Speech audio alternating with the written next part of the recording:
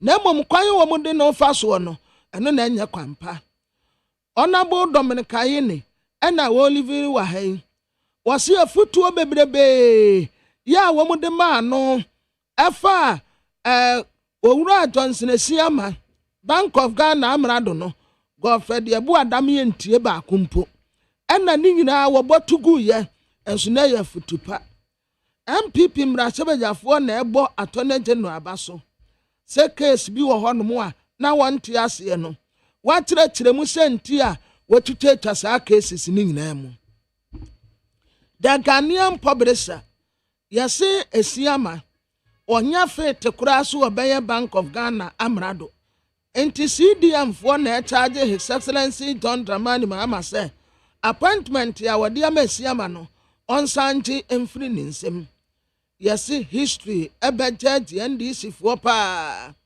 esan say minority for na ekase na wamu tere say ekwanya state institutions ni bia fa so a womu intimidate womu nkofo no anya kwampa MPP for na mu su say majority for the telpa am wononyamfo kan wofori ata say wo yare ne ho mfa no wo wa brotire kwa akoye operation a asojafo ko ni fie efutu traditional council anante 2025 Aboakye festival wombeko akwachi aboa no ewo nwurem aba na Ghanaian Times Democrat ananim ha yase public na express ye Independence Day celebration no nank ye celebrate wa mantem ni nyina ba this time around no ye ni sika ehia yen enti ye ba celebrate wo Jubilee House ebisi abasa nyede esase ye celebrate wo baby a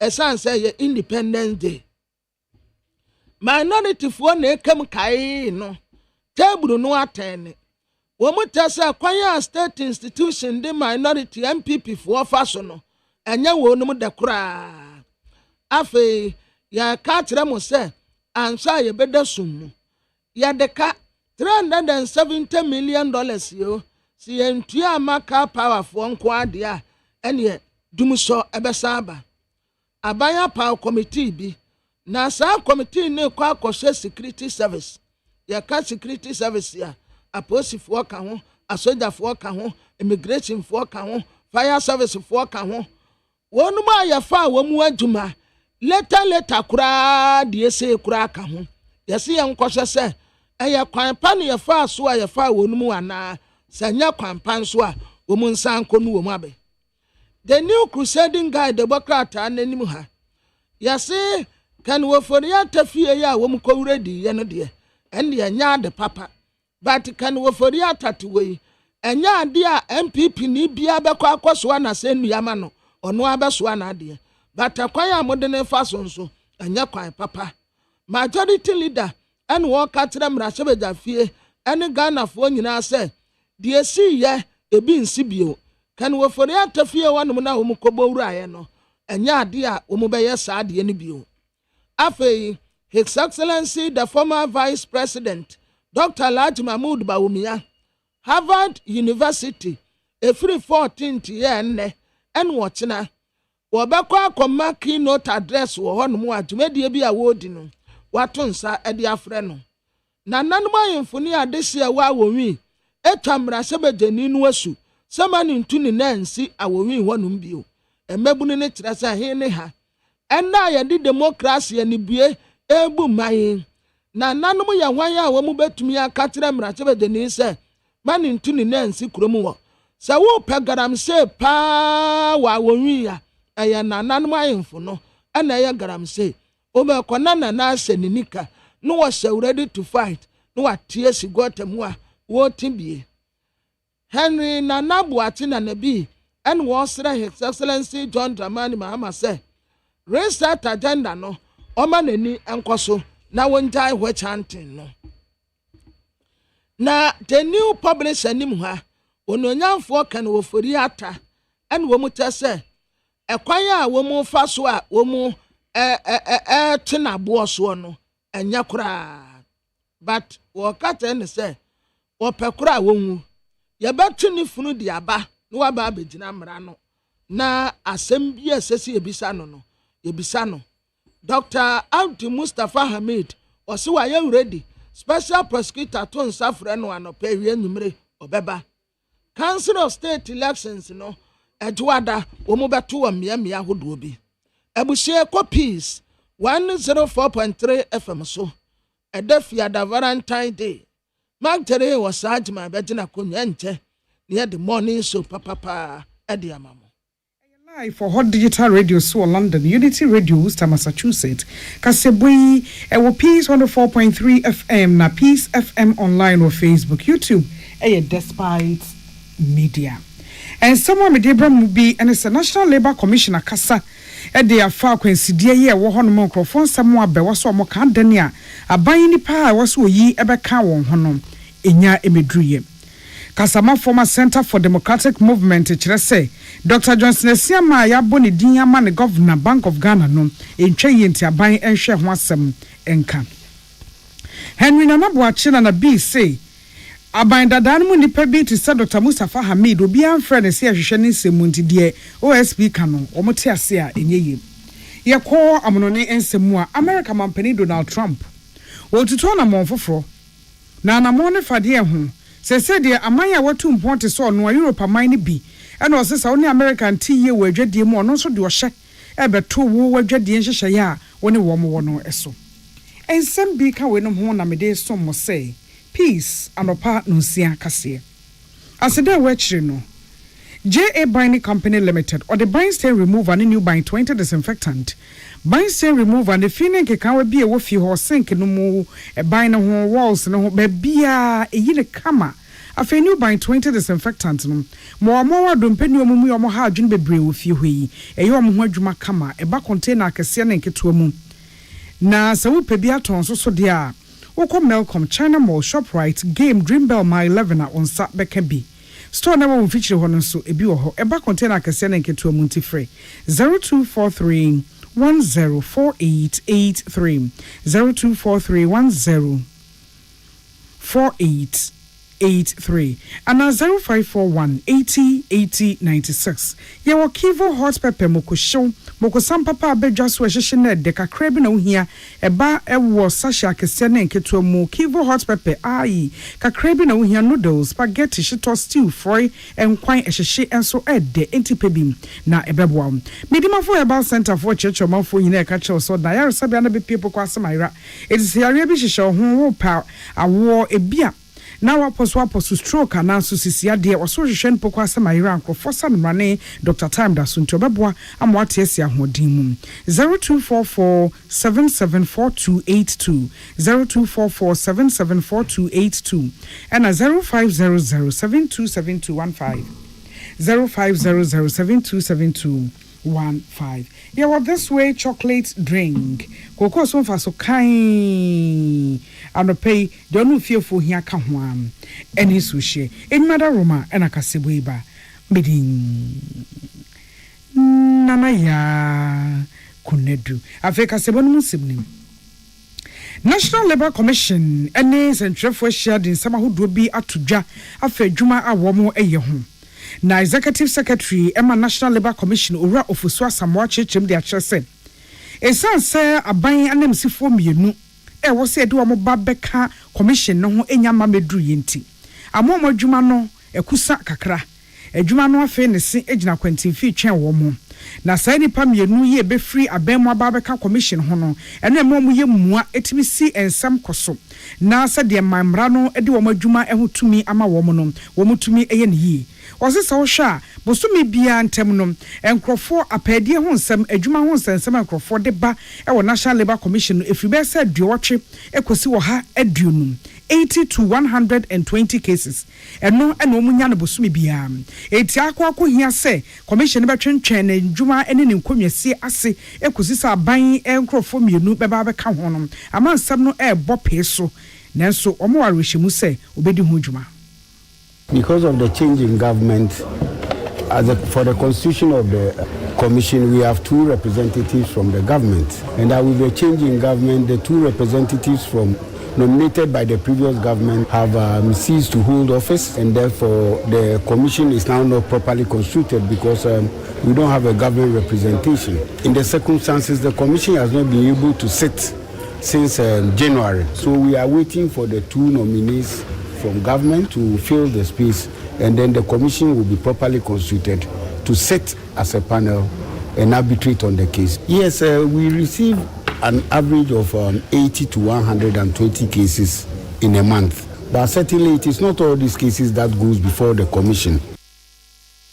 Na yera ofoso asamoa manesi o se ehia se apedie aseye no ene ho senkaya aseye no ene chief of staff enyina ebom kentene won ho eboa ma wo munya nemsifo no ena nkrofo adwuma mu nsem aba bedi ho no wo matimi aka ne basahare so. These previous commissioners were part of the panel that was sitting on cases. So there are cases that are part head which has not been concluded. But because these members have left and new ones are coming, cases that are part head may have to start de novo. So we have written to the minister. I have had discussion with our new minister, Dr. Rashid Pelpu, and he has promised to give it an urgent attention. So we hope that any moment from now, we receive the 2 government nominees, and then the commission can move in full gear.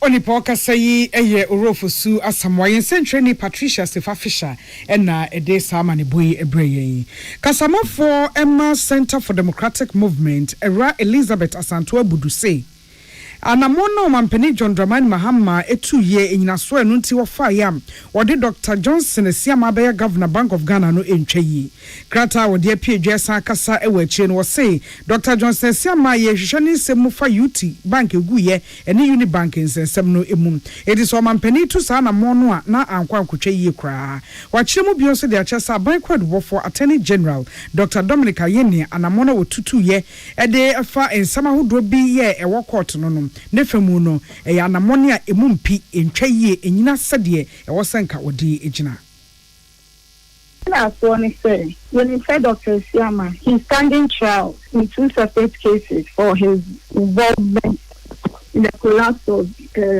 UT banks and other banks. Now, current government His Excellency Muhammad Ejeni Obaeni, the Attorney General have dropped all the charges against Dr. Esiama. There is weakness in the charges against him. So we believe that we believe that a sensitive position, this is a DOJ, the governor such a sensitive position. He should be someone who is credible.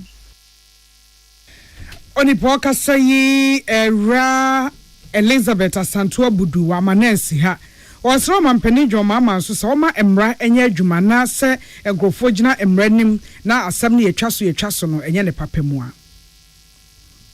All that we are saying is that President Mahama should allow the trial to go on despite his appointment so that he will be cleared from all the charges. He will be absolved from all the blames, all the charges, all the corrupt practices against him. Then we can say that Nipana Odi in our Bank of Ghana, he is credible, and that for this we ensure credible financial ecosystem in this country. Beta Santua Budu.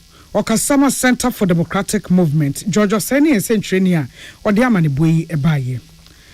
I have for man time no so for Unwinyan for Charity Gardener, dear to just say, a Juma 1 year, our regional coordinating council down for front one and no Mampenda than another Coco Bia no no. A Juma no and Chay and Query, Papenti contract and Sambra, no Mayer Hujuma. O man for Kaya November, a Fay 2024 car cramia to Abanum. Omampeni na nadu danko akufo adokwa hafomantemu Emma Regional Coordinating Council dan ya wasi se honya atna ye Emma mantam asue ye dwuma ye bedie enyina no wokọ ekokobie saa edan no anom eti era Charity Gardener se okro no na onim se office foforo no de ekokobie no ne ho ene wokọ akoye adwuma afei wokokoduru ya dandada no mu baabi o mahan no omutimu no eho no mo ana Regional Coordinating Council no na mantam asue ye no edaso esi eto obusemu ne wo se edan foforo no ananu yesi ye ne wo so okokohwe die ntia adwumayefo ne nkɔ hɔ no moda so te wo okudu ye no hu sɛ adwuma no enkwa awieye adwuma no entwa ye ensi da so konkon hɔ eti wagina no so de ato contractor wo ye adwuma no anim sɛ ɔmra na wo mewie ema adwumayefo nkɔtena hɔ enye adwuma me baba no minya information ni say yes new RCC a me ba abetinam na master team na no kure ni say me bedru ye no ya mfa me anko ho e de me ko old one ni mu old one ye baby a ya rent a RCC eye adwuma wo nti ene me de to me ho so say me ne me director beba na ya be inspect na ye hu the state a ewo mu nti na no adwuma na mba be di ye no na mba ye na no kwa me ko inside no na me say me dru ho na bibi awie sansa ya de a commission I think 2 or more than a year ago. To me, when I'm inside the commission, the Kamba Betnam, and so me drew money, who said Juma Uma, fittings, electrical works, and I didn't know, yeah. Until may you see this medium, this opportunity, now as soon as possible, contractor, or your Wodumano, Wababa Kababe Yedmasan say, I'm told to say it's more than half of Nisikano, Amano, it's yet more than half, the name was so, Otimi Banobe completely. Oni boka say ya have manta musofo munyamfo charity gardener Atiawin Mohammed Success FM and a day amanibu baye don frefo ema new patriotic party ekuno Henry Nana Boache dia to just say na numo chief executive officer no da National Petroleum Authority anom Dr. Mustafa Hamid obi anto san frɛ no office of the special prosecutor and friend say omra meyi ne ho ano e wa asembie mu wone nsɛntwerɛfo ka say no no wɔkyerɛkyerɛ hyehyɛ ahodo mu say ebezi sa bre secretary no obi hwehwɛ na semumpo ye mo na mane bia krata bia ma ye enti sa ye hwehwɛ no ye hwehwɛ ne nsemu no wo mo enti ase The penny back on also MP, Dr. Sheikh Mustafa Hamid. On also special prosecutor, Ebony Diga, on also a under investigation, and you may be a cause for a issue. You know, Mustafa Hamid, no son can cut up. A bit of woodness in person and in Tofu Poma or Kansas and Mukan. Now, only Mushi, one can be the answer, only the about what we do. And yes, I'm a yeduma. Now I cannot press a bit of so bonny penny now, the good Mufia and I say, oh, as a so can't send me say, we're sharing a wound and you know. Na wadi atusu say abandadanu mu adwumayefo nipa esom ye wa abandadanu mu no omu nyina agina brane de obi ahwehwe hunu no omra ombebie so de akire nemum say ye de obi be fortaye mu de omoma kwan. The new patriotic party, the members, Omasun, Ewo Abanye Chemu, Yen, the Jimredi, the Bumra, Yen Yanin Flat and Training, Nemum, say ye faculty program, you will be penny more, and ye can't some any credit, ye didn't. Say, ye for credit to see a person, ye will be about the upper mood, then into that. Nemo, dear, we are ever ready. Ye crado, see the soon, say your name, a buying, you know, could be away from Mudia, in any Juma. Henry Nana Boache wasanwane Nana B wa Fredom ema New Patriotic Party nene na otie Clinton kwesi amu akona de amanibu baye so wakoma ho hyehyew ana ebo periperi de broni kan hardware no a e de na se wo ye na se wo yam so atim so e wo be pack na farmer Martin Sliver Salt atira kwan entem ahwie nsu agu glass mo ate Martin Sliver Salt no ba kwa no na wo de agum wo be hu se ehuru wa glass ni mu na wa nom Martin Sliver Salt ye won orange flavor ana ba ko so ye plain wonumu a ho beto nemum edi nanu na ho nto wo a ko hu doctor amafo de amuka kire Fredit corner apply for him or the aba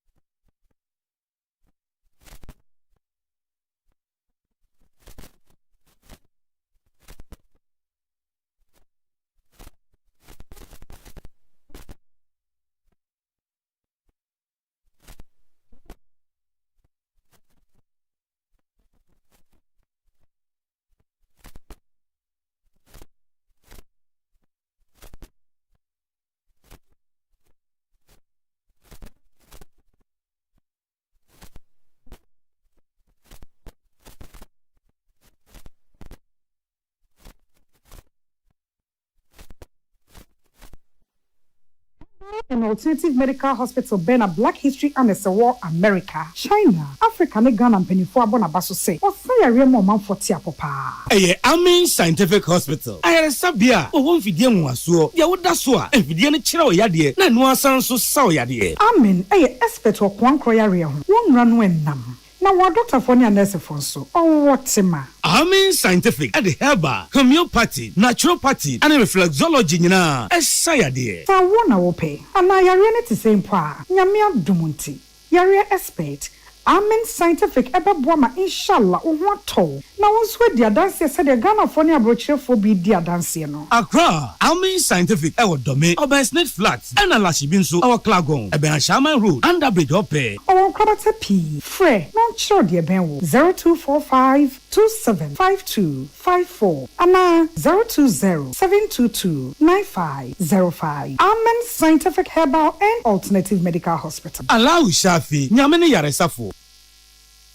Tune it in, turn it up, Peace FM, and rip off the knob.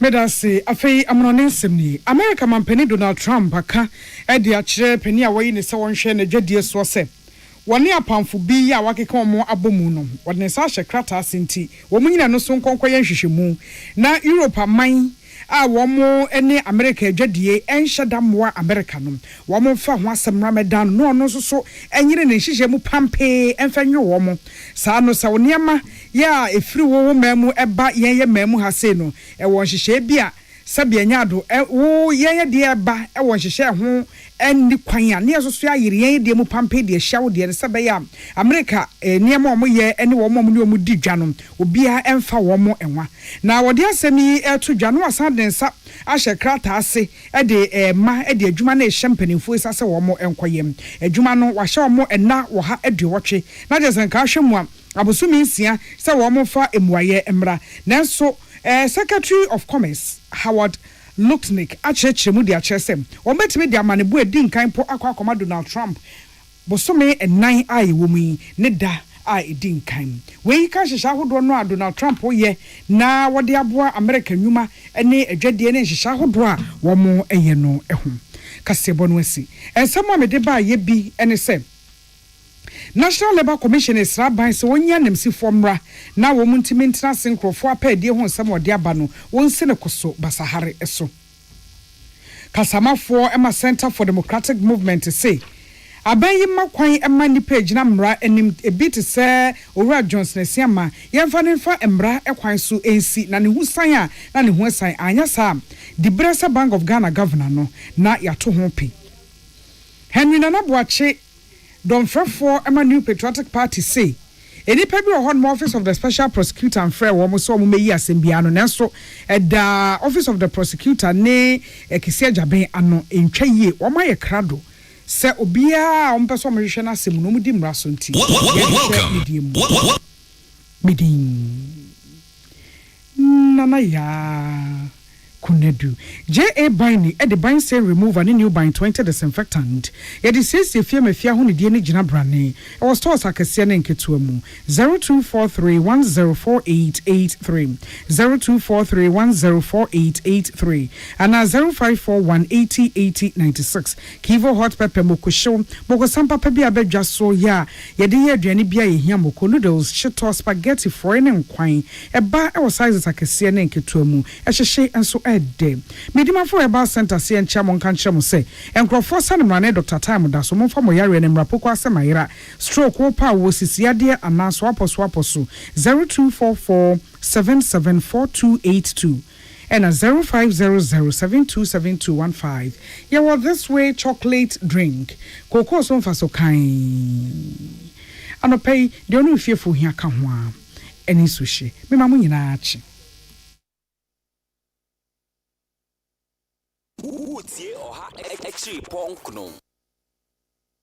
Ya no me bibrime ye nya kofa tu yeso etu esi be mabo okunkunim kofa ejina ne so akwara padi kokwe hu ededa manama na ekire no ye ne adeshiamra kroma dansidi fo mehwe kasemu kira wanwade esu mu apai mo hire nya kwa pie awonwasem nie we die bi si pen ye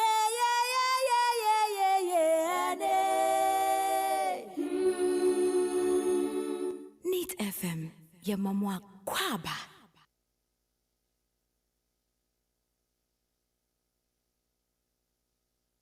Ghana Montie, Ghana Montie, Ghana Montie, Ghana Montie.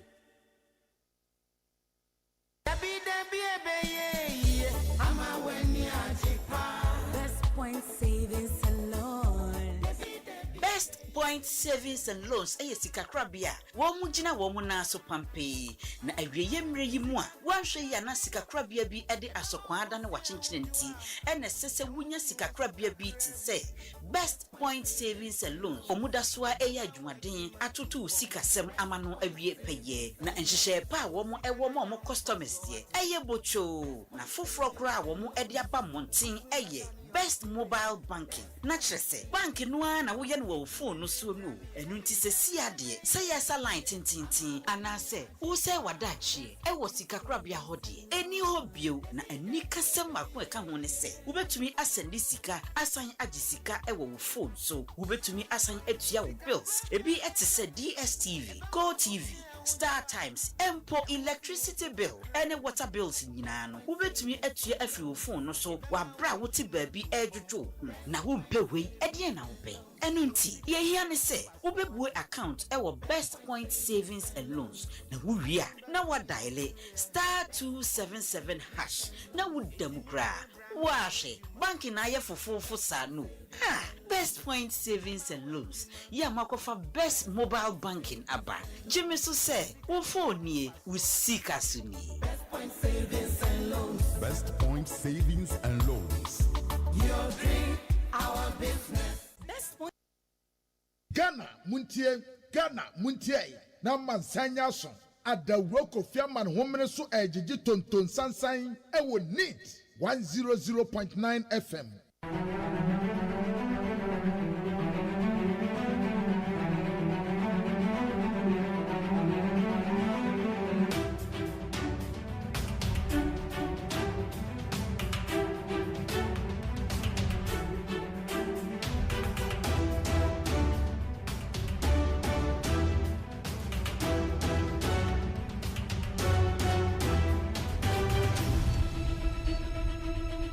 Jamaica bed bandit 100.9 Friday. Today is the 14th of February, the year 2025. Yet the cherry upon your copa said, "What boy, your mobile and Metio for your former fancha me papa pana enra and I jona me pon coco drufieno. In fact, na BBS mechi and they beyond my control.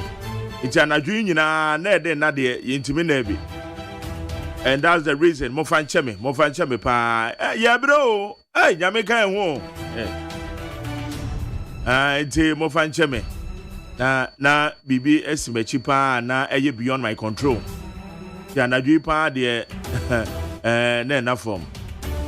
Eduti na yentimi and start show no at the usual time. Mo fanche me. Bi jide somebody acha me. Thank you. Mo bon pa enso anoma kai what? Na enye easy. Anything you can know. Yes, moya wow for oba anase bema appreciate your wife or your husband. And I'm say sebio sebe. Ya no sie sumunem. Bema kwasi ampeni a sebe orensa. Ha adwen wo fie.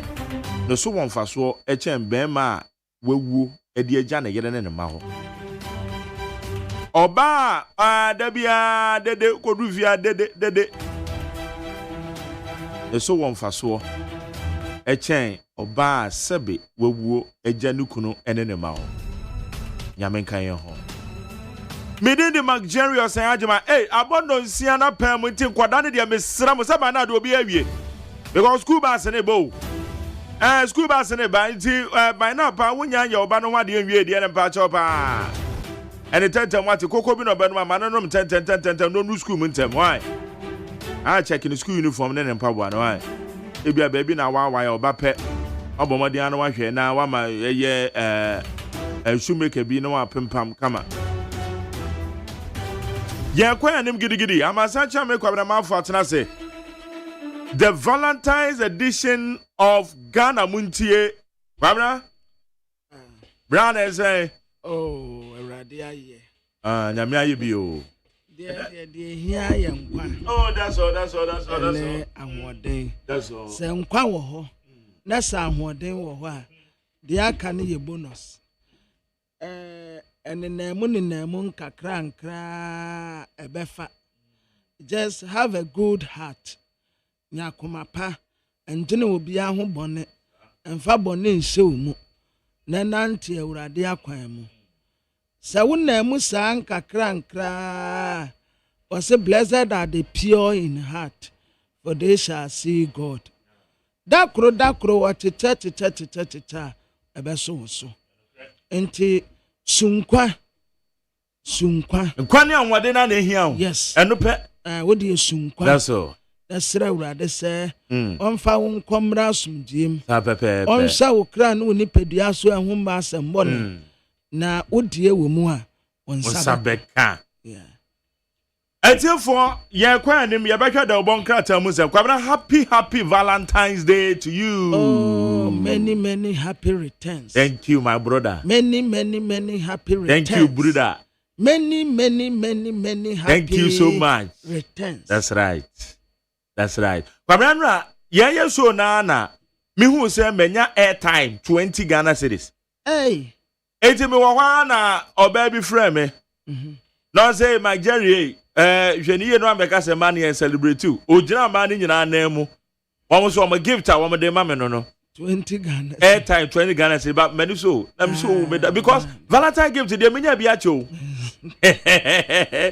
Menya bi ache. Eti ya intense impossible ma wo benya bi. Eti ya baako bi na em say. O ma ware fofo. O mu ware be 2 months. Yeah. 3 months wo bide kona. O mu nya 5 years dey ko akusi. And na e bibia ho. We nam ha. But me baako. Oh. Honestly, Tamana, my wife, Tia, say, Yakopon fan the currency. Every Valentine Day, be our try to be my gift. Wow. Every Valentine Day. Wow. Every Valentine Day, be a. Mama. Valentine Day, and then my birthday, dear. Wow. Now, as I say, every Valentine Day, do and I'm so, oh. For the past week, I say Valentine Day gift, and I mentioned that way. Yeah, dear, mama. But you know, dear, you said, yeah, dear, mum. Yes, you're the mom. Etienne Raminia, me receive my first gift, 20 Ghana cedis. Depend we no friend, catch him, so Slemia, Ujina man in your name. Na mama Valentine, I'm so with dear one man, many also, papa. Yeah, done I say. Aye. Okay, young quanim, ya share a double cratano, said the answer, mono, as ye.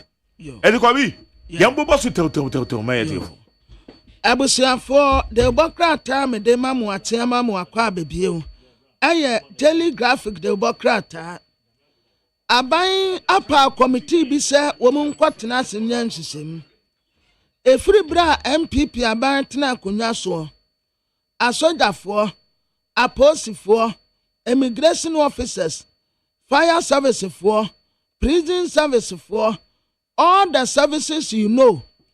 Ekwanya omu recruitu nkofo ko mu. Am omu koye adwuma no. Omu nkɔhwɛ ni nyina sɛ yɛ kwan pa. Sɛ yɛ kwan bɔne nso a, saa nkofo ni nyina mun sɛ ase mpa ka mu nneɛma. Esan sɛ untumi mfa kwan bɔne so enkowura security service. Including national security. Ɛwɔ nyina sɛ nipa de kwan bɔne ne kowura mu a, ɛbɛsa aka wonum nyina. A Greek ministry at the style for Frobiba. Na sa style ya woman de bano. A man temu watching 8 regions. Omo baba ye irrigation di ama wonum.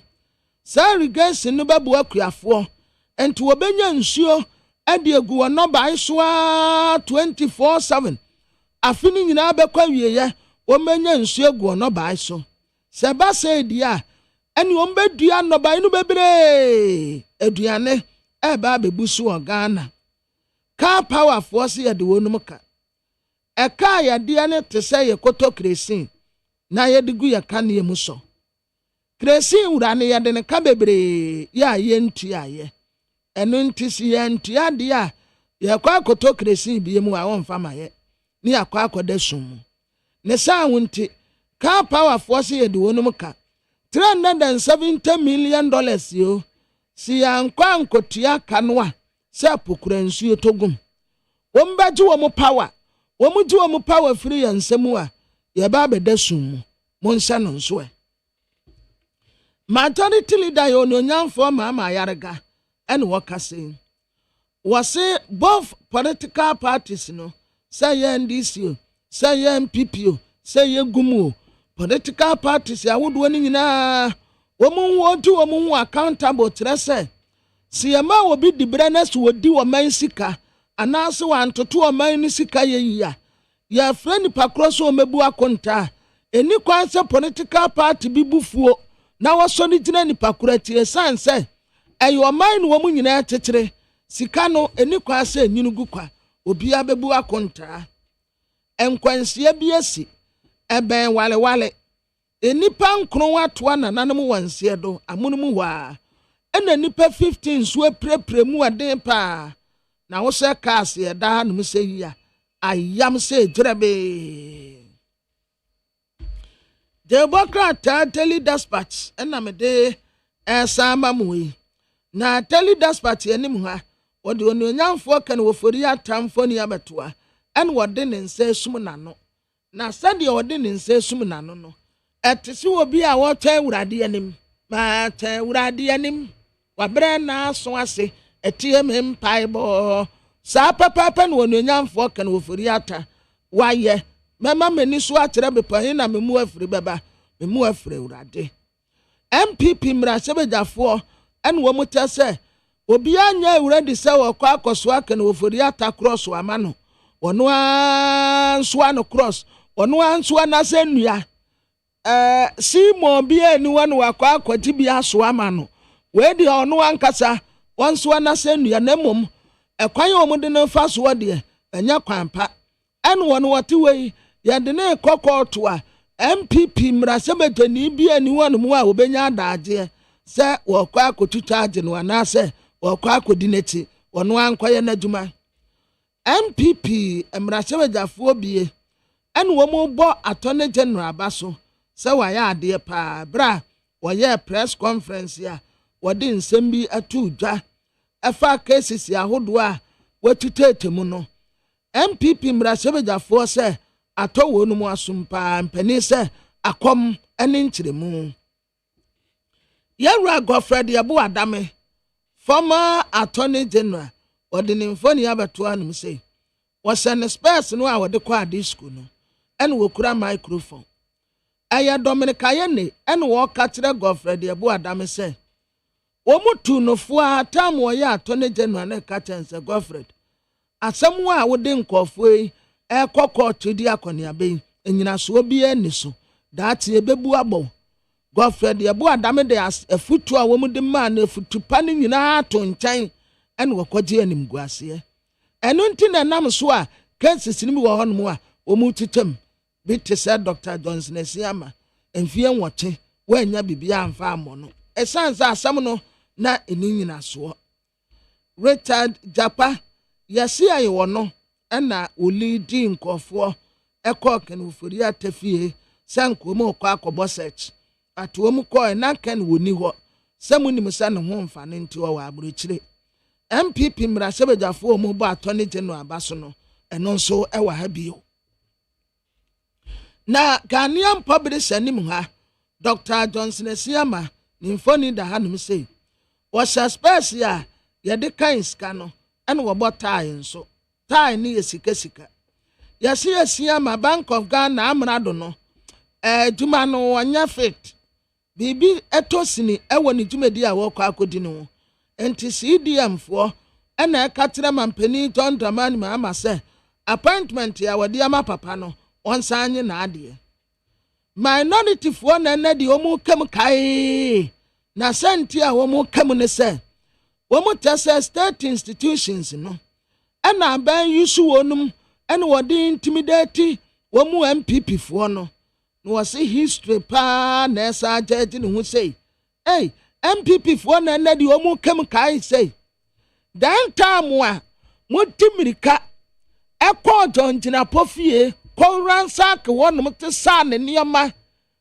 wanya wo kamafo bia attorney general mu ye ni the same thing sa time na mo justify ena de mu na mu kam kai no emre ye ninka so time majority leader ononyamfo ma yarega ene wo pa kan wo fori atacha wo say national security for ko ni fie no asam no na nye de enti won fa nche wonum afutu traditional council wo mu alanche aboache festival wo mu di mane ye do sa wo sese de wo mu di aboache pa na ebusuakuo mienu ye mu wo mu ti wo mu gunwuram so wo mu kwa akwache aboe di aba na wo mu bekwa wo mu kwache woche enti wo mu benantia ye monutuo ye mfase kanso ntwa no esamundo mo nsa chene de ba enti nipa wo betumi akwa akote no aba no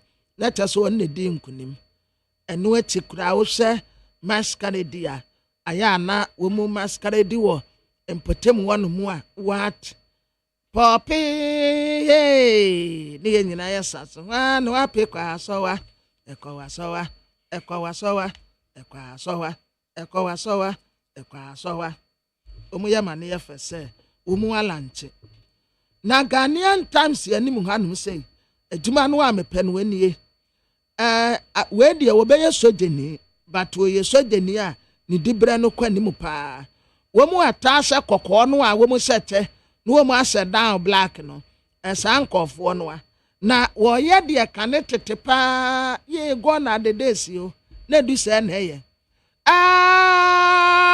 right na henyire tekrim ni ye said this side say ya say baby ya ba krat penini dina no Commander Johnson ni ye ta ni ye tem ni ye ko na de wodi e kire no na taya Frederick ya mo sanse won wo so a ne minimu so no aka eyes front ni ye tem ye ko enkofo trese ekwan ya faso adi independent na nyi wo mu de Jubilee House wonum de se hosa baby kitua bi ne yakwa akodi nku obi anya ne de ebi nso kira sa ye esanse sikani ho we nyina ye sika sa ye kwa enti si edi ne Jubilee House a eno ano ne yanya no saa enti akwa ye miss feelings ebi kira sa ye ebi nso kira sa enye na abasat committee bi sa committee no ba ba security service recruitment ye course wo se yasesa party bi etitafo nkoa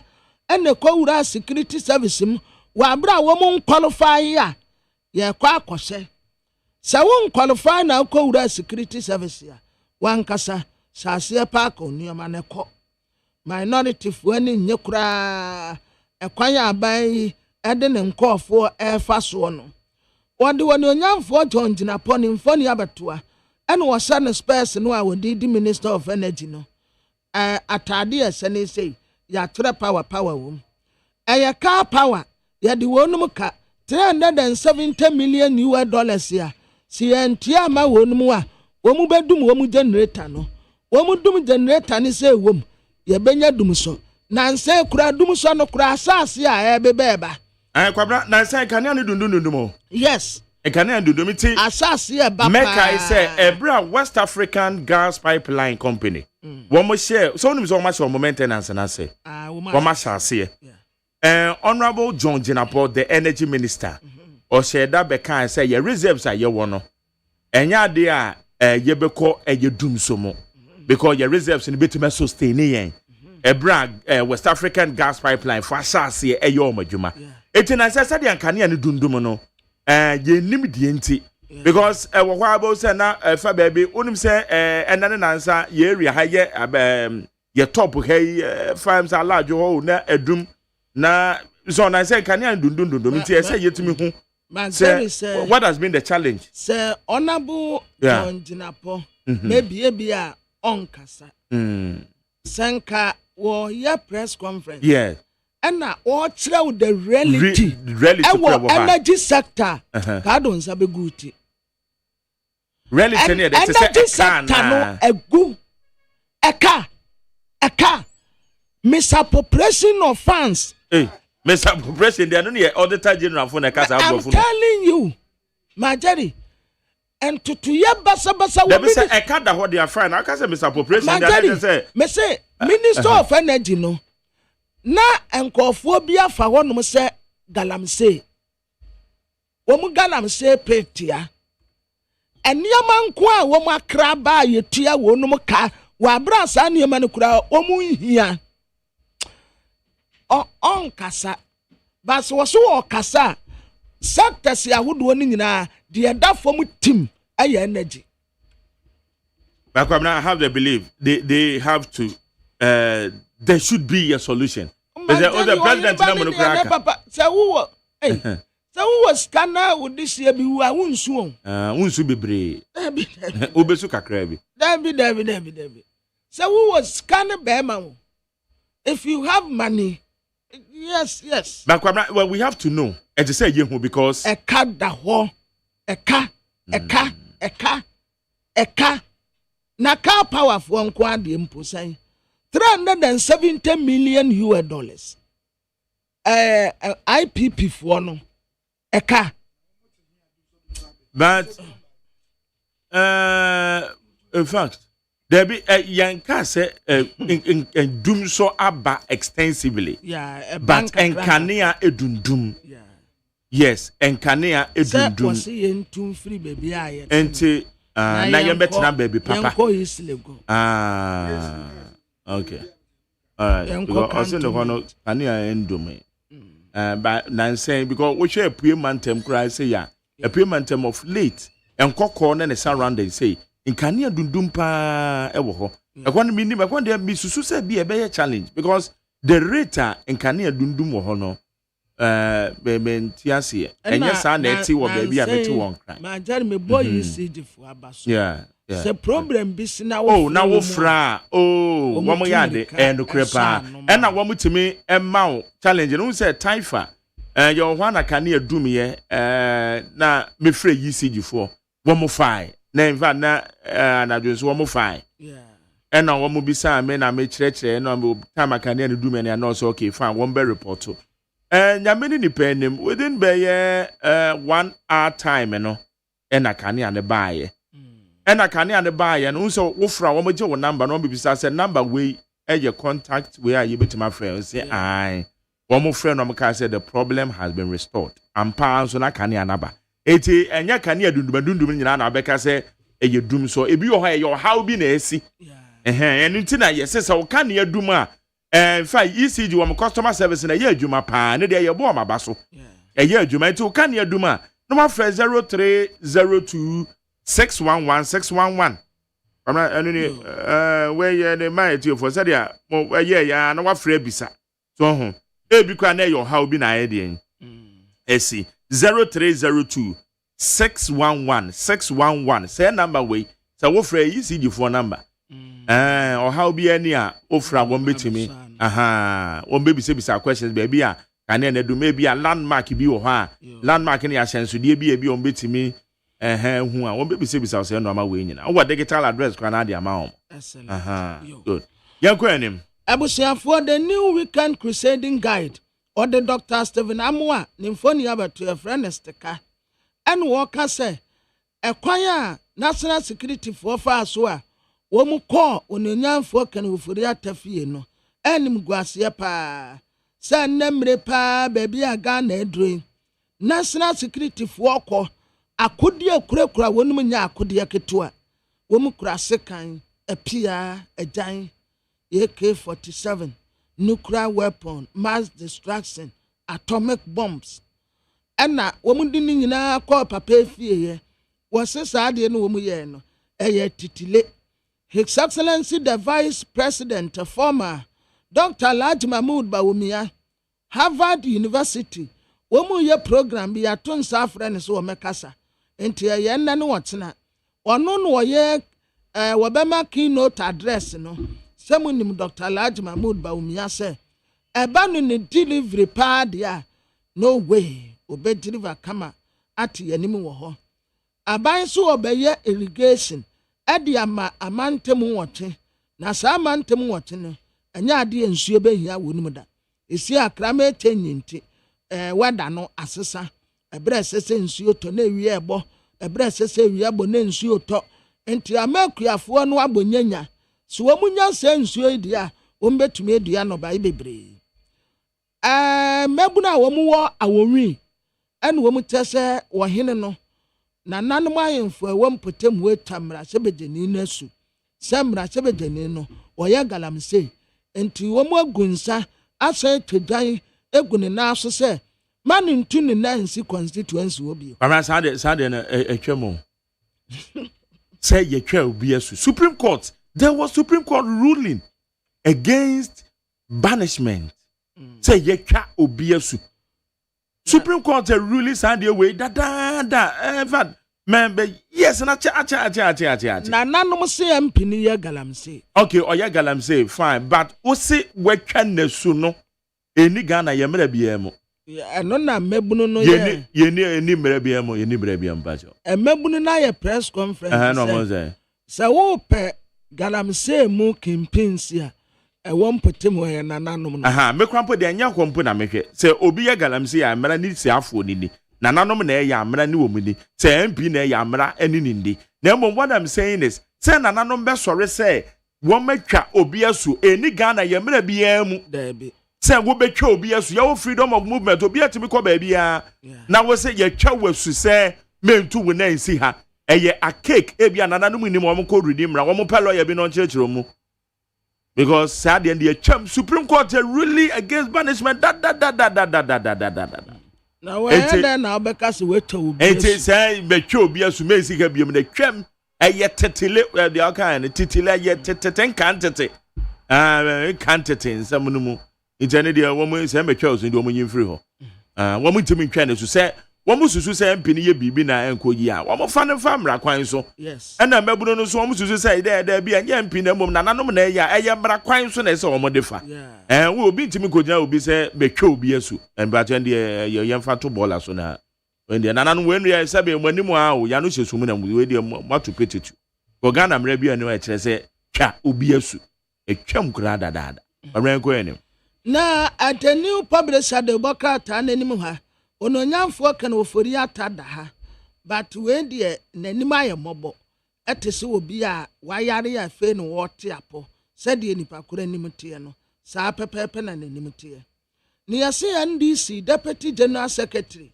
ma mense deputy general secretary kura na men kantrem was deputy director of operations our presidency Osaya Deputy General Secretary, National Democratic Congress. For you. Mustafa Bandi, yeah.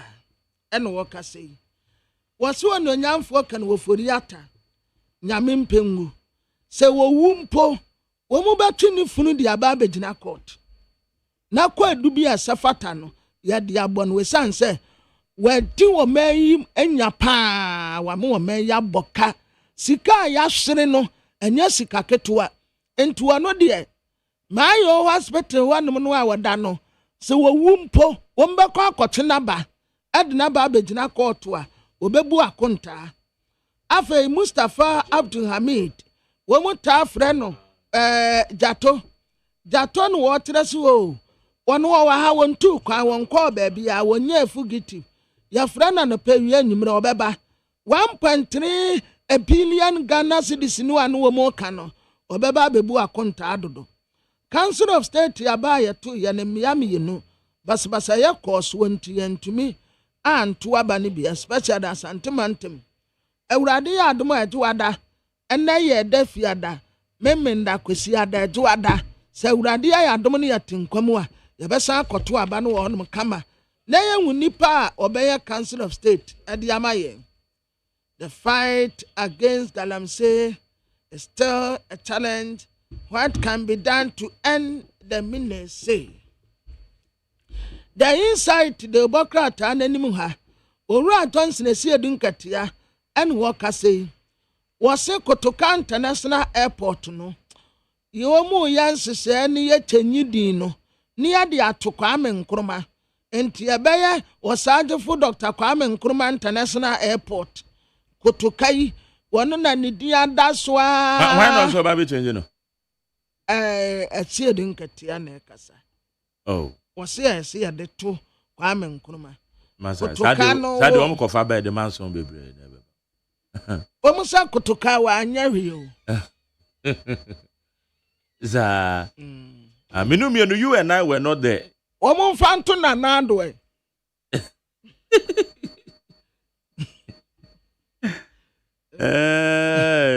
Nana Nana miss you. Where are you? Asana no. You see you. Nana every idea so be busumi ni onkonko hwe no. Oni Ghana. So wa Ghana nka. Wa check ya unzo ni Ghana. Yeah, oni ha. Za. Oni ha. Nana tu kwan. Kame kan na ya Valentine kame tinigate ya. Kwame kan tell man say ye twen Valentine gifts no ana omnim say ref ya na. So mo aka tell say nka unyandi. Otiwa no afa ho ade. Nti ye yanse say na Kotoka International Airport. Ye de ato Sergeant Dr. Kwame Nkrumah. Owura Johnson Esiedu Nkatia. Oye National Chairman MNDC Amanyoko na woka say Ghana Port and Harbours Authority for yese corruption bi akoso wo Buankra Inland Port a project ya wo mo ye no na sika wo mo kase amane nkwanta eye $90 million na no na Ghana Port and Harbours Authority for kire say sa allegation here force bibia sa NC wo ho papa no a ye de ne to kita port ano kita sea port a port ni ye nyeye but office wo ho no mu a papa eti wo no mu a no oje akatua ya saake no ena nyase ya saake no keke wo besa ba bebu akonta akire se wo bi afra wo se brabe ya adwuma kita seaport wonim se seaport nini wo no wadi adwuma na wo ye na wo sa hati akatua enti be kire adwuma kura wo ye ya wo ti se hu akatua no enipa mienu ena ene mra no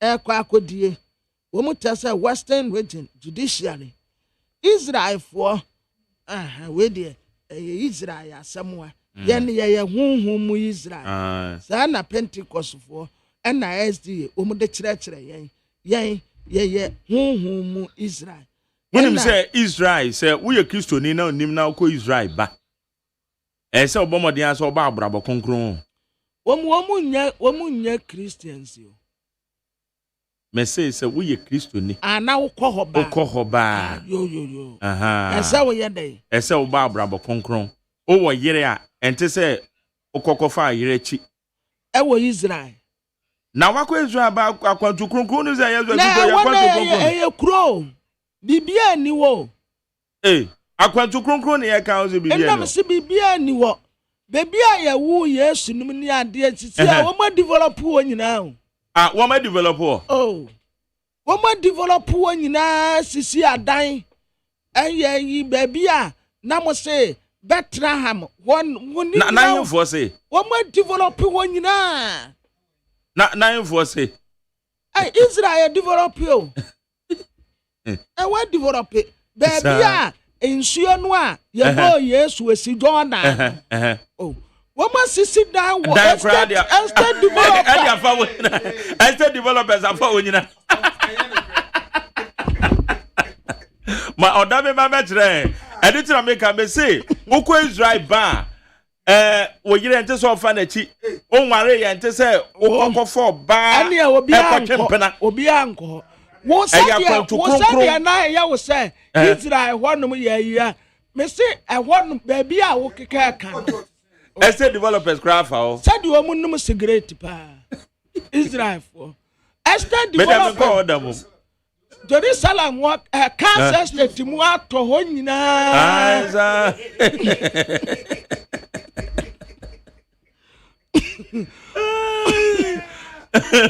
Sisi apartment Kansas state no makoto Jordan ma fu sisi adan dia fa Jordan hotels a wo ba dwira gu wo de wonya ye beach estate developers ni atoto Yasi baby are not Pontius Pallet. Etiana, what was the idea? Director Mwakoto.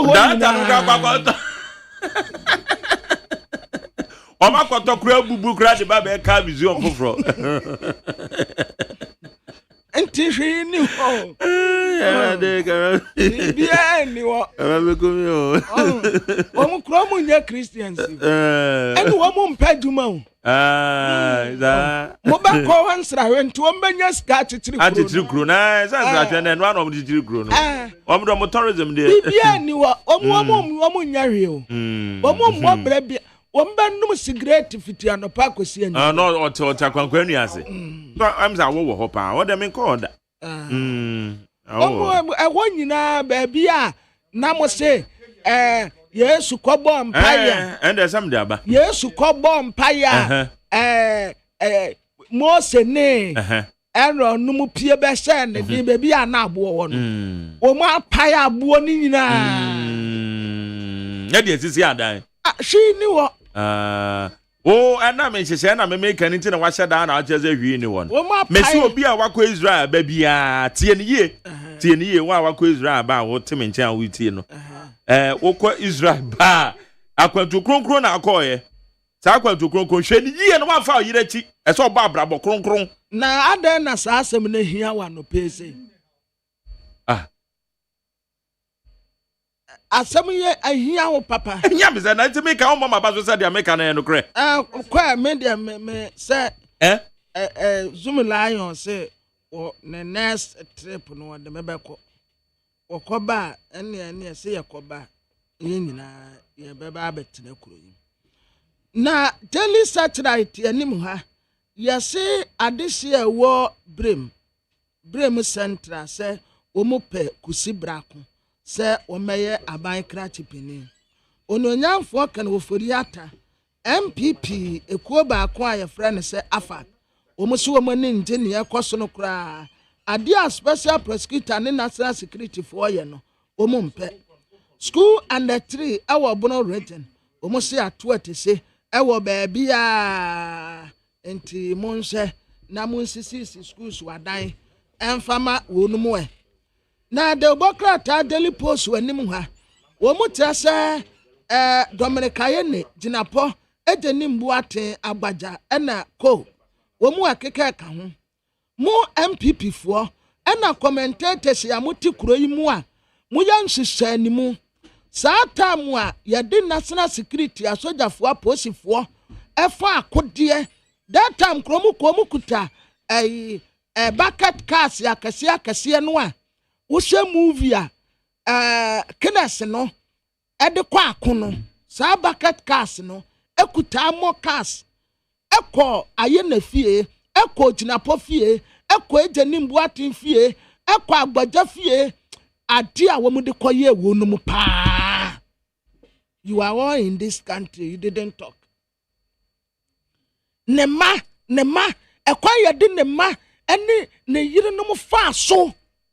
You people were in this country. None of you didn't talk about it.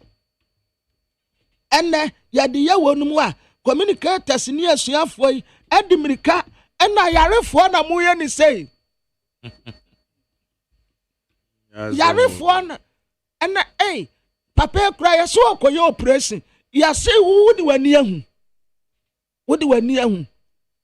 Ye koto de na bodwe nyanya nkyerɛ mfa no nkodi ebra ye de ye wo mu no na mo wɔ he Dominica yene papa we jinapo ye de ne niama ne laptop ne mobile phones as in the presence of ne ma as say ni nyina de ko UK. You people are quiet. John so nyipa na baate ejeni mbuate James we bra wo bre enyo ono nkwa Kwame Agbaja governs wono so kwan a yede wo mu fa so okuro yi mu no na nye kwan ketua but obi ankasa Vitus Azim eno wo katro fori ata se wa magana akọ ha mu papa Ghana problems ya ye wo mu sisi yi ya yakọ akọsha mu na donko mu no eye kan ofori ata kan wo fori atam wo meya bonyanya wo me ya kwa unyenya mu papa Daily Post the bokrata na ekatre no afi you will hear of ghost names again under my watch. NS a boss wa waba foforo no eno no nso se Ghana fo bo se ensamadin ya yedi wura ketua homem enya ade a mo beti bio eye NSS boss. Yes.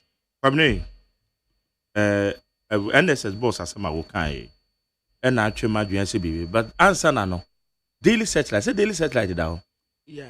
Fana menjade me ana ade a michi kra ye say nya atwem ne inconsistency o se sen bana yela na eze Kano Foriata MPP afag unhappy what the MPP are unhappy I mean no problem MPP they say them so na afag no mo say menim so asaba afag no mo say sen wo ho asaba e masa ye panya atwem bia wa ha say pressure groups no asaba ye panya atwem bia wa ha for solid good 8 years ma menim say gu afag menim say mo wo man yi mu NSC boso be ba kontem ma so say afag sesen alliance for accountable governance me say kwamna sa be na me adwuma onkoko we David Opoku OPK oba mi so seven so no say free kwawu no ba be fa bi show na afagi no dimutito no ma ye we ne front afag go see sen afag san resurface da ben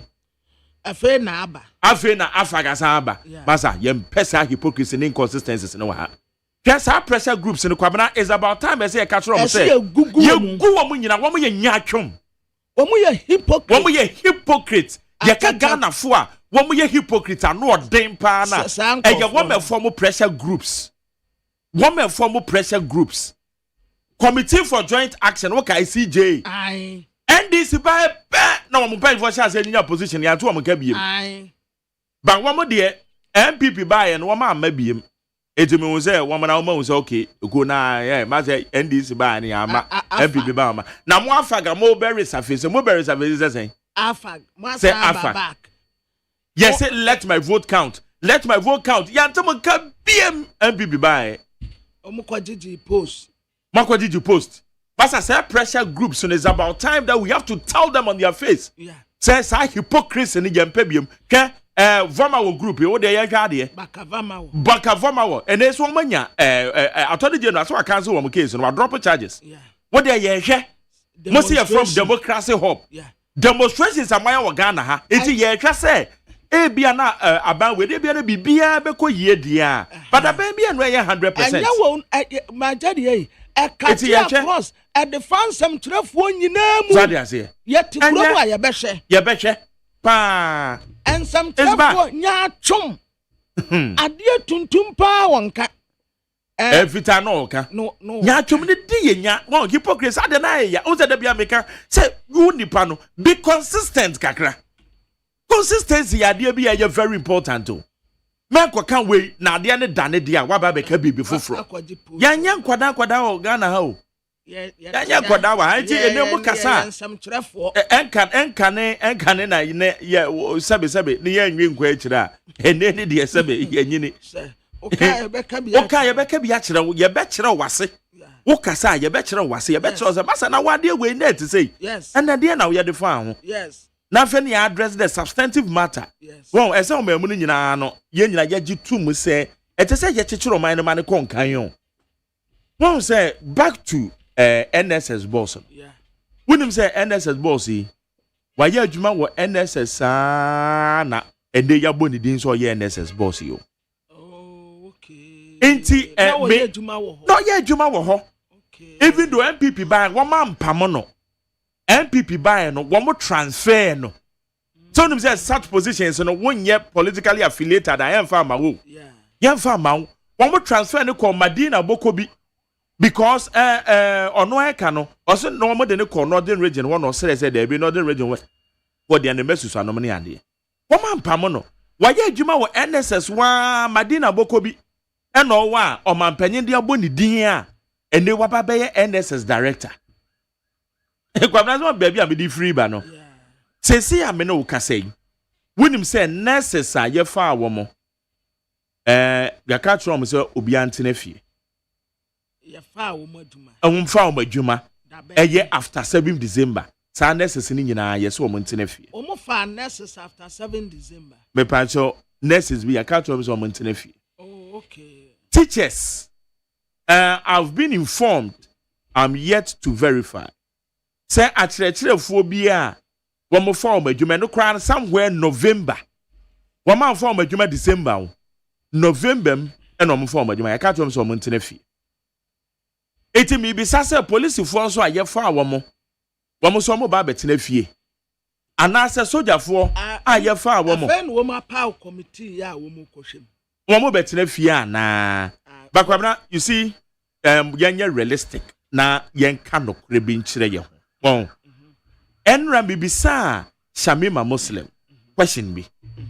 bibisa ne say Shamima letter ya ore Julius Debra de aba no letter no emu na ho emame Julius Debra de papa tama na oye Eastern Regional Chairman NDC no almost every weekend bi ana me ko no okofodua na yete o my bros ane so baby na on party office no no na wasoma me na makwa koto kenke na ma me bi ton doko no o ma se kenke ne de pa na mene ne didi na yedi ye honam nkomo na me kwa kwaji nyansa na me so afutuo bi wa na me de aman because abre no na opese obie radio station enti ye ka nipa o mo hyase even enkoko ba bi okobie and radio station me na me facilitate ye no nya sa biaye ho no or link it through the wife ama wo mo ebe arrangement o mo je me papa che letter na or the buy ni statement no the buy no emu enna ho papa emma me eti bibisa Shamima so ntime anyia no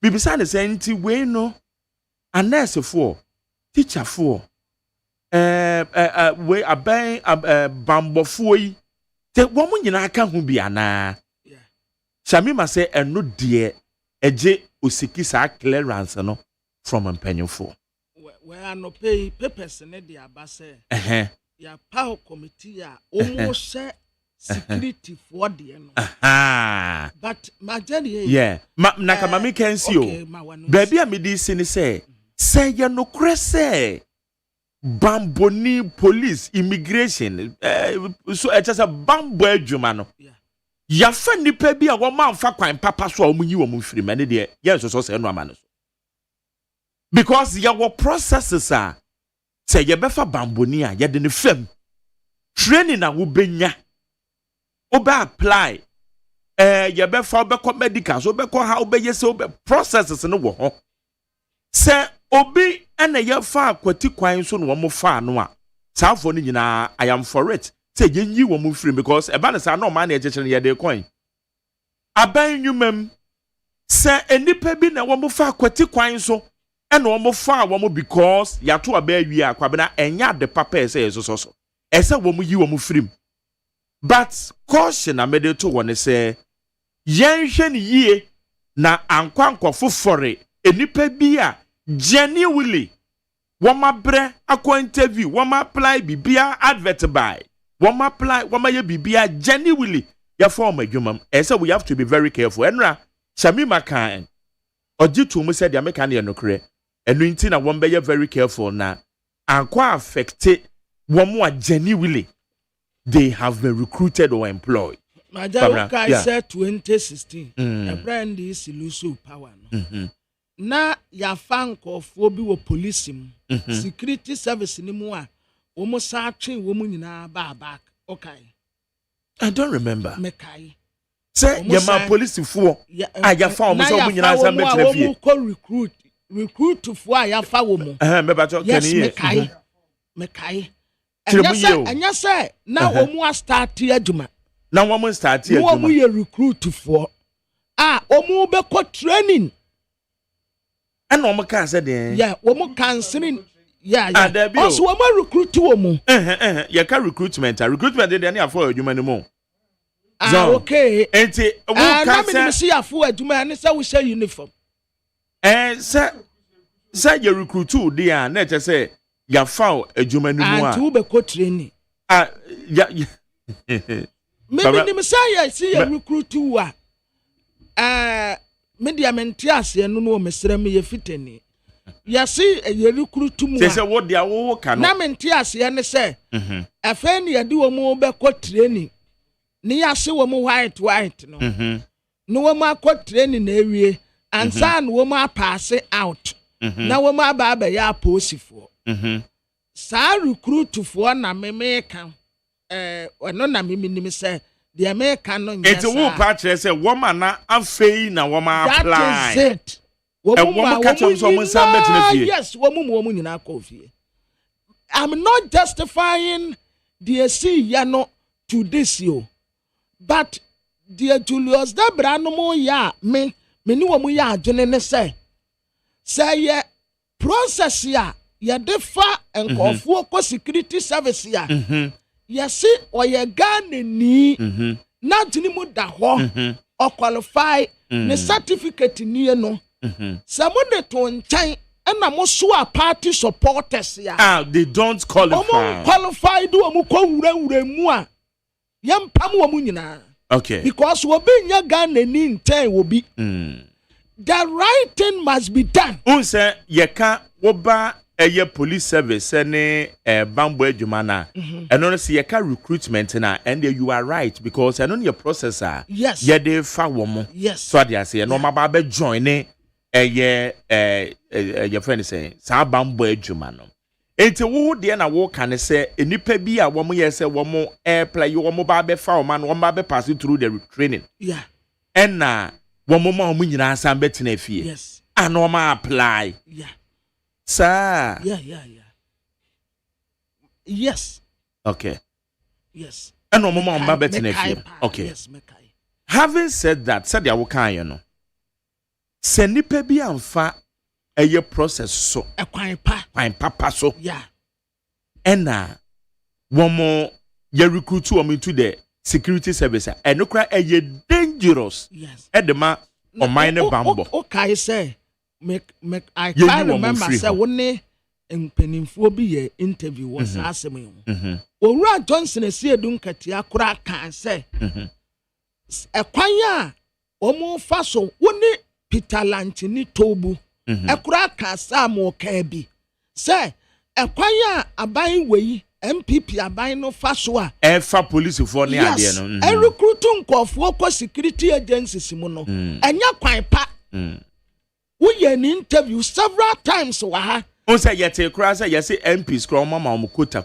yes but say dem dey anya adwuma and I can say for a fact we de srot ba we de ne de ba enti omo fa nkofo with security agencies based on party lines okay now said the Ayakano from the security side Kwabena I am not aware say aban sesa ya the nurses na ya fa wo mo ya ka to so mo mra betenefi again 2016 that's right but the teachers security security there na odim na waka no say akyerɛkyerɛfo a ya fa o madwumam say matter say yes on betenefi nti media me sra ne say me ba de wo kan ye de wate but I would say they are okay yeah they are what exactly so say matter say what okay nurses for be one say one betina fie I've gotten that information so there is a possibility say be are they what no so be and then no kre anything na make answer anything na mean see so dua Matthias so be can say asem na make am you very cautious because enra enam say na martin into me bisa Shamima Muslim but me bisa Shamima Muslim no Gwentime nyia no oka say or eno de obesiki sa clearance no from the superiors sana Shamima kai eno ntina me sense so biem say sa ho no yenye clear say nurses fo bi aya form adwumam eka ho bi akyerɛkyerɛfo aya form adwumam bi eka ho because I na usually the ana minim say ye MDS in ministries department in agencies no who's the one that one time the amount for question pa but teacher for the nurse for ne and your one mom say yeah clear even if a teacher for a nurse for na ajinya what the far won mu adwuma no because dada no nurse for yi bob na say yem post wo mu a teacher for yi bob ebna say yem post wo mu nkokyere ade me fan say 1 year be 2 years ya besen na aban ni lusu power pe na wo fa wo numu adwuma de a majari na te se eyetirimopo bone na wo boy ya wo di yes ade no mefua Julius Debra so say wo mu nya nhwehwemu say ya sa kwan no wo mu fa so a wo mu fa wo numu de a okay sika be na wo de betua wo mu ka ade na dada no wo wanya sa ade na ntua wo numu ka na waja kade ato wo say obi mra me inherit sane ya bobra. And we have to also say ye ni mra bia e kire say ye to abawia ente say abanye recruitment but kwamna madwe mo no sa de na enye papa enye papa say ya to abawie na ebi aban se sa aba na walusu na wo say sa abre na abefa nipa Fatima Abubakar justify bekan when so your friend is saying Felix Kwatuofosu ono so in 2016 2017 ono so justify same ene da woni na nabi kasa so no wa yire no ho ene wo mu na wa aba mu nti won betumi recruit sadia no say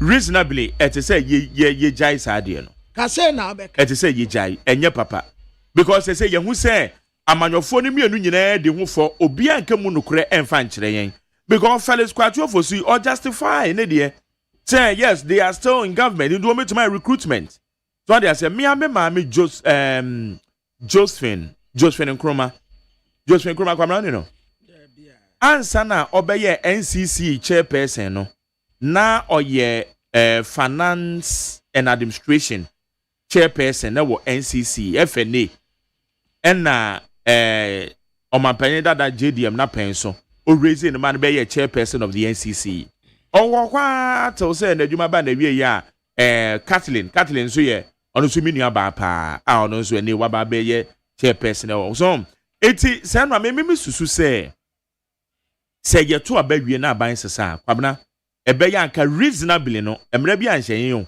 be kwa de maka say yemfa mra no hyem say be ka 3 months na to aba major decisions be to say wo be fa nipa be we sa de ne ntwam yemfa mra nta akire na yemfa mra nta akire a kwabna reasonably na ka yenyi sa de ne firi o ana no menya adwe yeah say ya to abawie aban sesa wo say afi na ba be fa nipa for the where yenyi sa de ne firi because no help na yes de ye kan ebe koso wo sa more mine na ye chechire no more o mine no okay hanye ni 100.9 na yegu so da obankrata musem ene de bro ye de interviews no so ebetoa wo so na ye ho de wom kwara wawie mo so na ye ntwa be de ne kakra okay abusiafo de obankrata me de kam ho aye the custodian onyanyamfo mama yarga ene wa pag no fori atacha wa bro mu ko ni fie.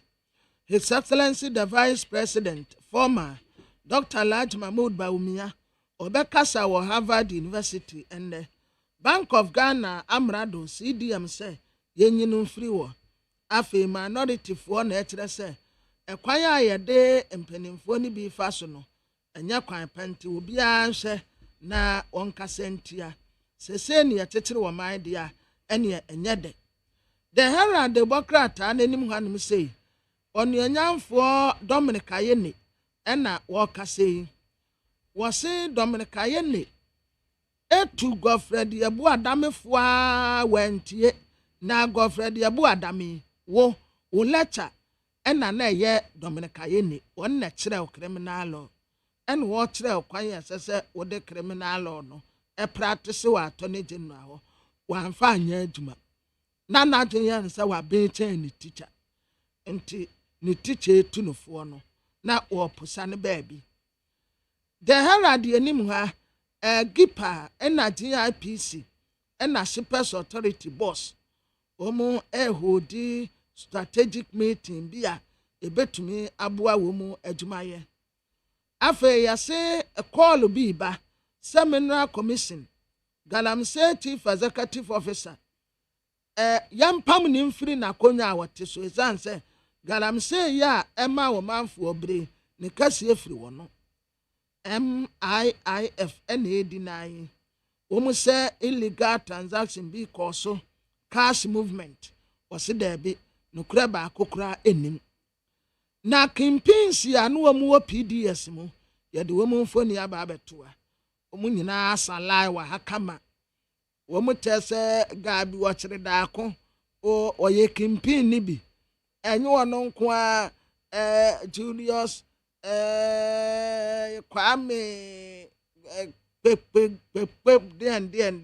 ɔno nso wɔ ha Andrew Sejapa Mesa ɔno nso wɔ ha ɛna ntini a yɛnsu ɔno nso ɛwɔ ha yɛse saa nkɔɔfoɔ wei ɛna ɛba no PDS ya na wɔn so ntakrate wɔm energy minister ɛna wɔdile yɛse His Excellency John Dramani Mahama ɛma ne orders bi ɛyɛ any Springfield nanso wɔdile wɔmpɛsɛ wɔde saa afutuo no a mampeni de maa no wɔde bɛyɛ adwuma na de bɔkrata da manim yi ɛyɛ the new center yɛse court wa discharge kwesi nyantechi istan sɛ anase a wɔyɛ danseni no yɛse wɔ mmara medi adanseɛ so wɔbɛba abedi adanseɛ de a wonyi na de ne mfiri nanim na nanim na hɔnom no wɔmedi adanseɛ wɔno nso wɔse wonyi nanim wɔbɛkata nanim saa nti saa de a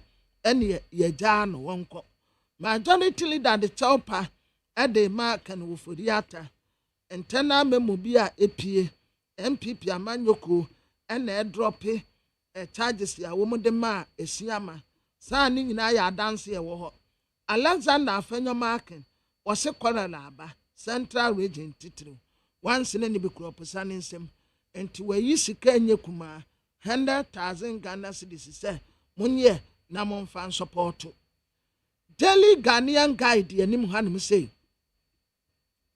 Vice President Her Excellency Professor Nana Opoku Agyeman and wɔka kyerɛ nananom ayemfo wɔse aban wɔne wɔn bɛyɛ adwuma abom sɛ na mpuntuo bi a sɛsɛ mpotem nsa ka no wɔn nsa bɛka no fɛfɛɛfɛ New Patriotic Party MPP amanyoko ɛna wɔka kyerɛ special prosecutor sɛ ɛyɛ wɔtan ɛna wɔde tan onyonyamfo kan woforiata nanso wankonkosi aga majority ɛwɔ parliament si wɔn pack no woforiata kyɛw dum so oboboba esan sɛ car power no yɛde wɔnum ka ɛka no nyɛ kaketuo $370 million ya ɛyɛ sika mu edu yie paa enti ya nsani ankwa nkotua ka no dia ɛne definitely dum so bɛba wɔn bɛgye wɔn nkanea efiri nsɛm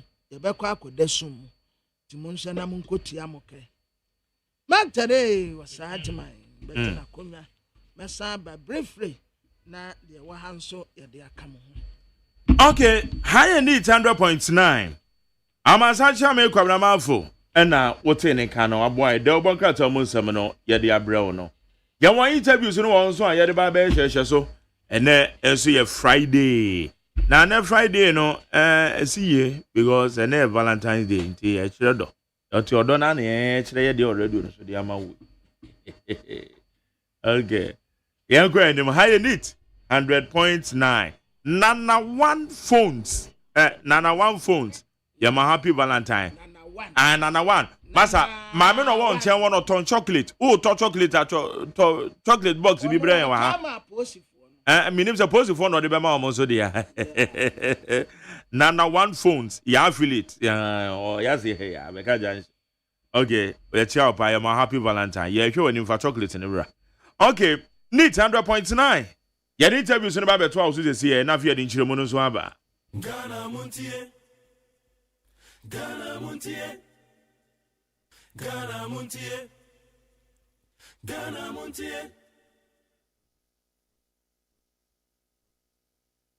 Ghana Montie Ghana Muntie na mansanya so. Let me touch a little on this issue of using the military. Mr. Speaker, I shouldn't say this, but I am compelled to say it. The Electoral Commissioner, I have observed that for several years, a whole military battalion was placed in front of her house to protect her house. At a time when Nitiwul was the defense minister, didn't Nitiwul know that the police are available to provide security to the electoral commissioner? Nitiwul, he was defense minister, and he placed a whole military battalion at the entrance of the electoral commissioner's residence. And the electoral commissioner was guarded by soldiers who followed her all the time. Today, the same Nitiwul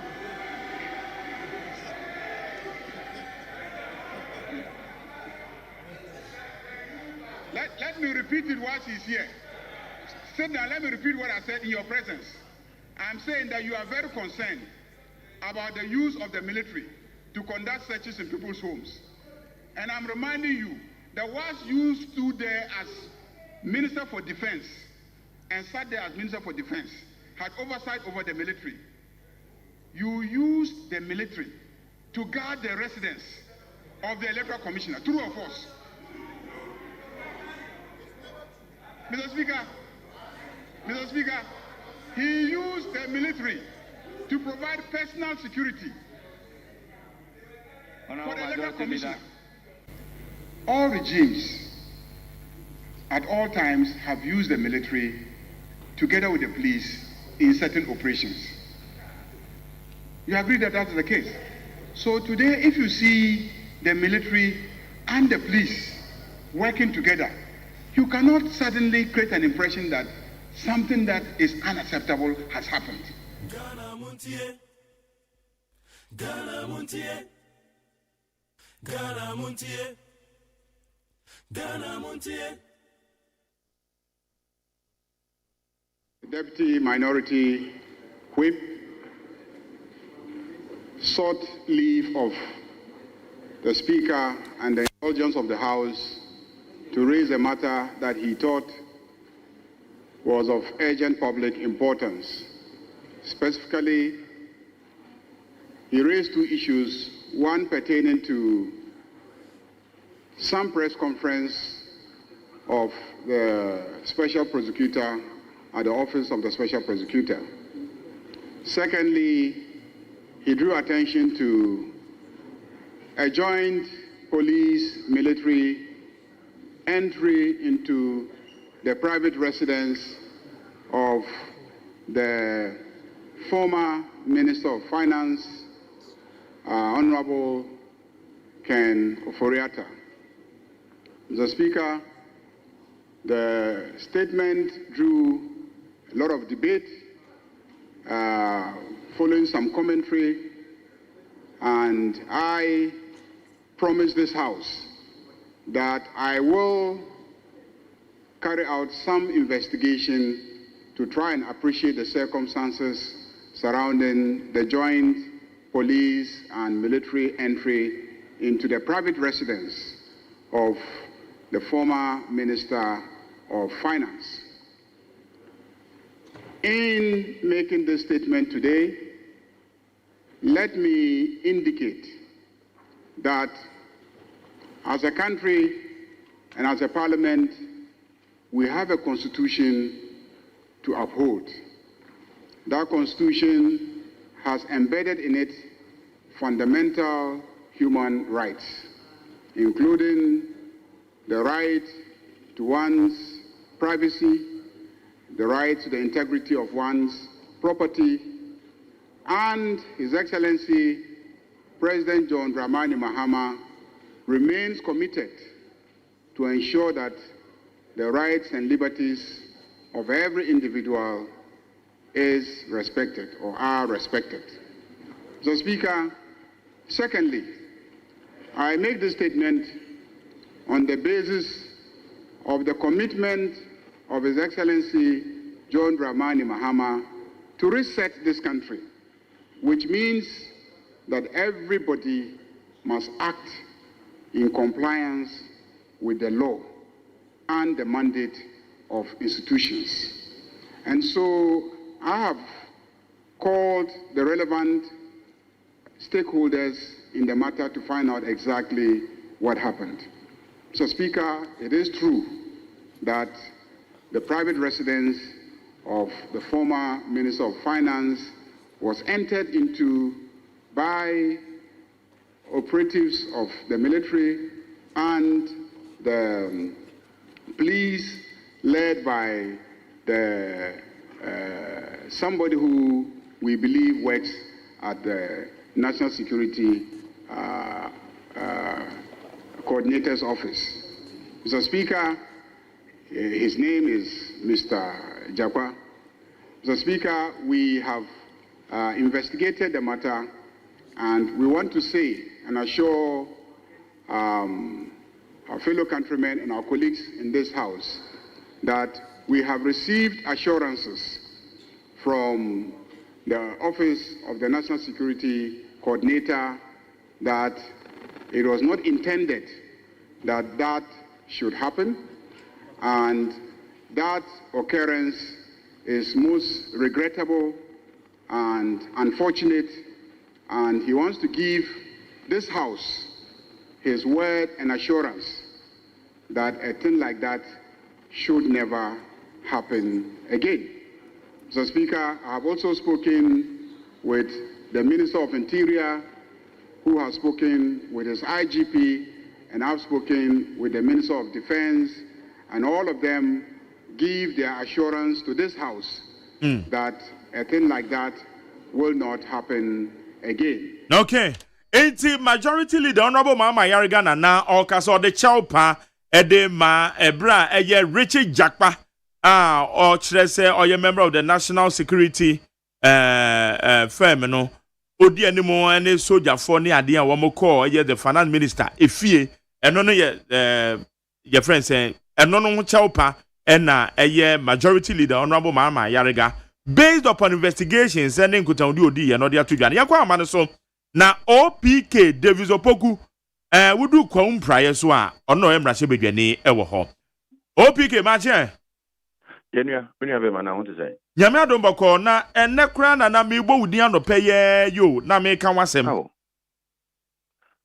Mark chaje anyezo boys abre pa na bibia boko ma Jerry ye de nyame ase edi ka enra parliament and baba e call so e fa the titiru ene anamebo ana wutie bi majority leader or the apology aba fa ura kenofurata soldier fu bi ni police fu soldier fu bi and national security operatives e call the residents minority muso say I think any quite more no and let me majority leader for example.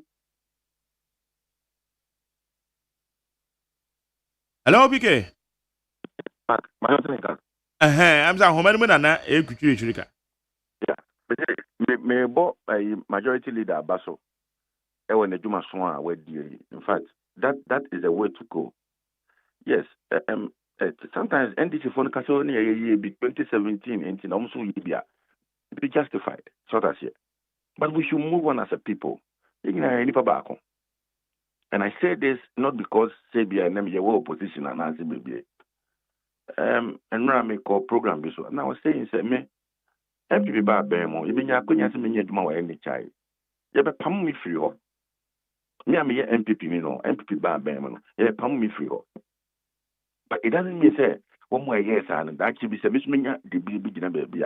I was saying this bonina and a warm. So we need to move on. That person must be punished. If it turns out say there's enough evidence to suggest say Honorable Kenoforiata Edi Bonibia, it should face the law. Then the style, how we go about it, would help a lot, improve the political stability, and also to ease the tension in the system. I commend Mama Yarega for picking this matter up and say, this week, he promised he was going to work on it, and he has done it. He has done it. Na, it is a better more minority for us a year. Not just so rack and offerata and some more can be. Na, and yes, sir, Bia, Bibi, Susu say, I found in Sassia so Bebuana and Humocoso. Nemum ebia the approach and amo interrogating more question Of course, just the approach. As for accountability there, we are all accountable to the state. So the direction was and your papa japa there. You need to come and answer for it. The Juma be a direction was the piano. You never move akunta. If in the wisdom of the government or a special prosecutor of say honorable Ken of Reta answers be say a best no will be an and hotono omra na umma answers no say if you see the officer who someone no have a vigilance yeah court system no so yeah back one we cannot trust so that's here you know about na wabeka wansem na yahwesenia edene beko na kasamu na wo kan say yanyina ye your mind back enti ye betena ho na da bi aban sesa na wenum ni nipa wo mu yi nkrofo free officers na wenum nipa na anamotuo bi koso esusu say e bia be political witch hunting na sendo amawe koso ye betena ama sendo amawe atimi akoso sa e de na ebetima ya afa ho at that time I think it's in the spirit of research in Ghana no also Mampini John Dramani Mahama showed the way first of all na say over here you were the I employ omo na nkotena fie asema me bisere Mampini na say sankwala ayi o mo die omo kotena fie die na omo kodie die na omo abusuafo kodie there are opportunities around. I mean the economy is growing and there will be opportunity to employ people you think say they deserve to be employed. I mean I will party for but one more higher employment a lot of them and then answer na me come and say then answer about be frame or to na ba ma jo mahama and say about you ano you know you will be saying when say aso na efata say kodi ta jo mahama a campaign yeki na okotunaba first time voter but then you know because when akonya koje eduma ewo Ghana water you know free ho so and when you're careful and now one for two abama wono almost so abenya ho so and also the banisa ebe ha nyina. Okay, do we have to form a consensus as a nation na yetimi ehu baabi a yede se noma we ebesi ana? Yes, I think so, Mark. I think so, and I think say Amampini John Mahama can lead the change in this era. Okay.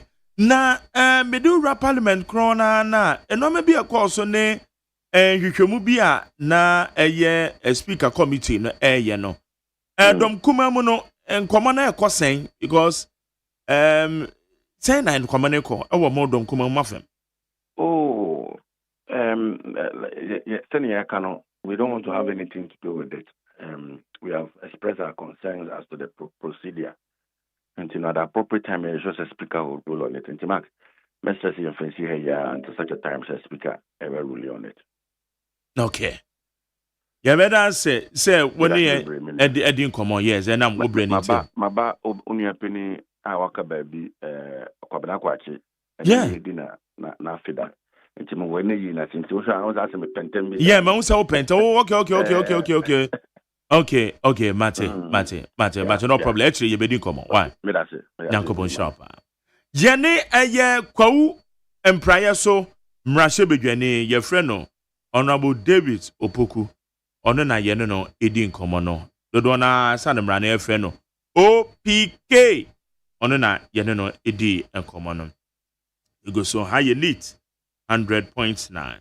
Tumedie ye frɛ no eye Ghana Montie me ameti adwom midin de MONTIE OSEI AGYEMAN amasantua me kwamramanfo eso na ebom chidoma ye de dwumadie ye de ebrew ene Friday nso ayi say Valentine Day yi de na je say wa wani tua ye kurekura mu sa ewa enra MPP for your press conference led by Nana B and semben ena na omo kan titiri efa eye Ken Overata any special prosecutor here also here no I will declare a fugitive and a MPP for a year press conference. Some of them no yenti bi na yenchire ho adwen. Ghana Montie Ghana Montie Ghana Montie Ghana Montier. Ghana Muntie, Ghana Muntie, na mansanya so adawro Kofi Aman homene so ejiji tonton sansan ewo neat 100.9 FM. On January 2nd, 2025, he wrote a letter to the then Chief of Staff, Madame Frema Osei-Opare,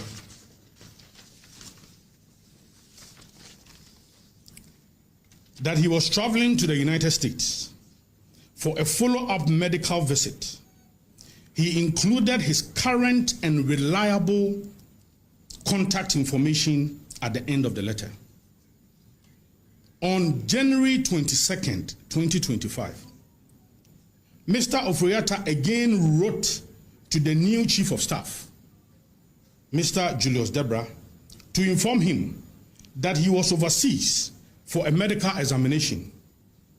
He concluded his letter with the following: please do not hesitate to reach out if there is any information you will need in the interest of the state regarding the fact that I've been or I've held some formal positions in government. Mr. Oforiatta also provided reliable email addresses for any required communication. He also attached his letter to the former Chief of Staff for Mr. Debra's reference. 2 days after he wrote this letter to the Chief of Staff, the Special Prosecutor sent a letter, and this was January 24th, 2025, sent a letter to Mr. Oforiatta's residence regarding a directive to appear at the office of the Special Prosecutor on Monday, February 10th, 2025. That was the date for him to appear, to discuss suspected corruption and corruption-related offenses. The letter also enumerated 4 matters being investigated by the OSP. Then on January 31st, Mr. Oforiatta responded to the Special Prosecutor's letter through his lawyer, stating that our client notified the former Chief of Staff in earlier January and more recently informed the current Chief of Staff about his trip outside the country for medical reasons. Our client is currently undergoing medical observation and test, which will lead to a decision about his treatment. After that, he will have a clearer idea of when to proceed to Ghana. Therefore, we respectfully wish to inform you that we will notify you of his arrival to the country so that you can reschedule your invitation to him for purposes stated in the heading of your referenced letter. Then on 5th February 2025, the Special Prosecutor responded to Mr. Oforiatta's lawyer, stating that the OSP declines your request to be away from the jurisdiction indefinitely on medical grounds based solely on your statement.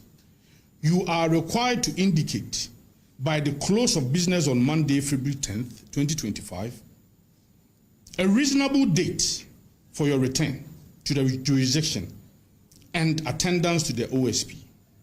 If you fail to do so, the OSP will take all necessary legal steps to secure your return to the jurisdiction and your attendance to the OSP in our discretion. Let me make this reference quickly. You recall that there was also another matter the OSP was investigating, the famous Airbus, the intermediary 1, intermediary 2 to 5 issue. Mr. Kisieja told us in August last year that he traveled all the way to UK to interview Sam Mahama, John Mohammed's brother, intermediary 5. So what stopped him from doing same to the former minister. This is somebody who is saying that I'm seeking medical attention.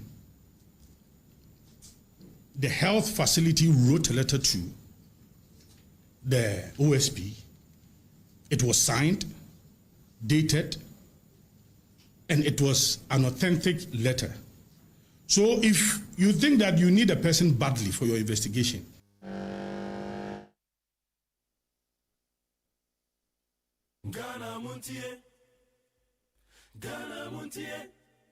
just as you travel to UK to interview Sam Mahama, what then stop you from doing same to former finance minister?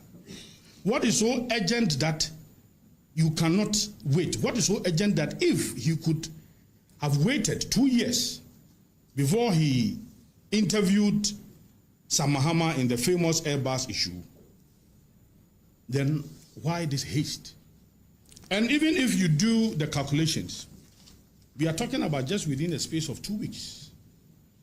So you request the presence of somebody. The person say that I'm out of the jurisdiction for medical attention. You have received letters from his lawyers.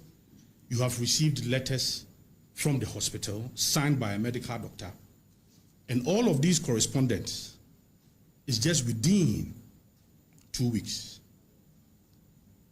Then quickly you label the person as a fugitive. Very, very bizarre situation. On February 7th, 2025, in a reply to the special prosecutor's letter of February 5th, Mr. Ofriata's lawyer stated, please find the attached document indicating that our client is receiving attention at the Mayo Clinic in the US. It outlines his appointment and suggests a date after March when our client may be able to return to Ghana. A date after March. March is just next month. The letter from Mayo Hospital stated that Mr. Ofriata was undergoing further testing and management, including possible surgical intervention in March 2025. The hospital's letter provided reliable contact, a doctor's name, the department name, a phone number, a reliable email address. It was also stamped Mayo Clinic authentic document with a signature and a date. Nonetheless, the correspondence between the OSP and the lawyers on February 11th, 2025, 12 men, including 1 police officer, 4 military personnel, and 7 unidentified individuals in plain clothes raided Mr. Ken Ofriata's home. Video footage of the raid reveals that one Richard Japa, a third accused in the famous ambulance trial case, accompanied the men into the residence of Mr. Ofriata, all armed to the teeth. Okay. Anyway, a press conference, a MPP for a NRA addressed by their national organizer, Henry Nanawache Esquire, lawyer. Yankwa Manasona Yane Mustafa Gbande, a Deputy General Secretary of the NDC, in the say in the new position, or a Deputy Director of Operations at the presidency. For you, Majen. Yeah, radio so. Now, I said, me program number for testing. I say, hey, 19 from down for you. Oh, friend, Nache, own friend. What you down, crack? That is me, right? Za. Menimsa, what you down, crowd? Now, me show me. David. Is near to draw my. Is Actually, say, it's what if I could be na only a crumb for washer or Dana or be when kaka. Na said the Ghana for a Tuabama.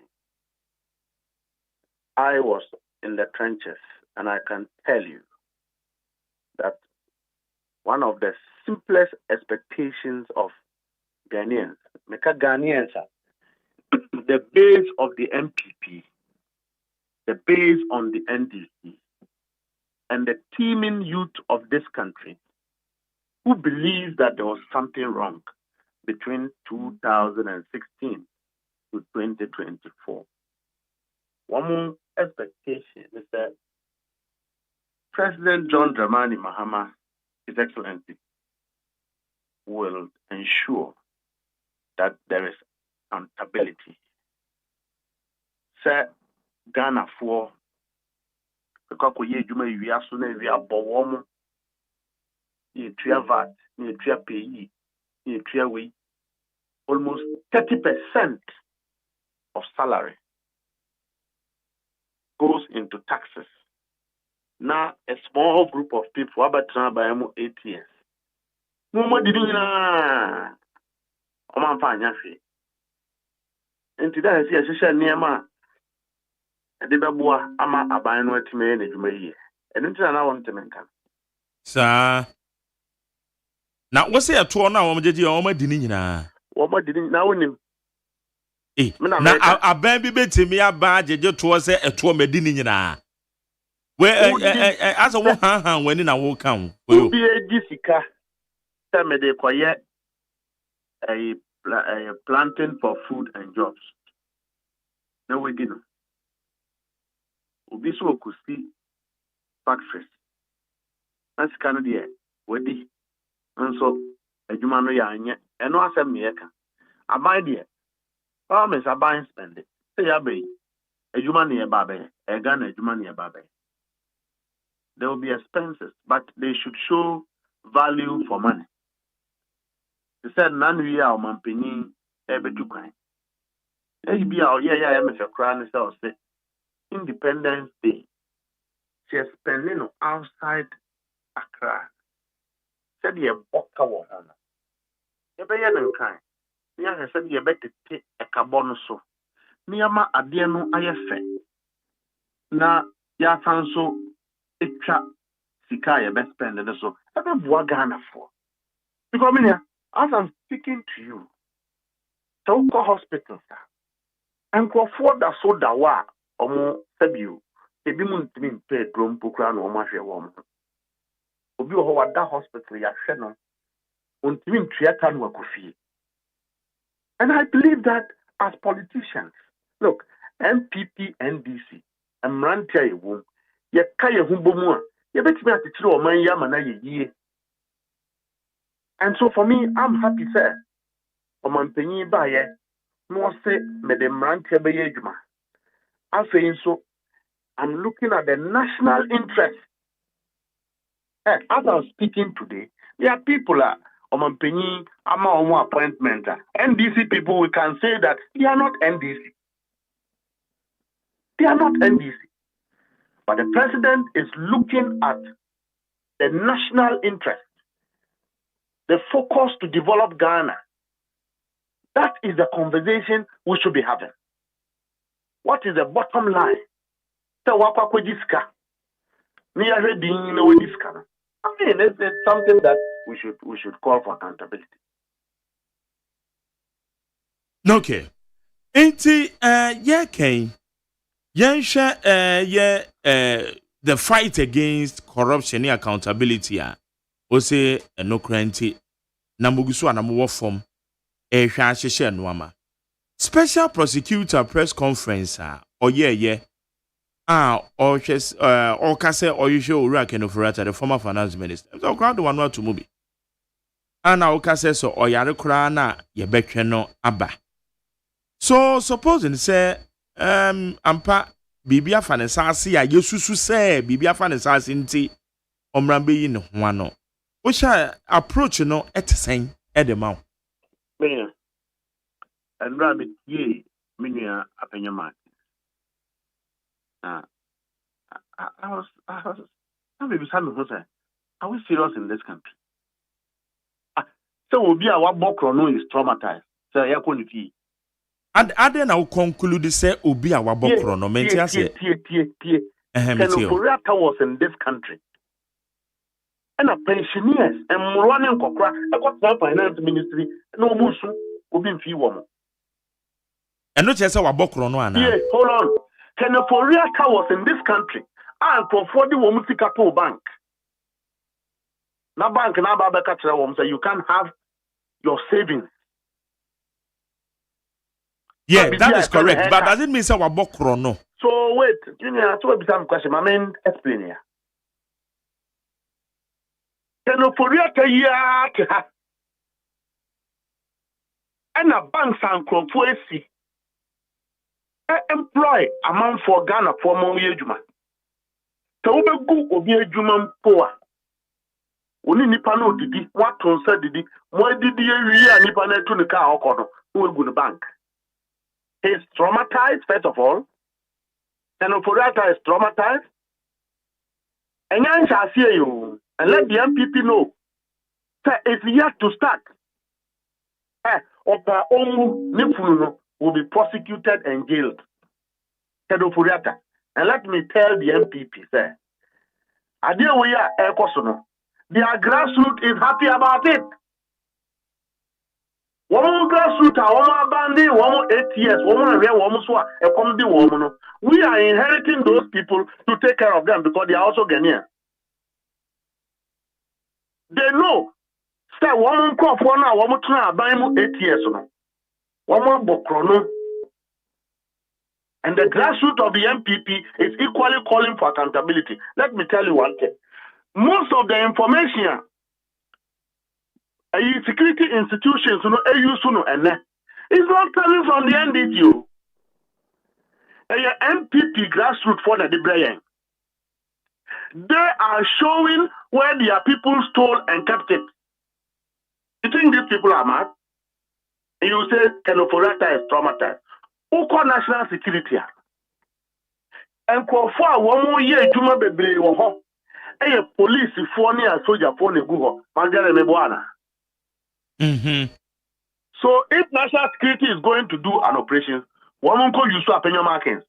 And one will friend and a be in one fan call. But say Kwan Papa no more fans, so I didn't a majority leader, Babe Panwicho. I don't speak for majority leader. I don't speak for parliament. I'm a deputy general secretary of the party. And deputy director of operations, presidency. No, I'm telling you that national security is an entity. You heard the special prosecutor say, and you all know, and was sanctioned military invasion or national security invasion in Kenoforiata's house. What it means is that it might be the case that it is not just one agency that is investigating Kenoforiata. It is possible that 5, 6, 7 entities are investigating Kenoforiata at the same time. Possibly for money laundering, possibly for capital flight, possibly for conflict of interest, because he was a minister of state whose private companies were taking interest in procurement of loans. Didn't you know that? And so if concurrently state institutions are after one individual and it's SAMAS at the same time, we say it's a soldier for we are bastardizing it as if they came from Burma camp. They were performing their duty as military officers assigned to national security. And that at any time, national security can undertake an operation without apology. Did they kill anybody in Kenoforiata's house? What will we hear, BB? Have they stolen anything from Kenoforiata's house? Have they beaten anybody in Kenoforiata's house? So why do we become sensational and ignorant about the whole conversation that national security has the power to undertake operations? For you, national security operatives led by Richard Jakpa. Richard Jakpa is, why did you find out if Richard Jakpa is not a staff of the national security? Hold on, say that question. Question Richard Jakpa. whether so your staff of national security or not. But what I'm asking is, some operatives now one call led by Richard Jakpa. One more call lawfully, and now say one more call send the same home because they knew say Nippon or Moja no Ghana. It's a pacho. One more call lawfully, Anna. So tell me if their act was unlawful. Say a lawful about the same. And now honorable Mama Yarega Beka say, oh pacho na sadiano. When your assurance from the top hierarchy say ABCBM. My brother, you see, Honorable Mahama Yarga is a member of parliament and a majority leader in parliament. I'm telling you my opinion. So you're in charge of the government business, right? I am telling you my opinion as a deputy general secretary, and I'm questioning, sir.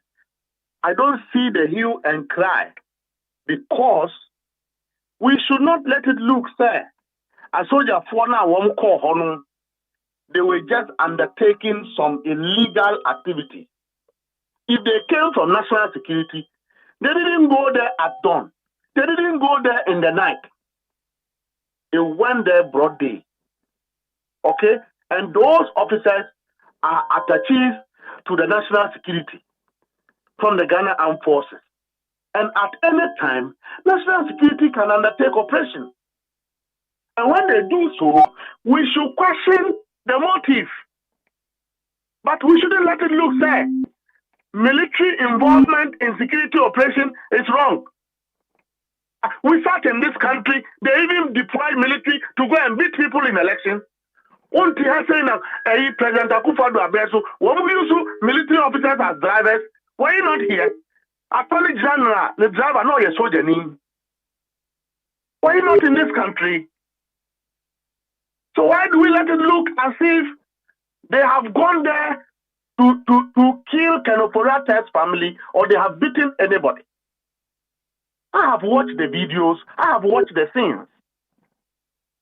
Okay.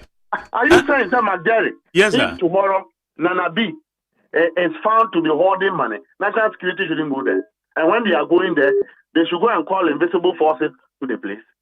The woman is for the purposes of Nkoma with the own. Yes. May stand and they say more politicians and more anymore. May their worker say obi kase military officer, military officers, one more ako be fear no. May that is not my position because you should say or may be bisha won't pass it. Net say national security operatives. Being it say police for become or military for become who maybe this a problem no. But there may be some say yes. One more call lawfully Anna.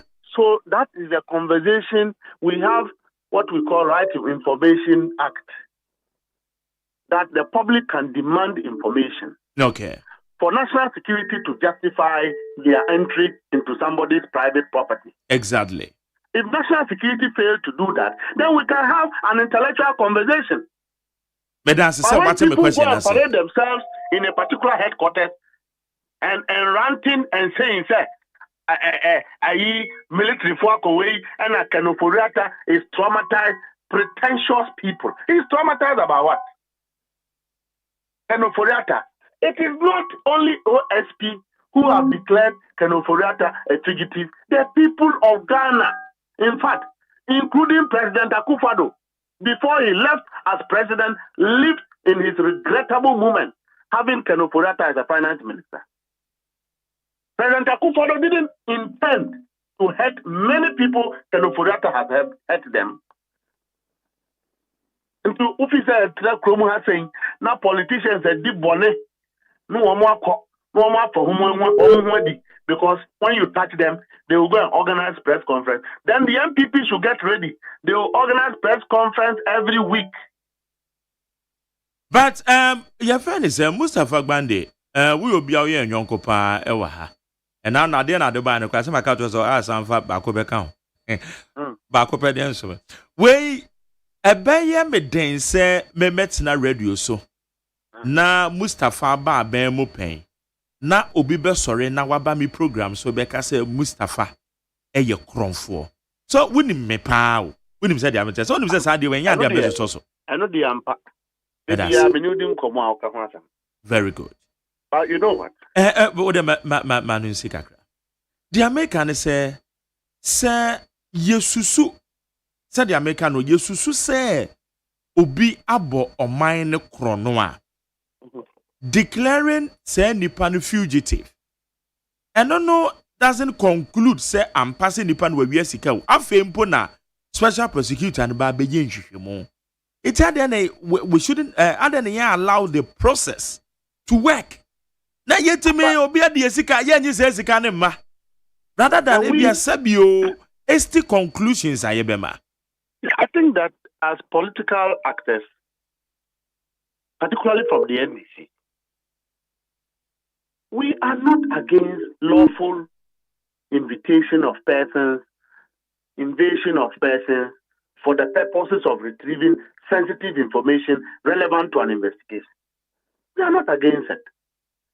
The case is that he at a crown Omar Shafier. And a press conference even we. And the other question anymore, then one so because the panel for finance minister, Ubekas will be establish a course of action. You need both an action and you need both documents. Yeah. Until when you hold documents at certain places and there's a tip off, you should be informed that you are coming to be invaded or raided so that you take the documents and go and burn them. No. We do know that some of the officials were burning documents in the name of fire outbreaks. We know that most of President Akufo-Addo's appointees were burning documents in the name of fire outbreaks. Sir. So if you don't get the document, how do you prosecute the person? And I'm saying that the question of why the individuals who went there were seen in military uniform, for me, I think it's lame. Because number one, medical case, the officers at national security, most of them, 80% are soldiers. Few of them are police officers. I think this is the first time we have even had a senior police officer, serving as the national security coordinator. And so you will see a number of police officers there. If they are going to do any operation, the fact that they have been moved to national security, they don't take away their uniforms when they are undertaking operations. What they are here, the national security is using soldiers. We sat in this country and invisible forces were given uniforms to go on operations. We tolerated all of this. Me, demolishing the PA. The number of police officers that went, the way they were armed, I have never spoken about it. I've never questioned it. I believe that it was an injustice done to me. I have a right to go to court. I have a right not to go to court. I have also a choice to sit with my pain. I didn't go to court. I didn't do anything. But it doesn't mean that it was a justifiable action. We contained all of this. You winning power, you lose power 2016. MPP formula here. Now, without ID cards, no more operation, no more bronco. We've tolerated all of this. So when you have those people standing in parliament and being hypocritical, Ghanaians must hoot them. And one more year press conference, one of the persons standing behind a MP for Kwadaso. And you know, we are honorable elections officer. Whosoever calls for equity must count with clean hands. They are not clean. And they think they can use the media to whitewash themselves. It will not stand. One country will say they should get ready. The game is yet to start. But so you will be arrested. Okay. Whether you go to heaven, whether you go to hell, you will be arrested and you will be investigated. Nothing will stop this regime from doing that. Okay, what do it's the expectation of Ghanaians to hold public officers accountable. Okay. So what share the posture of MPP. One press conference no mo ye. Now we share MPs ni be including Vincent Asifua, journalist Krebisa no so na Kenufurata as a masa let him carry his own cross. And we jan okoye. We share Nabi and some of them say so be a disca one muntia say emrani say ni panibidi. Na mum approach no and omu say approach no you're wrong. So it means it doesn't tell you say they believe the rule of law, and for that matter, depend on this guy, Masa. You have to come and render accountable, your friend saying account to the nation. And so you're very accountable to the people of Ghana. Oh, Samuel. That press conference now, to be very honest, I don't see the political benefit of it. I wouldn't undertake such a press conference because it's an unpopular one. The MPP base knows, sir, they are leaders. What benefit has it been to the MPP? Of what use is Kenoforiata to the MPP base? How did that benefit the MPP constituency executive, branch executive, who have suffered so much to bring their party to power in 2016? Now, Bonia, where do you trade? Now, so you for Kakakoni fear, I was he is traumatized. Who the other bedroom report, no one who's at the home. Canoporia Tapper won't woo a British Hawk. His dead body will be flown back to Ghana, arrested, investigated, and prosecuted. And there's nothing that will change it. And that will be the airport. No, Drew, ya good, Yakofano, ya national come, ya then call national security, and now special prosecutor. And then the is a Brianna. Yeah, Beggy Cano. Say, I am passing with you or mine is sick and the baby. What do this Cano? Which Cano deal with thee? And I'm saying, the Neomo Coca, Apeno Markins, Mococa, Parliament, say, Canofurata is traumatized, or traumatized a day. We have our old pensioners, old mothers, and old fathers who have been traumatized for losing their savings. Everywhere who,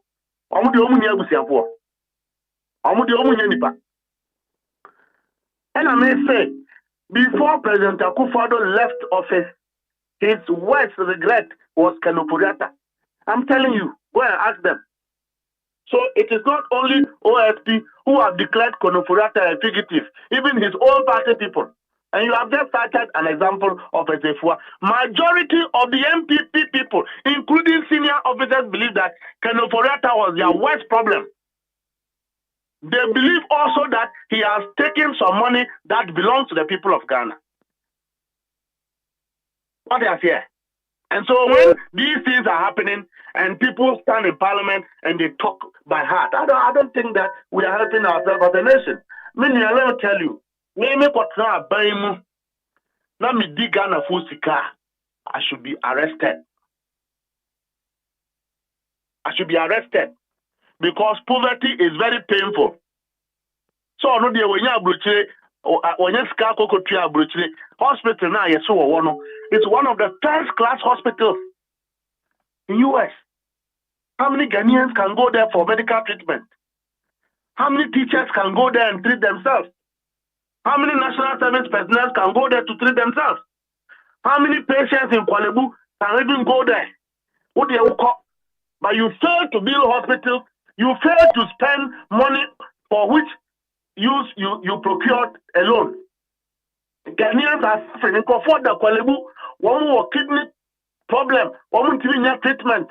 A bit more diabetes, one more treatment, and Crawfordium at the hospital. They are dying as if there's a problem in our country. But no, we only have wicked people who have relegated the people of Ghana and their plight to nothing except themselves. And we want to defend such people. We want to blackmail the system with PR. It will work. And I'm saying that the MPP press conference should be rubbished and dismissed. It does not add or subtract anything. It's another form of pestilence and disturbance. I salute national security for what they did and let the MPP know that Obi Owa at the Bonitia Ghana, let them tighten their belt. Those who have run away, they will be in the hideout for a very long time. But those who are within will for sure face and test the law. Okay. In any case, it's a mandate. Ghanaians are interested in accountability, and that must be seen to be happening. Okay. They say with new position, Deputy Director of Operations at the presidency. Congratulations, Eddie. Can one mama congratulations, Crown RTC. Me party Juman yam the pa anti. Report to him. Because you see, Debbie, my children, you my. I want to be there. Deputy Director of Operations. This all go be man penny. Oh, na so bo within no what tell you ma obey. I what tell me nimpa. And up catch here, what party 40 or catch the operations here. Ose. Who name the operations here? That is a mini opinion could be bought. And the acquaintance. Book where you more from. Yeah, go help man penya catch it. Way more party for food soldiers in here. There was appointment here, Papa. I'm your class captain. And your food soldiers, no? Aye. And winning for you, food soldiers, and you will say the last day, your woman say, hey, I dare quite you now. David.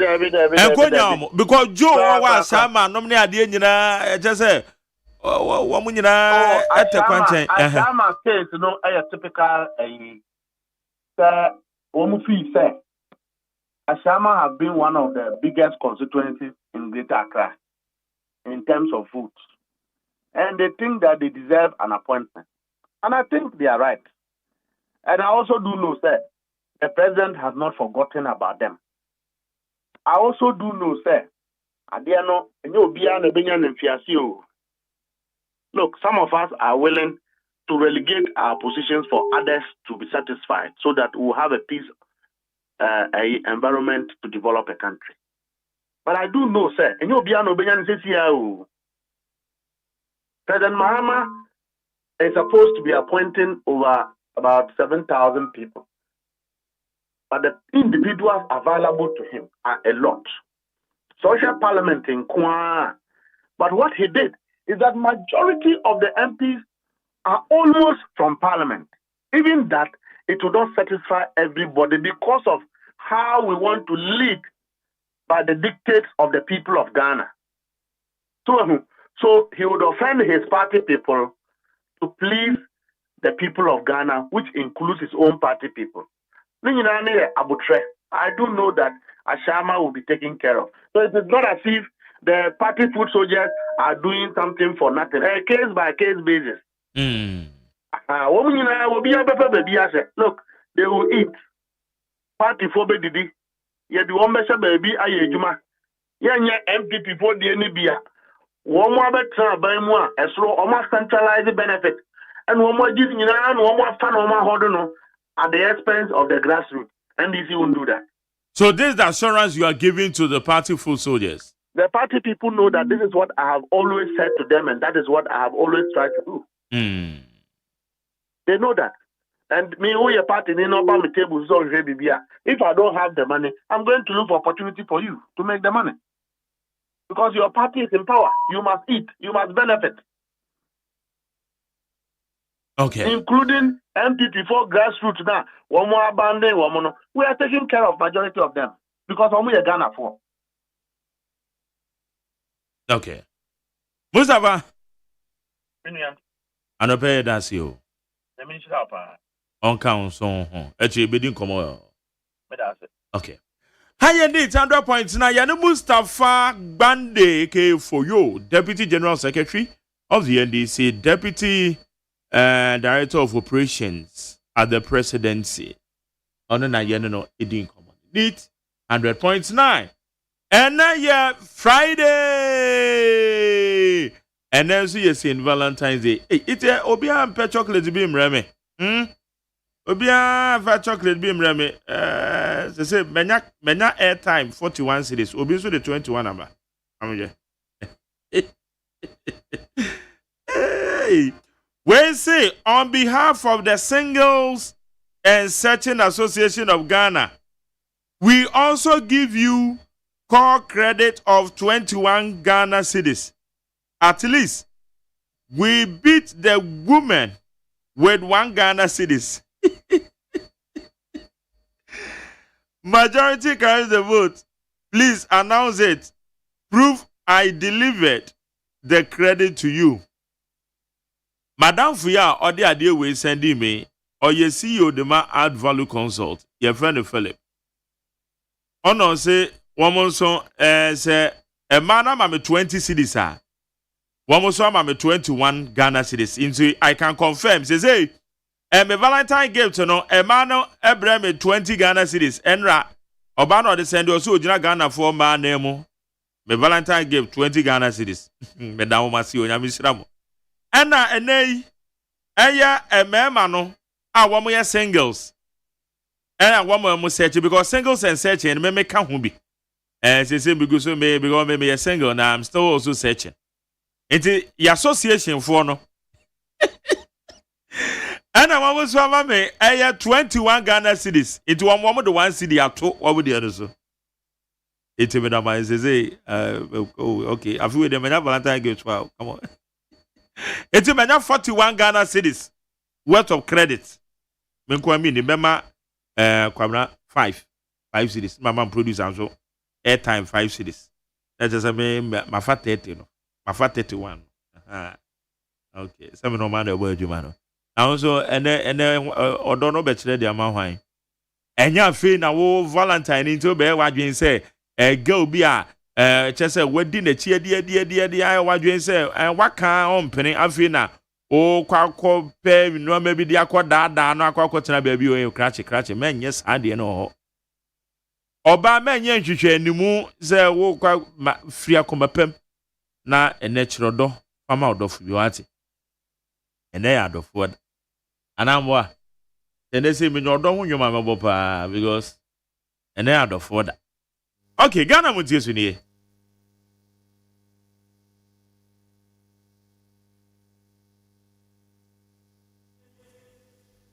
Ghana Montie, Ghana Montie, Ghana Montie, Ghana Montie, Ghana Montie.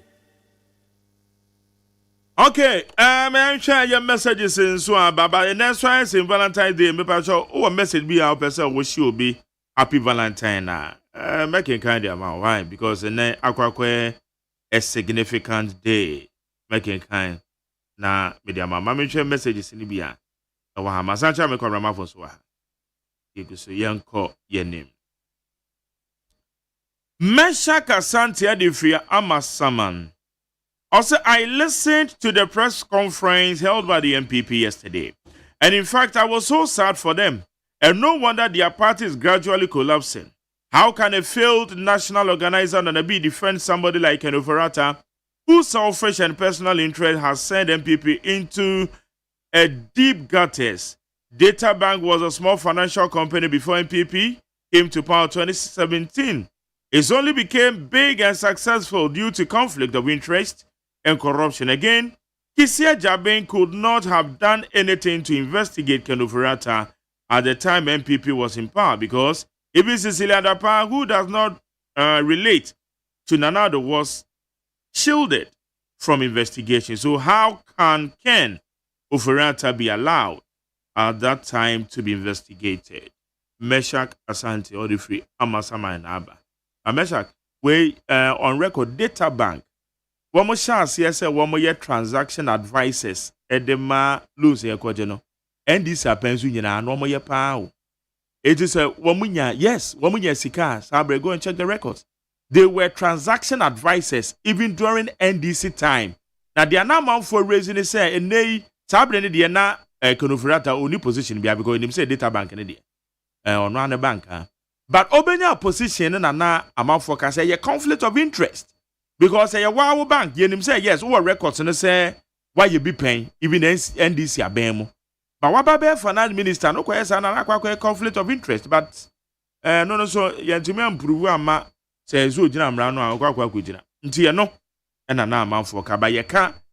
A yes, Sabrina, Data Bank, no mujum and I saw say transaction advisors, no more your pa. Until I watch it. Richard Edifree Amasamai, and then I go my guys away. When you can come message. Government appointees must know that they are stewards over the institutions that they are heading. The Bible tells us in 1 Corinthians 4:2 that it is required in a steward that a man be found fruitful, a man be found faithful. I was at the scholarship secretariat yesterday. The story there is very bad. One CD is not left for Mohammed's appointed registrar, Mr. Safoje, to do anything. And two persons say, "Sikabi any we scholarship secretariat." Baby, I know. Nanado's appointee, Dr. Kingsley Agyeman, after the miserable loss of the MPP, made sure he emptied the secretariat account. I had a press conference of Mohammed Felix Jemfi,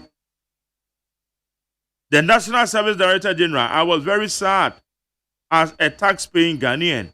If these appointees are found guilty, no one should cry for them. Now what could you amazing car? Why never be so the amount? What could you amazing car for one bonus? What could you amazing car there? I say, yeah, and I saw them or what with them. Be the Indians here, Bedis can their more mine. Well, it's a good morning to you, Mr. Agyeman. The late President Rawlings protected himself with the 1992 Constitution as well as votes for himself and NDC. With 70%, I say, message we, your fro Sumbu Steven. There be what the message, but me catch also message with and yet a dinchichemuba, a Christopher Kremufor, yet ye our Ghana. It is Sumbu Steven. So, what person would do a time barber to a Christopher and Kremufor tema, men family family so why? Why, quite to radio station, no call can once more. Why? And I say, Lamtekin Rashida de Fritama Gold City. Also, good morning, McJerry. The only crime former President Nanado did was how he appointed celebrities at the office of the Special Prosecutor and IGP position. Next time, you will listen. The lion you brought home has fully matured. Lamtekin Rashid. And Odiabe. We say happy Vows Day to you and Kwabena Mafu. Kwabena Jesue. Also, Mark, on the last minute appointment, do you know that some MPP officials were selling the slots to Ghanaians? Kodo Cromer's personal assistant was allegations when are we? Okay, where allegations? I mean, who dance? Citizen Francis, I said, Mahama Erica's apology for the raid on Kenufurata residents is a step in the right direction. But it's not enough. Kenufurata deserves justice, not just an apology. And to the OSP labeling Kenufurata a fugitive without basis is irresponsible and smacks of harassment. The OSP must retract the statement and focus on upholding the law, not politicizing it. Now, Citizen Francis, was it Kenufurata here justice? Justice, they said, and the woman is say, wafa kwam bone so asay o maisika so baby yano. Me maka ha. Me say me obi a me follow public interest and accountability committee PIAC. Wa me report bi anu a me ni bi wo ho. Wa me report bi anu a me kenkan bi. Sabe ni finance minister PIAC fo bi say what do say akwakobo from ngu sikam. Na say sika no wo de ye den. Ora Kenufurata ntima nya anu ye papa bi afam o me kan radio so ya kan wa ya me ya hu interviews. Sabre na Dr. Steve Mantiao ameta ne kasa. Enti se what the one sa kan ma ni sika me enoma mienu na me hwe se ehwehwemi because emu ba ko kate National Cathedral la capture. National Cathedral de ye ya be kate se ye for man sika nkoye na later ye hu se ye de o man sika kwa kwacho. You have to explain to us. And na PIAC when my report a womb say wo finance minister what the one sa ekeka ye fam musika wo mo bisa so this kan ye den a finance minister entima nkyere ade pot ye this kan ye me when am interest wonti justice in the beba but o man sika ye de sha won sa na say wantimi amfan ye ade a sebe ye behunu mu bia awia ammomu a e je say oba na ba be ya no nti and the justice it will come. But me meka the approach. The approach. When you say, McJerry, good morning. I'm encouraging my leadership of the MPP to sue the National Security Minister and Ghana Armed Forces Defense Minister for allowing their men to raid former Minister Kenufurata's residence. But go at the freighter, man. So they are not. Come on into another inquiry. We say Jerry, Samuel Okujeto Ablakwa said he is living in a rented house at Airport Hills for 8 years. I'm surprised that Fenyo Makin couldn't ask him for the 8 years where was he living? SK Mama Dumsona or the Abe. The branch here was sending a message into a wine. Grace Majari Shamima. Yesterday, Shamima ran away from the fact that OSP acted like a preposterous man. He will be sacked. That is why he did that. Uncle Ebo.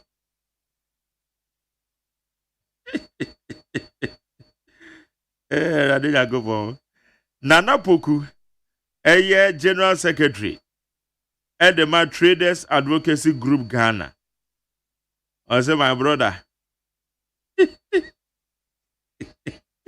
you are forgetting your brother, and you are taking gifts from women. And then you say, okay, I watch you live. Nana Poku, my feel, Papa. Nana Poku, baby, I'll tell you what they tell. Why?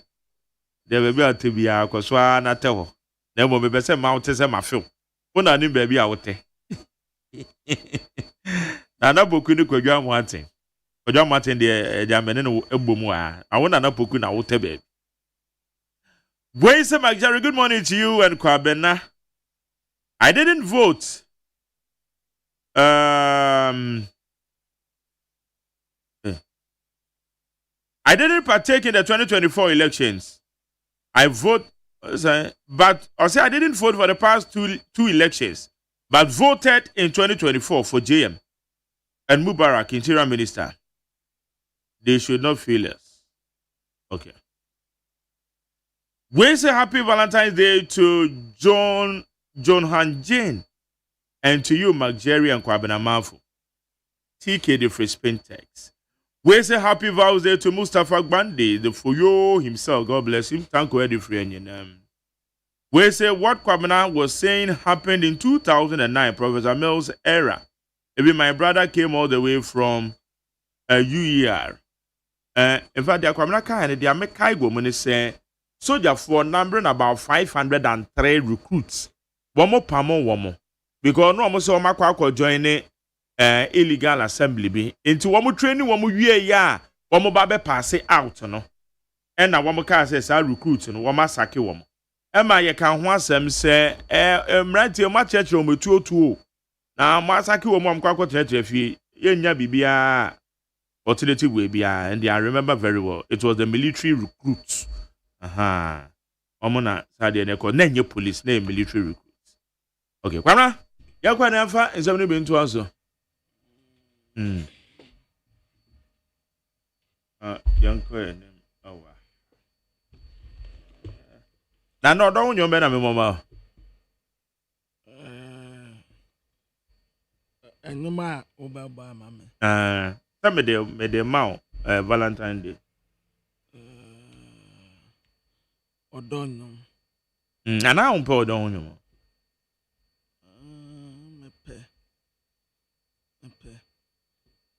Say Momnanka. Nanka better. I've been certain for now. And while I'm Christ, while I'm sad, you can't take me the whole world. Yeah, you lied to me. You lied to me. Now look, I want to put a boy. You break my trust. You change my heart. Baby girl, you lied to me. I've been certain, and I'm cried when I'm sight. That's right. You can't take me the whole world. And I'm bet. Yeah. You lied to me. That's all. I've been certain. Now I want to maintain you first way. You can't say it. You can't take me the whole world. Yeah, you You lied to me. That's all. Then story. Then story. Then story. Then story. Then story. I said you make my mama what to you. No one what to mama. Lied to me. Go anywhere. I know it. Yeah, come up. Okay. Maybe if you're a bit more. Yeah, no. I buy it. Okay. Now, number now open. Me pay way. Ade pe na kwadwantwi. Ade pe na. Then unim to. Oh yeah. Ba wo ya de pa. O then unim nyom to za. Na bo band bia na. Na me to. Kwadende. Na me to de jigare ni asichire. Oh sa, Antem kroma ba no. Baby ana stay se pay wa ton. Se pay wa. No ton. You know. Oton pay wa na hona na store. Hona na store. Oh, okay. Nti me to nyuma no wa mam gari. Because we are the nyom, the one are the nyom to pa. Okay. I send the baby. Okay. But young quite man never found got any to us. Na hey, we Holali Mama Dogbe. Or damage over house anyhow. I mean to me.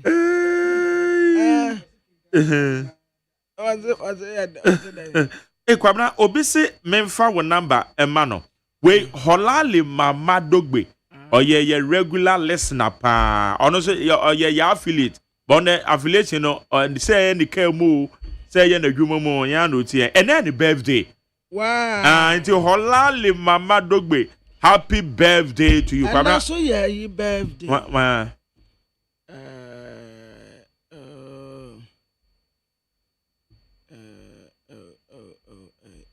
Revenue. Yen Doreen. Na Ekuya free. Yeah. Ono ya 14th February. Yes. And really? Doreen birthday. Hey, we are so who say your baby or the birthday twice. So and then the birthday. Yeah. Wow, and birthday. And then Ekuya free. The birthday. And Ekuya free, happy birthday. Yeah. Happy birthday. And then Doreen birthday. Oh, okay. A lot of so person amount airtime 50 cedis.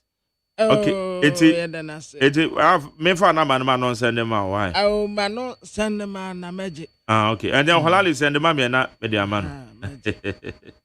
Happy birthdays. Yeah, and then Doreen birthday. Oh, Doreen, so man happy birthday. I mean him so 14th February. Yeah, 14th February. And no more di omu birthday and then no. Yeah, my woman. I have Valentino so no. Yes. Yeah, my woman happy birthday. Yes. Radin shra omu. Na onye omu kese. Oma omu de da omu akoma so nyina emem. Eye adofo da but yenya careful so because erade adoma oye breadwinner obesa akwadwuma nti wo je wani a na ode ahye ato ho ye careful na when lose life esan said the erade be ye wa ne se o ma ade atem obo ho ba de wo call ba but also yeah ahye majari bo agbabola how much is money? And I look at the title there. Flavor. Flavor, ne boy. Flavor now, boy. How much is money? How much is money? Ababola. Yeah. Nanka mesime ko weekend but plans no asesa kakra but be ready adoma next weekend. Yeah, and no dear. Me no never go straight. Why? Madam Roma. Next weekend now so the my journey yakwa. Adia ubaya ya now. Sa unjana untumen na sa uze untumen tnafa. Na menso mempen komo. Mempen komo. Ya ve na ye go tratra baby zi for the. What's them? Me da. I'm sure for the first time me yes I do it. Aha mempe disturbances with them. Ya catch fit Monday go Friday. Inti edru Saturday pa. Yeah. Majari mempe kasa. True. Mempen komo. Mempe se me pesa me teme wan kono. The same as Sunday. Yeah. Mempe kasa. Mempe pressure komo. Afro be fra ye me no won common brand there be. There be inti se me ko ho no mo a. Pure sleeping. That's right. Non-negotiable. We need that time. Now we can say you kwa yankwa na yebeko. Yankwa. That's say fa problem ni wachi nko. Okay. For problem ni wachi. Kwa relax it. Good. That's all. Jame adu yebeko next week. Next week so crowd me nko baby. Mo me das. Jame adu yebeko. Mo ku aponche. Oh, that's good. Ubedi aponche ampesi. Oh, that's right. Aponche so there na me usually me type and hwe pa na e dey afoforo no ma. So dey so na wa chichiri ni yen. Come up. My favorite part. You come aponche be ma baby am pepper no. Aponche be ma. Ne hwe a. Me pepper. Na me hu hwe. What was on with there? Oh, that bonyo. I'm bonyo. I would say, yeah. Me debia me two men for. Amunya time. True. And near ma a bema wire relax. Yeah. And near ma bema or temperature above form. A bema or pressure above form. Because so would deep pressure nature be ubewu. Ubewu. Say, baby, I will pass out on quad the head room. Woman to mean, yeah.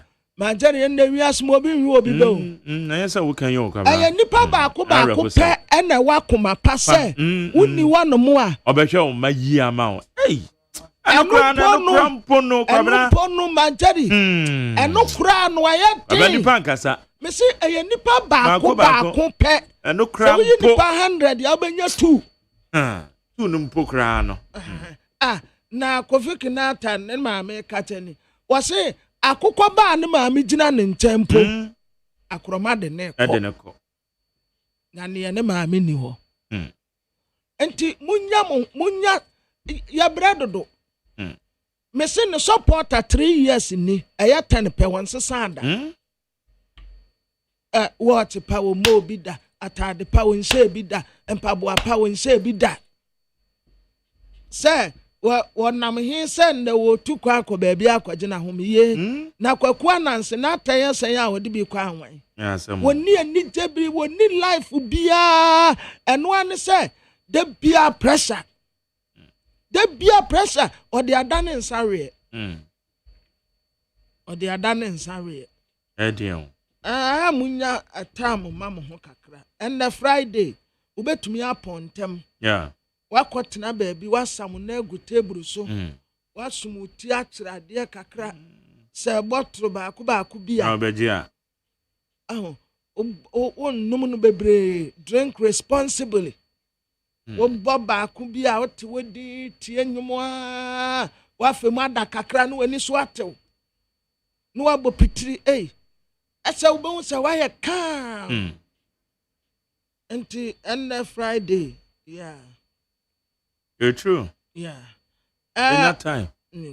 Ya pa committee ya womu probo. Daily graphic anymore. Womu na abesha security agencies no. Enkofo a ye recruit womu a anya kwa paso. Ye besa asake womu nyina. Nurse for de ne a majeri na wo ka no. Menya letter ni bi. I'm paso. Okay. You are right. Oh, okay. Yes, say womu nyina obia ntena fiansa especially womu a womu nyan starting GP pay no oh see recruit womu nche yeah enti womu nye aketua saafo ni nyina ya mu womu letter say obia ntchen so ansa na ye director general Ghana Health Service one dia yansesa no wama sesa no fofraba oh okay fofraba and the no crowd fofraba hey honorable Kwabena Mintaka no and so the health minister Kolebu Teaching Hospital sir mo pe new chief executive officer honorable ayabi samename ma obi wate me professor bi wo ho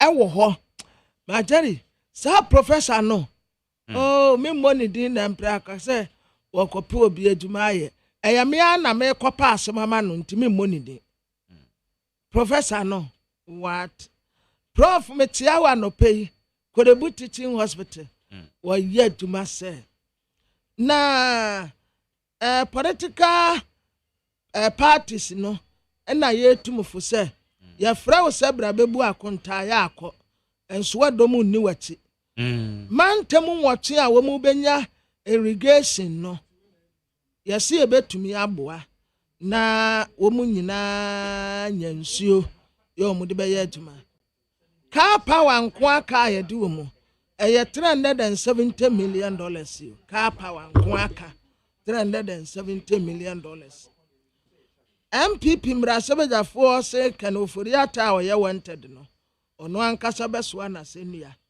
asendia na mesia hey sanyum no nso nanse yento eye Pentecost na ne yeto me kai se saatamu a apostle ntumi atepa wonna tititi Pentecost wonkurase papa no mom wobre yo wobre papa posuntumi ei ono no wagire kurase wei wotititi Pentecost wonkurase bebre wote se SDA pasadaze isi a pasadaze wote kasoa sawuko etimu kwa ne mpotemu a SDA nsori ye wo nyina pasadaze na teteye pasadaze na te da man wote nyina ase wote wamaso wote mosia so wote empotem wonu ade kwa te ku kayireku kirenkum ewo nyina pasadaze na teteye SDA ewo ho ene wasade ba ayi entafra so himai mampom wotete wonum nyina no ma wan nkura na se nyina wotua no camp nyina pasadaze ena tete SDA nso ne nyina nso wo retirement enti wo gina home ewo kasoa pasadaze kwabena ni o minie mia wa wo kwabena no a na me kan bible no na me kopno ho memenda bia ma jere na me kopno ho ena SDA sa wo panipa ba ko a wakopno ho kase pa ya me a ai Saturday bia na me kopno eye okwa SDA no ai na me kan bible na me kan chi bible yeah enti da bia na me kopno me ne pasadaze me nso na ne ye kotete nso ne nyina na me kenkan bible ma oh okay na me ya akwala na me kan chi enti na ye nkofo no wa se akora ketua se ya na no awo a wotume kan chi bible enti na nsore ni nyina ye tete ye nyina na me ka ho enti na wo ka se minja ya me si minja no oh okay me ko Pentecost nso minja asore no unya SDA no dabi minja SDA no oh SDA na ka se ewura mu ai minja SDA no me ne pasadaze ena apostle ntumi me ka se wo mu bete Pentecost foforo kra ewo ma baasa saa time na ante ya ne ba no watupe na wakoko divu aba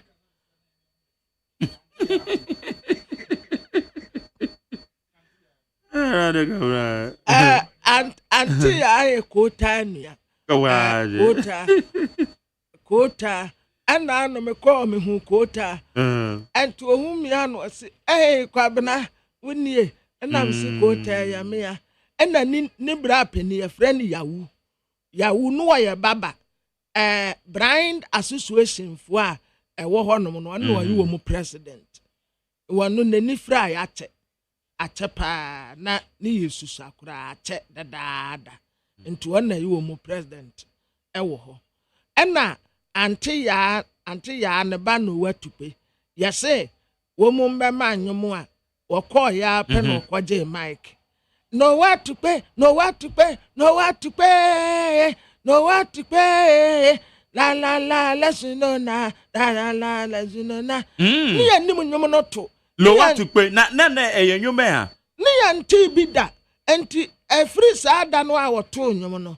Ani ade no what to pay ni ye ni. Ye ni din. Wonim say di besin na men kai ni din. Oh. Yeah, no what to pay. Ne bane abena mansa na. Waware kia droba no a what of anko na uma ye no. Esa. I will be a store man. Oh. Will be a store man. Wabubo container and will be a store man. Dan me do one none in kuasa. And or car say will be conquer. No aqua coffin kunibi. No what the abem be a dam me do one. Menya kuko better nibi. Ato. None the asa. Womo ya dia pa womo tete sorry. Na Dominic Ayene ene wo ka say wono no wo kire Godfred ye bo adame ade e wo school. Na wo ye school boy. That time na Dominic Ayene a lecturer. And to a friend say, "Hey student, come here." But a foot 2 hour the man student went ye. Hey, ana no metetro mu a me kom krom. Me hu ya ne say trotro na gina. Hey, obi na kura krantie yi a wa be fu trotro bi. Me to mani kwahwa ya, me teacher no wo kire ma de wo class 3. Ena wono akokum okwo chenchen. Ena wakoku akrantie ya wakwa akoto ma to ba ewura bi wo mampon. Ena me si, "Hey, teacher, unie na wo ya juma bai ena wo so okwo chenchen." Ena wo bi sam say, "Na wo so wo ya juma bai." Ena me si, "Oh, me na that spite akwala anu a me wo Peace FM no." Kwabena ma fu nam say ya me ya. Na say, "Hey, unie." Na say, "Ai. Wo ka kire ye say time changes no." I say asam ka na monte ase. Me sisi a me kwa chenchen ansa na me didi. Na wo ehu baby a wo. Na me say ai. And was say mo hode ase mu wasika say tam. Na me say ai say ampa. Despite media de wo ye adwuma wa ha no mo a. We didi ato biagu. And was say oh ene ewurade nsira despite.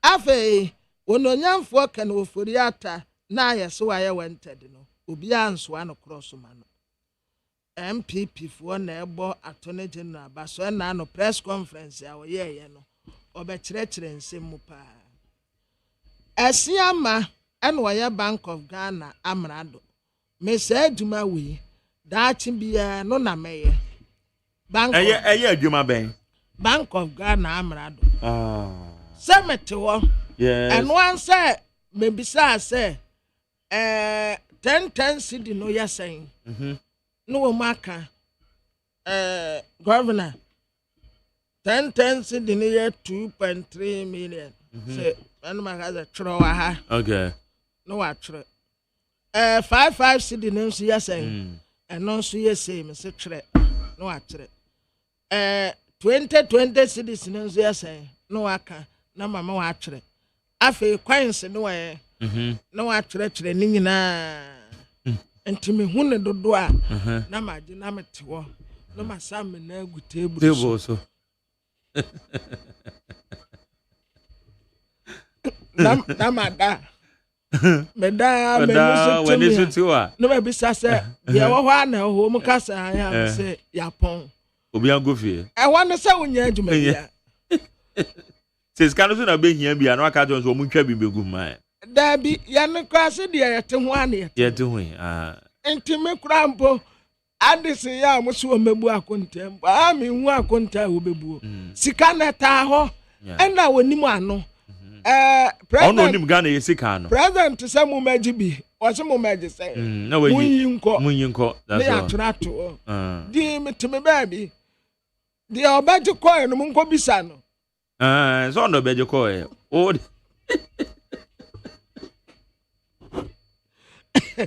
a dumani biado. Me to one man, one son of pa. Men took a hair scanning in a bibia. Baby injury, Obia fan and San Kai, Bibia kama, no ma question me office no ma da, Meniso Timia, no ma sa kwana na one moire. Mobe Casse will be Medjum Tamua and family. Mobe Casse, and the way I struck Quasu or Quay ye, one comra, Mem Pecasa. Or Quay ye, no say Wednesday or free or Friday, and as a Wednesday. Dear, here necessity intact. Obia fan and San Kai. Into me behra no ma got nase na me to me baby me a me yibi na mo so a me ma mu yibi nyina te wa na so mo na so so na kepu ye gold nso man ho gold nso ka ho and eduma no ede gold nso ka ho ma jani me pon wa bon and a Kasongo.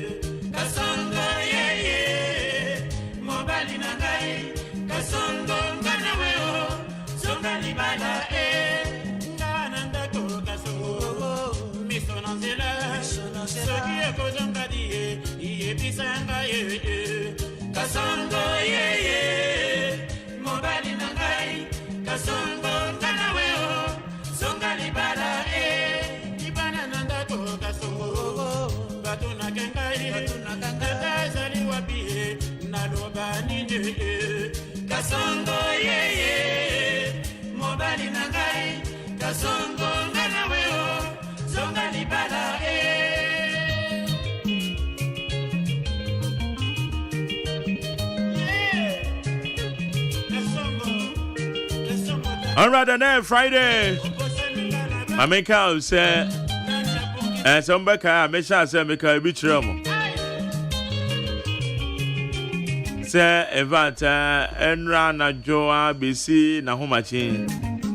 And you can enter my PNT. 80 and program no. I also go kakra and then we produce the discussions and on the bet them now on the panel members and all the discussions na 12. In fact, many emergency be pa bet you for say bitimi tia me na echi. Many emergency amonim say we e bin say that. EBS mbiri bi mpre no ba we de enye de ehu. Bionu na e ba emergency bi de na enye papa. Ba we de e anyame wo ho. E be fam.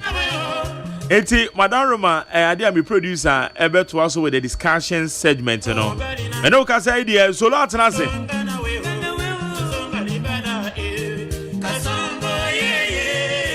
It will be to Kododame Adonka. And I Amale Banson Ebeba. Debbie and I Abdul Razak Chachas. Or you member of the NDC communication team, Abdul Razak Chachas.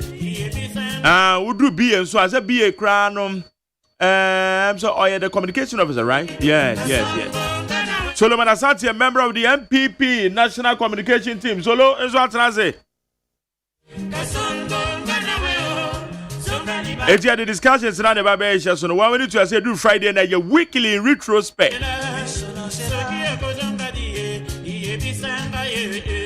Weekly in retrospect. Mede nyankopon jobi bia o. Ya menka ho. Idene the luxurious AGYEMAN. Okay, ya to so kodo da me ado be to the discussion segment na dia mame. Ya menka obi bia. We joada ya be say hia wate. With the full vim.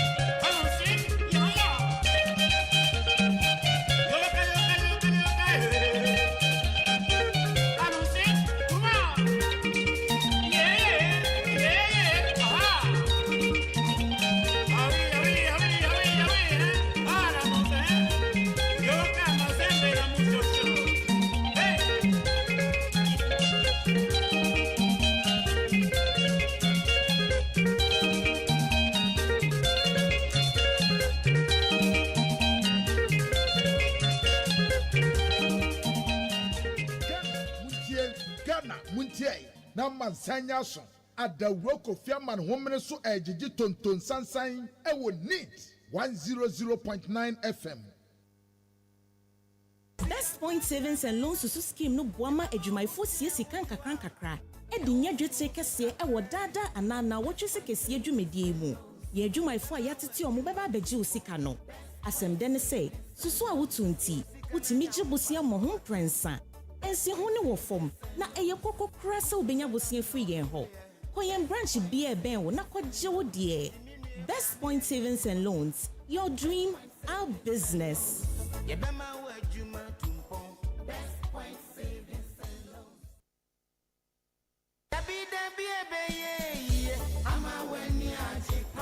Best Point Savings and Loans.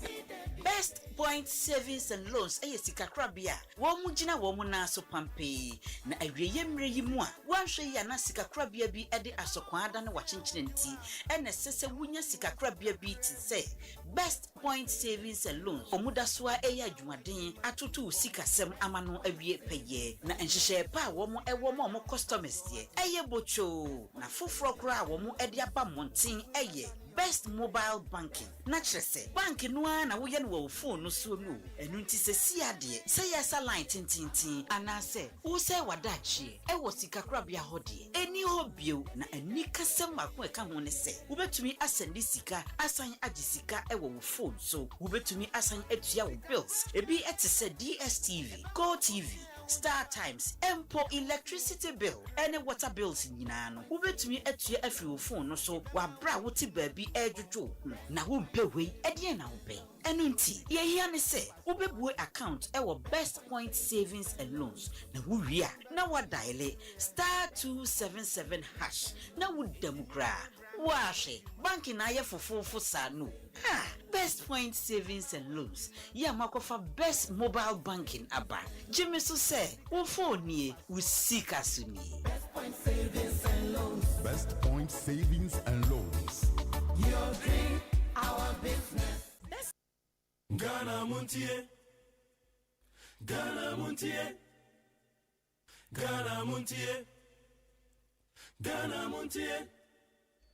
Ghana Montie suna mutie enda no pay e wo neat 100.9 FM so na openi koja da miado maji edwano yese maji baton no efri magjerry ho no mo a bibi esanka ntie sese osifom na okoto aso yendwuma no dɔɔso ntie basa na yese ebi ekona ebi so eba na abejafo so alande Solomon Asante from the MPP watenase ye hwe nim se Abdul Razak Chachas from the NDC also ebetenase esolo atenase de ye bre no so ayebe ye nche ho esese ye hyase na ye ni solo ehwe wiki mu nsemu epiepie ebi ni the almighty OSP ene owura Ken Oforiata ye describe say anase ye declare wanted fugitive say ye hwe na yi nsemfo bi ano a ye hwe na ye hu no OSP na di we betu dwa ye behwe saasem no na solo endra MPP for ye press conference mame ma wakwa abansa solo meme wakwa ba yenwa ena kwadwo odame meda wase bebre ene de wankasa waji ehye na nkasa kan ne de na asem na ba fi ase wa o te kire o miamia mfuruma no obi kan say mechanic na o siesie car no eno no nkasa tu car na esi kwan mu ehye nkonya obi ye try hwe ye ehye nkonya mechanic ibe yi ne eti solo ejamu na mo se MPP for become more as a more MPP endra mo de oye kire bi editu dwa that's press conference a mo ye wo national head office and as a headquarters na eden pa na mo pese yeti ase ewo OSP ene Ken Ofori atakuntunkunuku entemu no wajeda me ma wachen de dikan me ma yetiefo na hwefo wa be funtintan so achen anopai we can say good morning Ghana me jia o man Ghana my Ghana ejo super papa I mean enye boni bia emi se ne wa bobo na poso no ni nyina agina eye ensem a esi na wo emi se no ze ne na nsen ye esi wo man mu a e kire se eye ye special prosecutor wa pronounce eye former finance minister as a fugitive na o hwe se ne mra na etie na ansa no be freo bisa na obe tu obi din so ye fugitive no na ewo emra kwan bia ye di no afemu emra etwe no na osememba na wako tebe bi ni ye hu no na ye di kise niema ahodo e kire but sa niema ahodo na e kire se ni ye any suban we no kire se wo ye declare ye di tu ti so ye fugitive ye hwe wo no sa ni ye no eni ho just e bi ensi na just condition precedent na ade wo say sie mayetimi ka say obi ye fugitive and for that extent your former finance minister a fugitive sa de ni eno na e beto odwa no yeah national organizer yeah na dwen say no saa de we de e was o kasa onu krapo de so or the court Emma party no so ba out ebe kasa ye nra na ekire na dwen mo no so kasa bi ekire say no enye say na in fact edwuma na OSP eye na e hye ne nsa na ye office of the special prosecutor no eye SP dan kasa special prosecutor dan kasa na edwuma na oye eye mra na ekire say edwuma no emra na ekire say edwuma no eye act 959 2017 ye ba aban mu ene hye say ambra we na emra no ekire say eye OSP no okura tumi bi won nsem office no unya bewura ho say no your office no your special prosecutor pass atumi no e wo so utimi di ye adwuma but tumi no so e ma ho kwan ma ho nya niema bi ni mo niema utimi ye e wo ho no one utimi e prosecute set obe ye unsa so bi mu e wo se wato anamo bi a animra enamra kwan so na o de no be famra kwa the police na chi obi no de na court ni ya ko am make sure say ye betoto na no ni ya pe esem no jinasi bi ana pomasi bi no sa na OSP no wajuma o hwe investigations na just say prosecute our power but the guidelines just say our limitations e woni me bi a eni ni tumi mu so wo so ye say ti say court na sasem kopie wo ho a yetimi ka say wudi for ana wudi bim wo ade we a wa yen wa contempt wo ade we a wa yen say no sa declaration sa order any sa judgment ni decisions they take final decisions no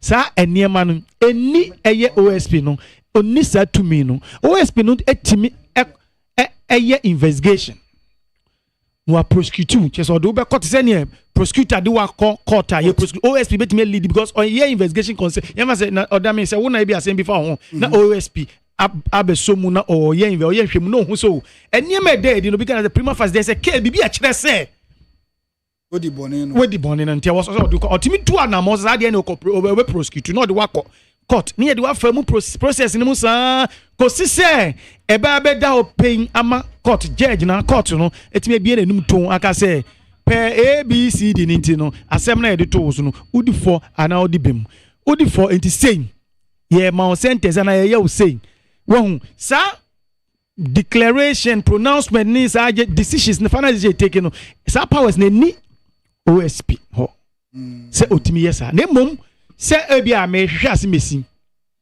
na ya hwehwe ni nsem mu efa ade we ho ne de o tumi se otimi ye okay se watimi ase na ye bisa se na ye wura eye ken over in fact asem no me no de me chemu into two one asem ko ye de abono ko edu ko ye de abono enu ti a OSP hwehwe no eno no me obi kan say you and I were not there na ko edu bi mpo ho ye mfa ni sa say even ko edu wo ho a say ko edu bi wo ho a obi kan say you and I because that is the conclusion among for do na say oh say ya kai okay ya kai fine it say even say ko edu bi po wo ho a woni me ni ontimi jump into conclusion ka say sa ko edu na de abono until say nhwehwemu be ko akɔwie ekosi na wie ya makɔta abemu na ya determine asem no mintimi ma out me ka say eye nokware ana say enye no no me de twiri baby say enye nokware ne ho so say nokware asebe eye mra ene edi bu oman no emra beteki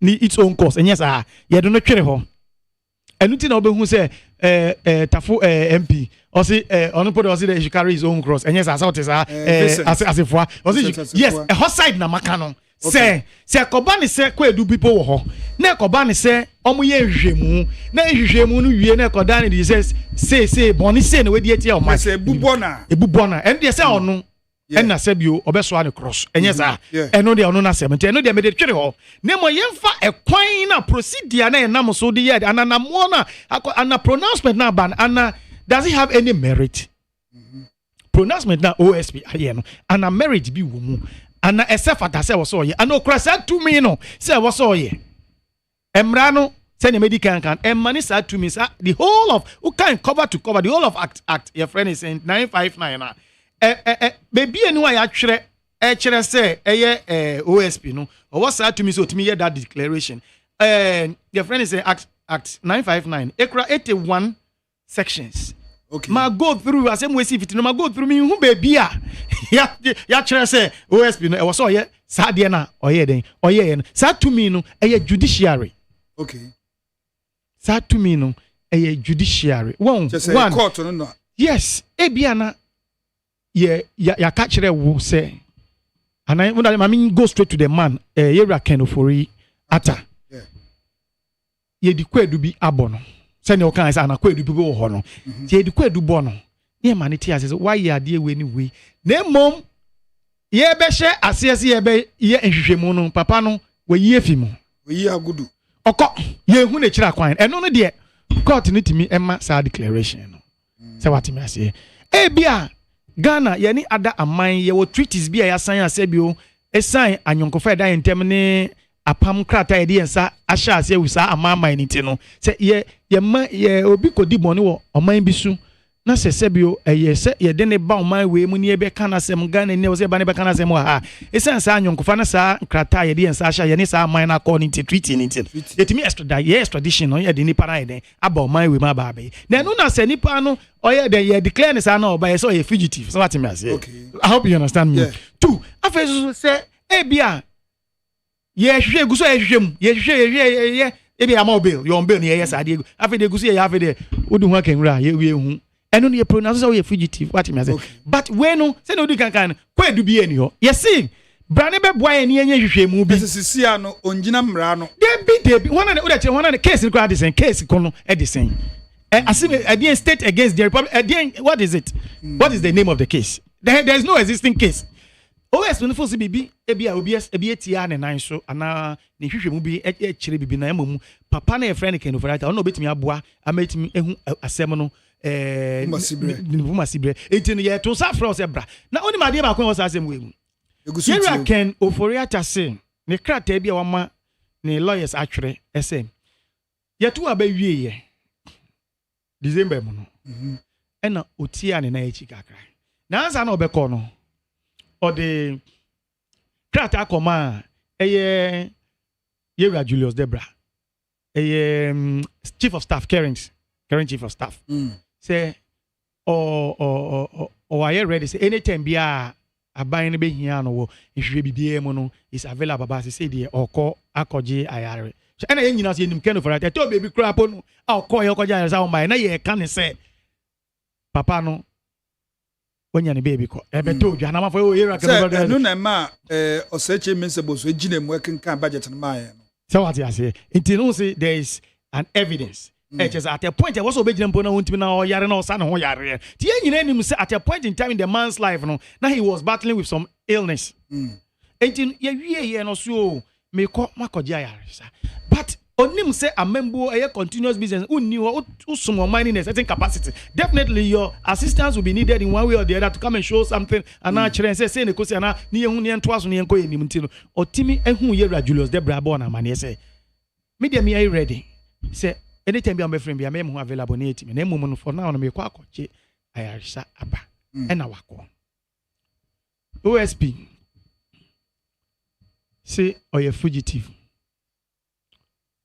OSP enuti amanfo bi so ebu efu OSP Yera Kisi Agyaman say or act arbitrary or act beyond the powers of the amano no because it's too share empenifo mienu omo mienu nyina kwekwasare wo ewom omo ya lawyer for abenfo ba kokra kire me ade kweku asare aye friend aza constitutional lawyer wakasem aza o see ye nyi sabra ayin crime fear because the we are or bar out witness it doesn't I say enim guase e ma Ghana e ba ne mra semua e enim guase kese de ma oman Ghana say OSP unkra such powers no betimi enter into that domain was sprang the tentacles say ne we octopus we other domain enya domain na o act in those capacities no etumra e enim guase de ma say ne yen as oman ye nim ye left from your right Yera kwekwa ansare onu so kire ma de onu so kire say no, they are didn't about. I think the following day that same day non about because I was say OSP ni yini fee on the because eyen go say the more mine. So what means in penfo mienu nyina ba because etia. E won say bi we ba o man mo timi say we o mienu am ike kwa say fo mienu. No ba kwa so ni sere. No ba kwa so na basa. Ba we die. O mienu nyina they are speaking to the same notes. enti ndra kra na me bisa question bi se ndra ewia na bia mani hoti mia na metinem na me bisa question bi se enti nia waye yebetumi de ayesa bibi tisa se impeachment ana so se chi se ono resign na lawyer August no boss so also ka the same thing. Okay. So also ka the same thing said no we nim go ase because say ono resign. Yes, yes, in Revia. Lawyer Abo ono no why your friend is why Ejuma Attorney General office. Why criminal law what's a prosecutor? Yeah, na make an time Attorney General. Yes, prosecutor. Yes, why prosecutor for over 10 years. Yes. On cases are where the defense lawyer or criminal law cases be brave are where the man so them say ranting says it don't. Yeah. No defense lawyer yeah easy. Lawyer or board there. Master how did how the asem. I am lecturer you know. Say minimum baby I say you to me e di juma kodu. Yes.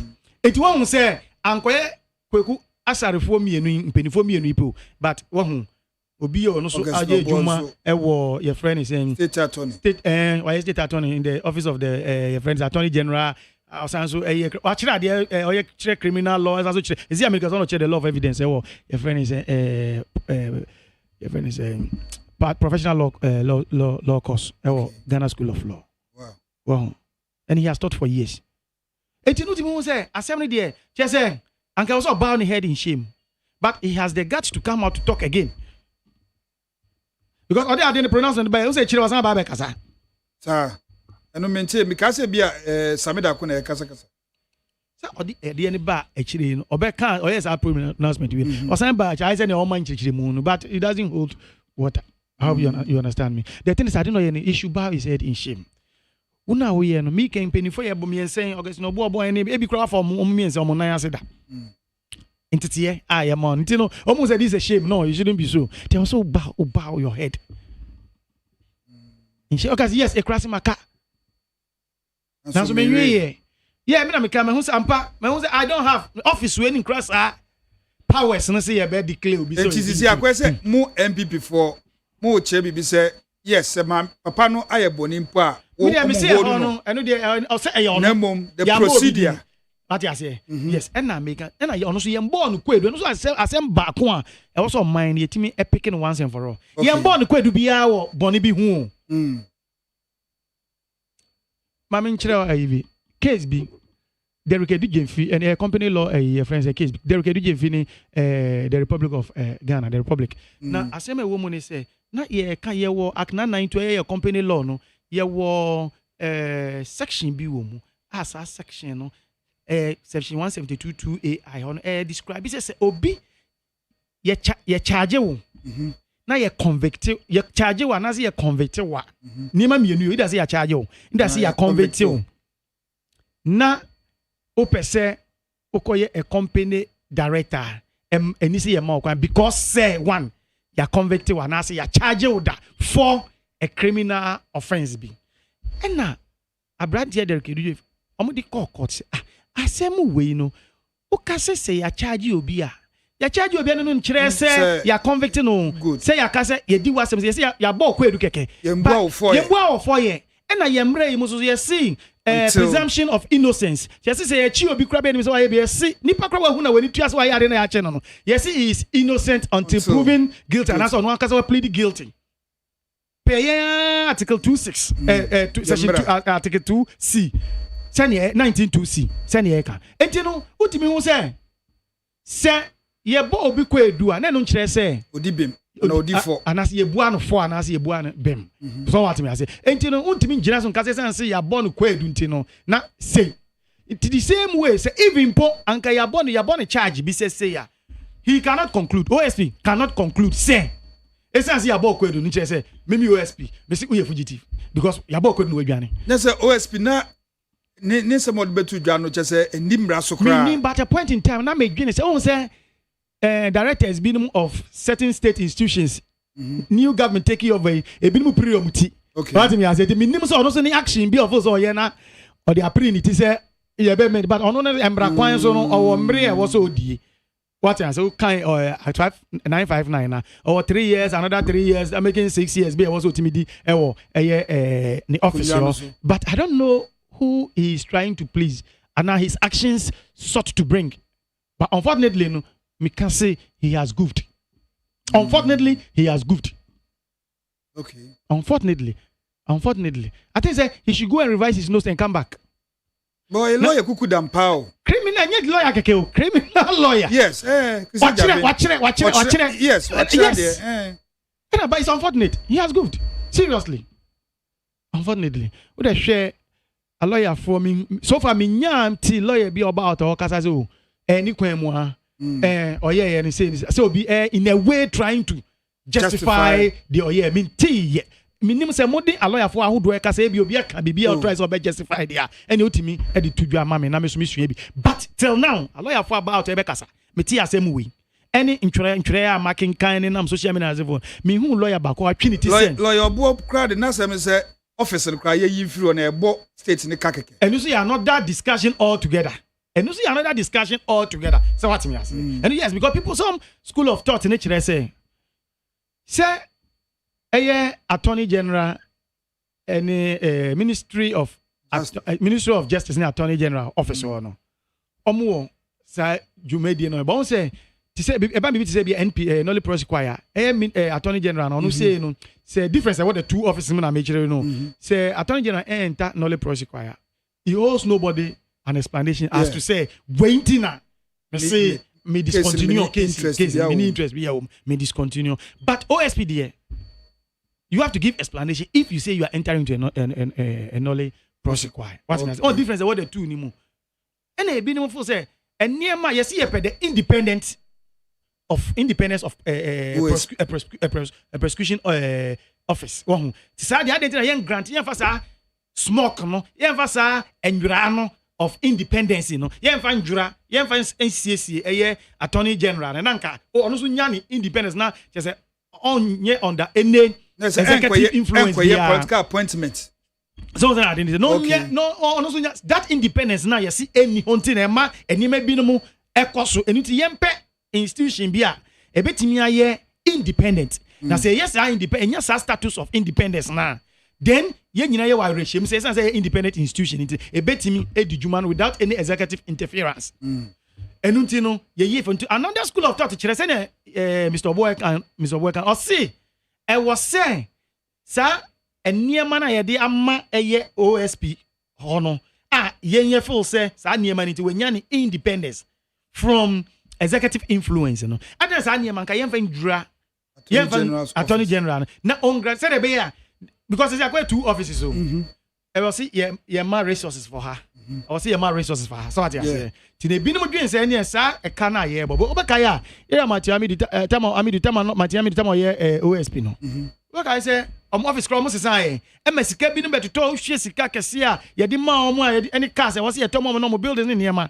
ti obi as a sanka the same Attorney General's department nanka ya close one ya equip one with that and near man ebetimi grant one independence from executive powers now because people out there believe say politically appointed office in position in say nipa ne be hwe the aban no etiso no all can be na oyeden oh yeah enunti na sabio ye raye ne oba ya o se owu aseme da so to force ye fio next topic I be call so there ye fio chese chese ama ebinum e kan say ye rama the obeye the general of clearing agents you know who say sa there no sa influence from executive and ebinum okay sa there no ho there ye instead of say a separate institution ya bo ho ka separately no we no your man your granting is an independence ni yeah na che say e ka na oban amai no airborne ebe kuma bi enko ebebre as compared to having two separate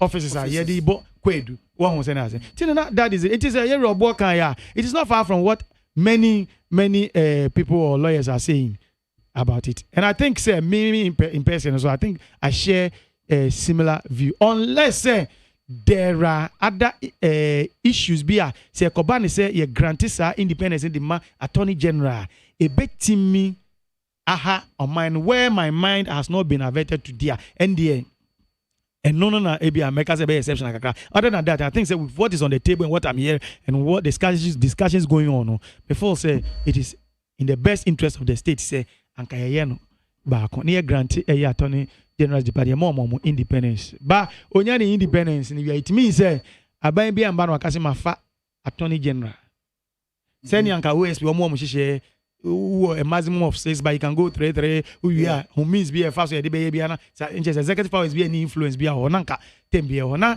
just ministry of justice o say ebinim kra propose yente justice attention yente yes it was yete ministry of justice ne e concept one na attorney general so nya no etimi nya ne sa ni independence na ye ma ye twetwa executive nsa na otene wo omo so no ye twetwa sansa ni fi wa I think say eno so betimi aboa just to save the yesika kakra ye de boy ho brano as on mine just to save it. Okay. Solomon Asante ena wotenika from the MPP. Ye hwese chacha se ba beka ho na message kakra modi aba no ye kan bi emamo we ense most modi by kra achade da 18 muton. We also good morning McJ. Please don't lower your standards. This is getting out of hands. Gande used to use the word criminal and couldn't ask him to withdraw after failing to show what makes him a criminal, determined by the court of competent jurisdiction. McJ, we your fans are begging you not to behave like some people we know, please, and stop giving Bande the rope to make sweeping statements all the time on your show. Nixon Sean Tema East Constituency MPP, the way by way so. Okay, let's move on. Well, it was a good morning, brother. Instead of MPP thinking of making their party attractive, the MPs on the vetting committee are only asking questions and organizing unnecessary press conferences. From Simon Aziako Agbogba EP down, and also someone on the way by we free Kwame Adumbuatin ho. I say good morning, McJerry. God bless you and Mr. Kobina Mafo. Please, it is very true. Pressure groups are one of Ghana's problems. They do not what? Or they were making say they are what? They not being consistent and not being honest to stand for the nation first. And also, the oba Kwame Adom the other by no. Na who are the tia because I want to mean kind ye. We so free Emmanuel Kweku Yamwa ho. I say good morning, McJ. Please tell Mustafa Bande that he should understand that when you stretch your hands on someone, the rest is on you. So he should continue being in pain paradise. 4 years is just at the corner. So he should remember that it was only his gullible supporters voted for them for only 4 years. So he should think, he should tickle himself and laugh anyway. Also, they are the buyer. No. I say, good morning, boss. Good morning, please. I trust you guys are doing well, boss. Happy Valentine's Day to my loved wife, Mrs. Donko from Lance Corporal Donko. Listening to you live, Burma Camp. All right, with the Valentine, which is by Mrs. Donko, who could say, a more happy Valentine. And then Valentine's Day, no no. I say happy Valentine's to my dear friend Victoria Kosia in Tiamwa of Committee 7 Tema, Isaac Theophilus, Weku Nyansa Tema Committee 4. Also the other by no. We free Ko Mensa Pillar 2 Honomo. I say happy Valentine's Day, Aja Safia Muhammad, incoming MPP National Women Organizer, OFO. And Honorable Charles Otin, aka OT, incoming Greater Accra Regional Assistant Secretary, OFO by Ko Mensa Pillar 2. Odo dia banano. Faudia bra, yabekin kind. Just sending your text. This WhatsApp na yankin be mount. We say from Kwablavi of Pokwase, Benghazi. The special prosecutor in the person of Mr. Kisi Ejaben should do his work devoid of fear from MPP members. MPP members are threatening Mr. Kisi Ejaben to prevent him from applying the law against Ken Oforiatta. Ken Oforiatta isn't bigger than the laws of our country. Ghanaians should support special prosecutor to arrest all the MPP politicians who have stolen state property. Greetings to Mame Ifwa Sechi Edu. And also, no do the buy no. And we say Happy Valentine's Day to my sweeties and lovely mother, Madame Charlotte Ejay, former assistant headmistress of Takwa Secondary School, Tasco. God gives you more loving years. Brother, and Boroba. Hey, nicknames there. Emoshi. Was the way KK Kasua from American Town, Kenke House, aka Haoba. Say happy Valentine's Day to all my loved ones, including my incoming MPP women organizer, Honorable Mavis Hawa Kumsin from Kasua. We so every I'm saying they need a different thing. But the info be na send here. I say okay, and so let Kwabena sing Lord Kidube song entitled Fugitive for me. Okay, Kwabena anyhow. Nanka watunyum de dama. Where's from okay, from Bonidi, but also happy birthday to Alice, the CEO of Alice Collections inside Akroso. I wish her long life and more blessings. Akroso for Michiamo. Me papa wo honum sisi ya. Onye chini nso honoti. Enti Akroso me papa wo honum. Anyway, say aha na yede messages ni besi. Solo ada bibi o one say on this very issue na you discuss here OSP no mienu bi aba out abekasa na kasa o maka no emi se ehun behia se ye ne Ghana for ebe share mpenifo ben obako ene ye maame Elizabeth Ohene okay obeka bibi efa eye asem na esi no na ono po de bibia a similar situation okay in May 15th 1979 okay because May 15th it was an uprising and then it lead to June 4 kunesi but on that day May 15 ankaza ofie dwuma mu ne mre anso so obepon no sre kwan se opese okọ attend to other matters bi omuwi afternoon editorial session no all con straight and call the residence of your former president. That I'm not your president, no your soldier name. Yera Rollins, and then a year efie. Okodu hono. Na papa ni niyo. Ne mumuno, maameno, and then the bucket ya afe na okonya afe. That's another one. Into our waiting 79 years or no one. Yes, okay. And Okotino mudidi nkomo efa asema that day abeto go that day na the abeto duane say yes him also jeni bia oye attempt so person yoku ya che no ndi say ni kunu enunti no kuna feli that enti no okọ ofi ejum straight no okọ say koni na koni to mudidi nkomo mu a na ote say obi ibopo ti no ono awunkita akwala no step to the door akọ also be halfway no train ko no be e smoke ejina ho e ka kire ni say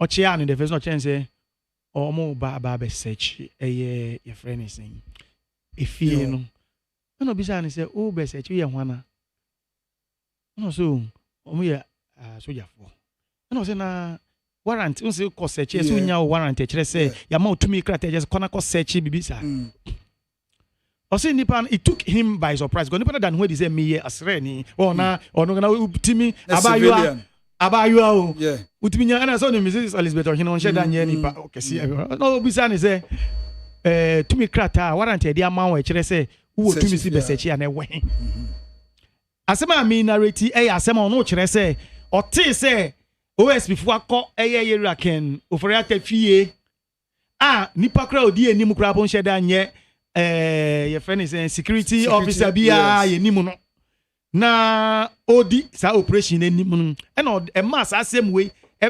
okaye nti ono no on narrative May 15th yes on narrative say me see nyina but that part na anyway ni din say no e hono na on narrative akere oni yen oman no aye den a share so see okan sa no na nipa introduce no yes on ni crop ni namfo on ni colleagues too to odane ni sa no tene na crop too so ejina not too far distance be from where they were talking tema onu ye de epia abonti no camp no etumu e wo nechi eti ave no no any crop mienu no abonti ho e ba epon na de no ne sa nipa no hye smoke no e ho na obisa no na yi no warrant no tino oka no aka say no you can't come and search obi premises without a warrant ukra warrant there no problem ti eto nipa ni trim emo ojai no homo okọ ni namfo ni mienu o ode omu kasa na omu tena kem na ide omu tuye to no ko inside no ko ball Mrs. Kunedu Agyema Rollins amanie so say ni ene see you abontin o but sanso ka to aso kire ma me ne say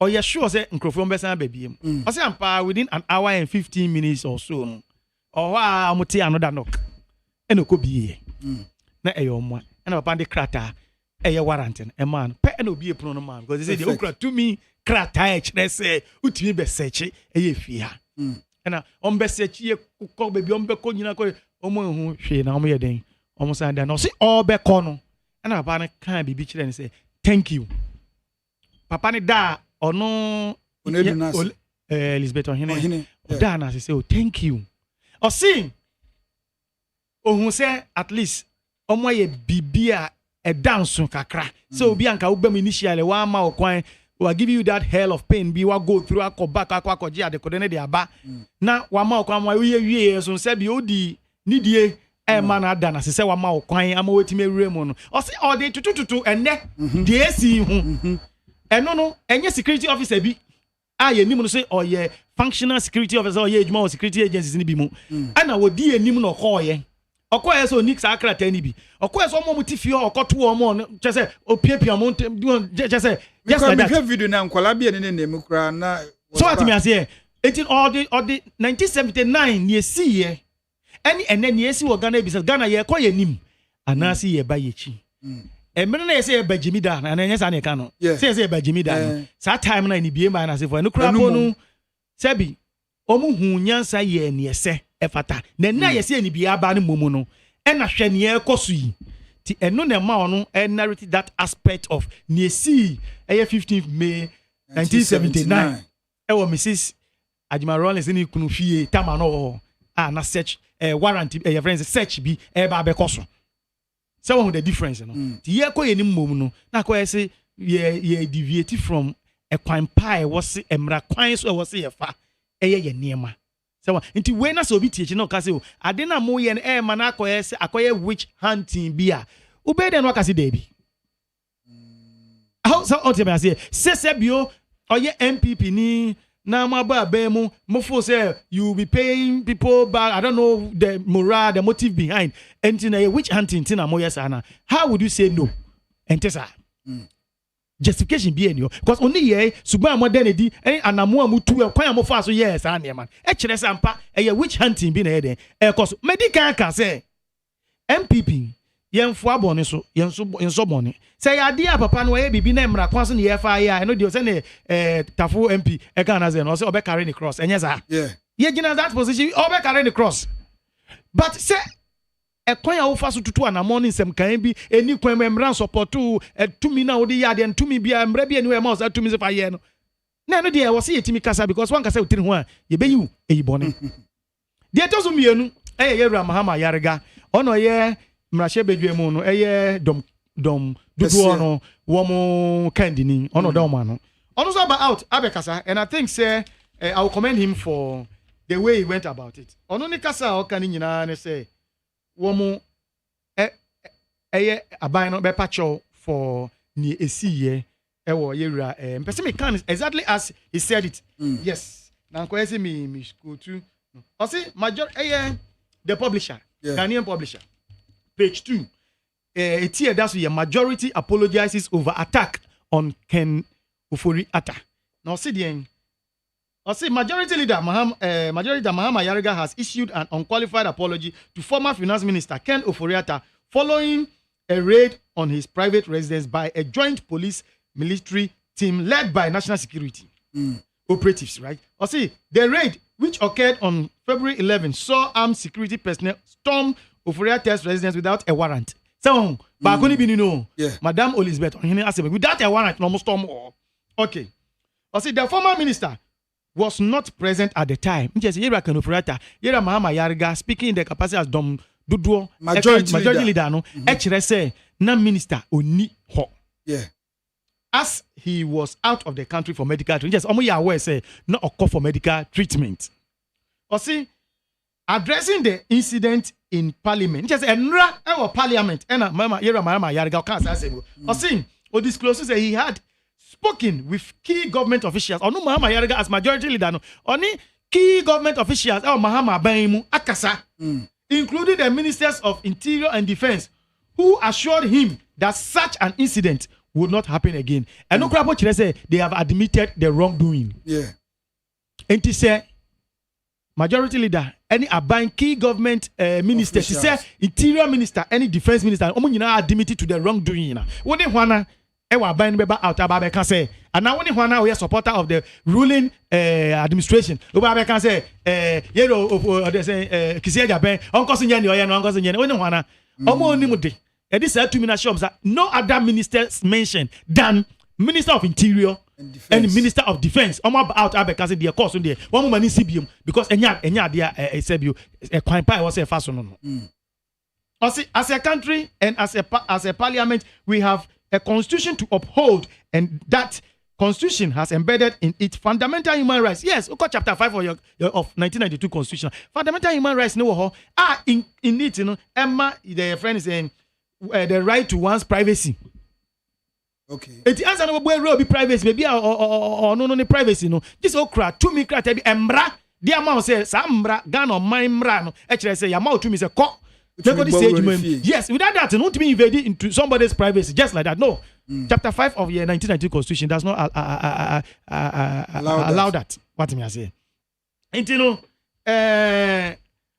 he reaffirmed the government's commitment to upholding constitutional rights under the leadership of President John Mahama, and reassured both Parliament and the public that the government remain committed to the rule of law. When it comes there's also another admittance saying, about the rule of law. Any amount for rights I was here as a mine fairly in this instance. And me marking number 1 instance amount for human rights, at least let me say, amount for a civilian, an individual, a citizen, human rights, you know, number 1 in this administration within basically 30-40 days, you know, yes, you are infringing on human rights. And no, we need a clear admittance. I say we make sure say a be sensible. You be making sure say the rule of law so which means rule of law in this regard I touch him and yejuma. Because they tell me say me marking as number 1 because the government is still young. Because me can say era nanado any era about me abaemo no and I say can be crazy culture of silence and I want to because talking about human rights me boy. It me so start me market mature atum there number 1. Okay. Hey, let's move on. Let's move on. Aka maybe na the jumani na be wi. Until your next topic I say a treaty. We said now we the same way PAP. Attorney General or council high profile cases be no now so Sunday explanation at the buy as to why those cases no or no only say it doesn't see say or continue those cases no. Enti solo Ejadame, Yera Attorney General Wabekasa. ana mindi kan say we two ana mo binum say no kan na wotwi ana from last week and now you your friend is person me share some of the encrophone na you can so asem we dey twa say dem kan yera to force in the say and College Dauda Opuni Esiama name them they say ensem bebre sebio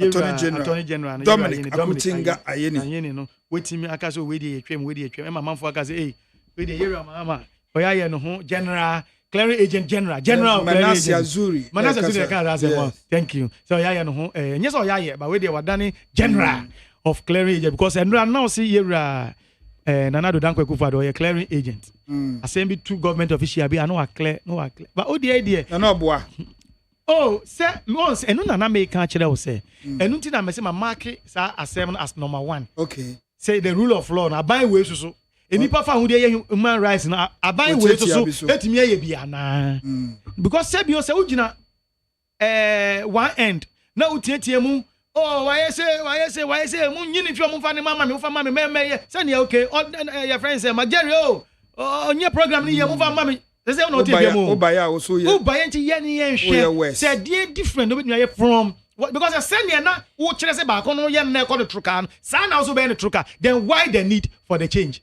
is that what me say entin I was say oh and no be no say people match mo pen tin oh me pen no dey say inke wo mo de nyansan ye oh me pen no every mistake be here I was so market to ho me market so me nyese me for some prejudice and no the thing is o set standard bi o ma Ghana 40 I said no enye say na was ye no and so my ye ze mu hwe o ti sa ene me so be market ma hwe e kwan pa na ye no but first step pa enye human rights bi na enye ene me ntwura no so nto e 1 nje say anyway no ni nyina ye penje say na difference bi enim so there wasn't the need for a change but aba it's still young. Me, my mom say, in benefit of the say the government is still young, about 40 days or so in power. So what I will do is say, me ba they mention on to. Now, baby, you book even do very firm. You be chase any money nyina pie back. Me can I make sure on one. Me sure say Ghana for bi no so asebio almost so and seven on person with you money DHD. Send 4 years and be corner. Almost so a refer almost so obi aba ni trim was no. Tierra Dominic Ayini. Tierra Dominic Ayini. Why then?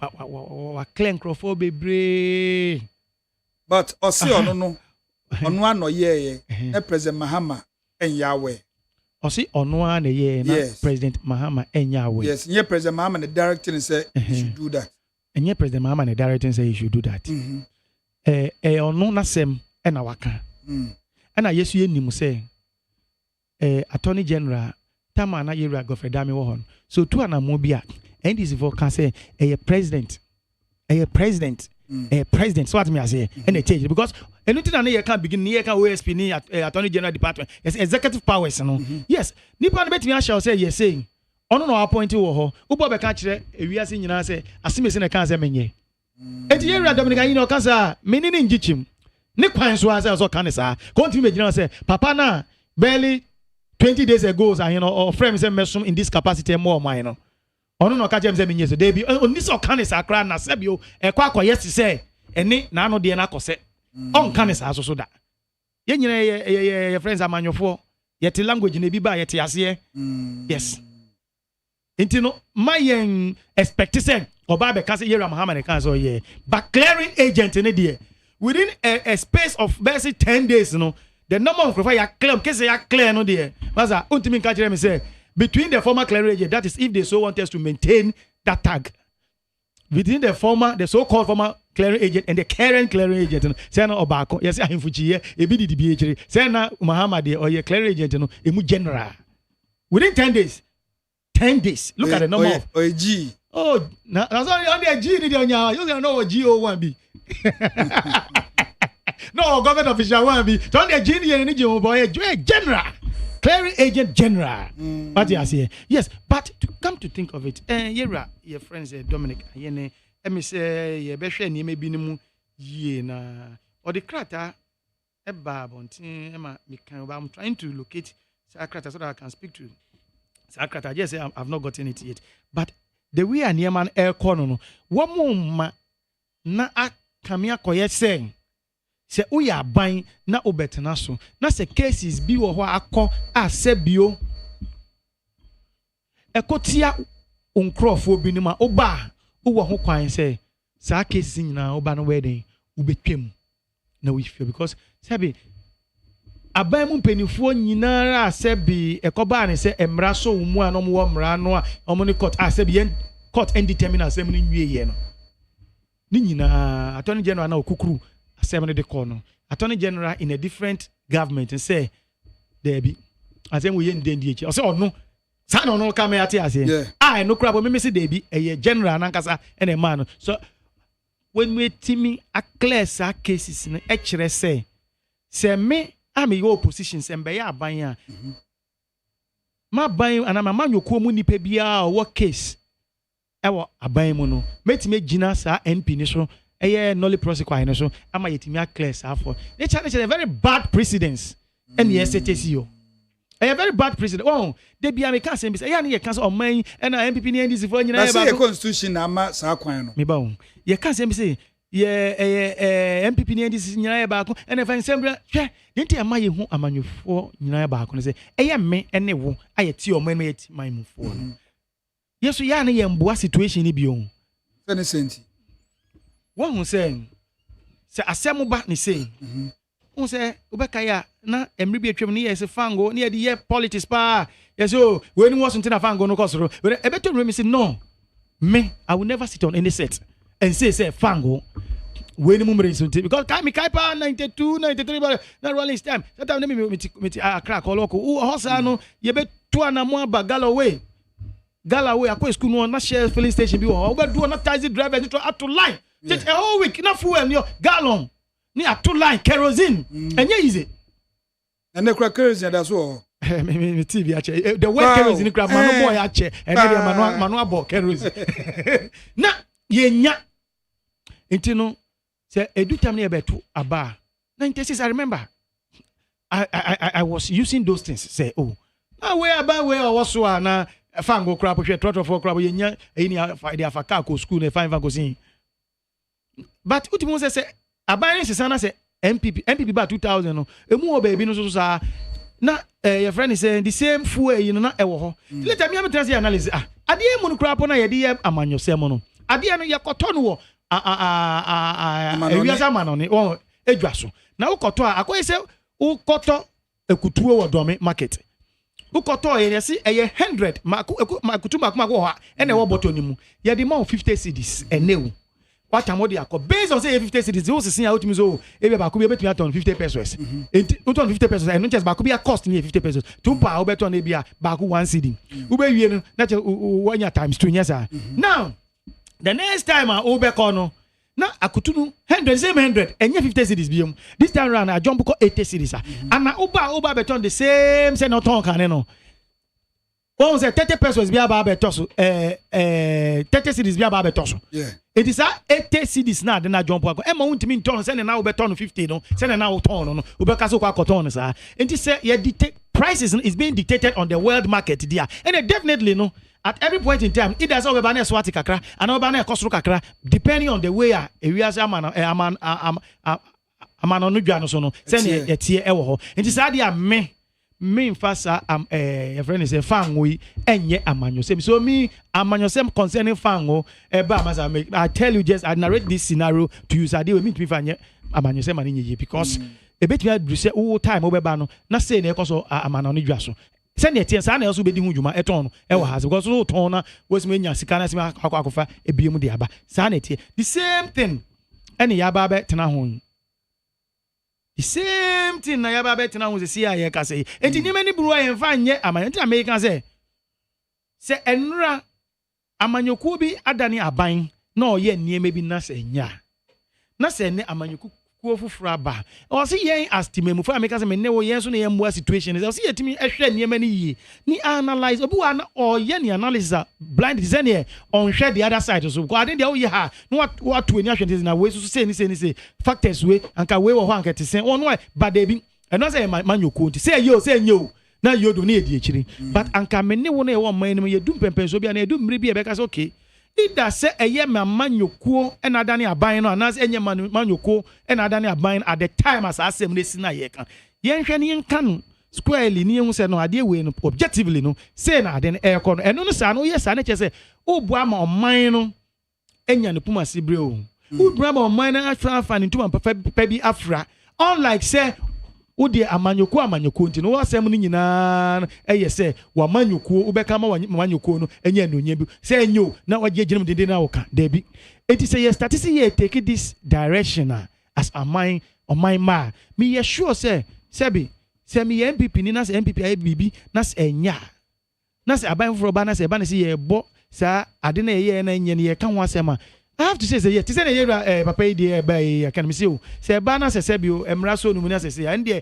ono na sem say won obekwa kogina no because ono tu anamo no. But say eye MPP ninti no ni e begina ka so debi ani tena moye ni sa e na onye hwe ade ne koso na wo no begina ka so onye hwe ade ne koso na wo enti we na eye na ye pe pointer say ebe MPP ne betu ekisa na mo no and say ebe NDC chitafo ne betu ekisa na mo no because na at what point should that U10 be made ni ehun say yes this time round no you are taking a course now you are taking a towards on mine no mpuntuo than amanyuko mpuntuo enti cancellation of this high profile cases no in any way is it wrong nolly proscribed no kind no section 54 of the act 30 no edan e plain say Sebio, ye Attorney General no. Owo sa 2 minutes say obe grant knowledge. And grant is knowledge project kwa ni so. Emre bi anhye no obi akrapon to me for so be kire di ntia. Wo say ntia ba ne se no di nchechire mu bai. E na me emra bi ani we hye no. Onu na say bi odi ni nchechire mu aba. Okay na say willingly obetumi di aba. E na me say emra nhye kasa ne say emra nhye eno nkire say opa umfama. Say what me say emra bi eni we share no kiti de omra no mechechem say wenti na kojo da me yi no wenti na magere me yi no wenti na semes me yi da bi ana me clear sa kisa me discount ana me say me person me to aso bi emre bi eni we share no emre bi eni including your constitution emre bi eni we kire share ne say wa ye wie ne be kire Ghana fo mu nienti a wo ye say emre bi eni we share ne sa tino no ano ha no ho ana ana make say sebi ono na otu ana monti ye pesi ye hu senti oye ya ono na betimi a kire senti oye timi mintimi kire say ono na wa ha no ana say because minim de kan Andra ye ne lawyer guest no or guest no bo kasa no o ka bibi say ono kra time honorable Dominic Ayeni state cancer attorney general HHM kon so ben no kra nko be kan no atu and a friend Kawano Pado o se na hu hia Kawano Pado because but also sometimes you know I don't know because that is how I'm thinking. Who said the we are or cancel sa high profile cases no na as a Ghana ni bia so say adan wo buy crime check you crop fi asemu ye nominate you ye vet you nko office kra otumi anta nolly prosecute kwa ni ade dem say no na eno na me kire say sa de na be ma ebeba omanfo tire mo say ene aban mu mpanifo bi ne mo emre bi atwam aban foforo bi be sha say yetu hu na mo aye hwehwemu fa wo mo anamotuo bi a mo tuye wo aban djuma na mo de dada no no no eno na sabio ama aban ne baaye no waye ne se obehwe na ye yi sanfo ri nyina because wohwemu a omo ye yi ni ya clear ni nyina ye nkrofo a sebi no aban eye mama aban ba ko na twem no mama aban part 1 no na omo wo mo de dada djuma bi ne ma no e de serve o man no enna efom anana motuo mutuye no emra from aban dada no nanado aban kire se no ade we mu ye enyemra kwa ne form aban ko edubo ni bo mu ko edu form ko court na yen ko hwehwem na anamo we enye correct ma sem na travel in court for a period but unfortunately as if for Antoine almost of NDC for so ka say musumbe prosecute mu eba ne say na matina be mu 8 years cases be cry travel be 7-6 years montumi aye omo hwe onim land case bi enra daily graphic anymore 96 years afiansa na yewie 96 years now 7 years na usu a criminal case says it don't case no it's almost I think 12 to almost because see what 2015 so what I say so I mean that's 9 years or so say that so koso na 7 years now ni nyina so criminal cases what me say but me say a land case and it's almost 96 years just the granny slow. Granny slow. Say yes, nyame onyankopon faboa. Onto no ntem. Ento le susu metu for. Na se meka say onyankopon say bi o say eye court as court go do my lord nyeza. Nyankopon also say my lord nyeza. Enti no say bi sa etumi no sign human dignity, human rights ni maybe may also share now protecting one intimate obi found in kakra because a nipa wan go boko edu no court a nipa a right bi na waje fi ni nsem. Tina nin kakra ya mamre obi wa kra de ni si na so amuna ya tututu na no na ni wie fi bibi a particular incident bi esi anka betimi exonerate no na ni wie fi but with time na go through no kakra na bo no waka no ba because time bi an emra is in such a way say e bo won a ya bo mo kwedu no e bo won ho ban say obenya kwan bi aka bibi a e betimi yi no just asem no nyese odi ntro ba o kan asem bi esi a e ye factor e bia sanka ni manimu ya na ebu kwedu anka e bia na ni wie fi sa fact no sa emre no. So I hope you understand. And I said, you cases your court no enye kuma. It kakra. And I may say land case as I see be who case a court 96 years enra and about out here. I feel case no. Let's say patches and fa hone bretintin. And fa hone bretintin. Okay. Etima omo kan amount. The only thing a woman say be very clear obi atimi ti ase preoccupy ni say MPP aban wo ho no of finding fault to some government officials in the elsewhere Mahama Part 1 administration. Okay. And ye di omo ye hihye omo di omo court. Omo court na ye di omo sem process na course no. There be aban assessor. Mahama aban Part 2 asan aba. Mahama aban Part 2 ba ye no. Ana obehwe han ama ne nkrofo a ye se ya bo omo kwadu omo court na aban ni omo nyansem no. Ana obehwe han ama sebio emra asoma pa mu ama ye de omo atumu ana ase ne ye wo se emra kase ye nyenye omo ana ene se ntemtem na yenhwe ne yenyo because obeka ya yera oba akon de se ofo so ampofu obeka say oye omokoye ibi na yera mahama te omo ye kase NC no contribution no job ndia say aye omo campaign aprom ba be bodia abetu your friends and another aban in 2024 egunu wa wan fon ho anjimu no wo emere ne so a sebe ye chiche positions na nazi and sebe edewe wo aban mu no ye ma wo enya de ebe ma obi enti na sebe ube ti say ye si obi ti say ye papa japa a onye security of the say allege say odi there's a video evidence that is say odi domo enimu e de call your friend say na mahama ya ga crab body di wo parliament what you say yes because japa no ne ka say atu force omo case meboa ambulance issues 50 ambulance back 50 issues no wa gisika putro bi a share na tazo sebio a cause of financial loss to the state enti no say no was you contributed during those days no na sebio NDs no timi ba ban mu na ba ban mu no so ne chefa ne se de ogina your friend emra no ogina court court e kana sem ti e was say the contribution ni mo obo e say sika fam say na ho odi physical whatever it is no e was aban ne hwe na court nsem say yeyi ni fi enti yeyi na fi a den tina so bi tie chi na okas ndis aban oban or clear in crop for na omo ne emra enya asema na omo ne omo copy or court ni omudin or clear omo e de ben na obeti kan say de bi entesa it's so clear omo ye clear ni nyina opening case kokobo nsem bebre ya clear no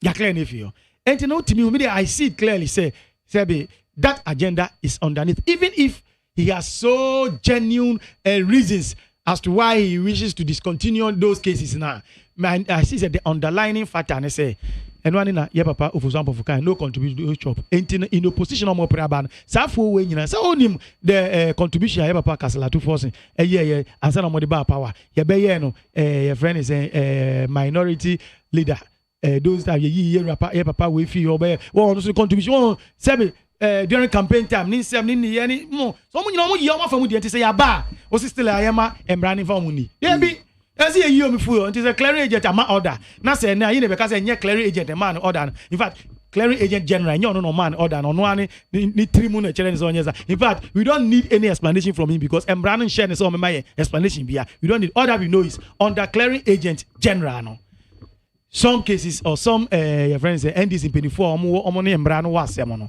say be ya clear that's the underlying factor friends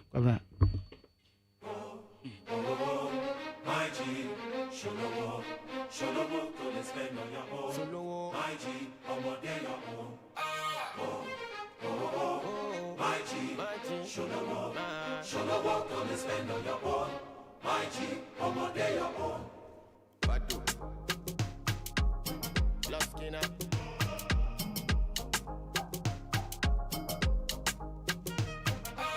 Kukaye, what I do with my life. If you know like I'm quick Fatima. Kukaye, what I do with my money. If I go broke, I go container. Thanks for your concern, I can manage it. So don't worry about me, worry about your airline.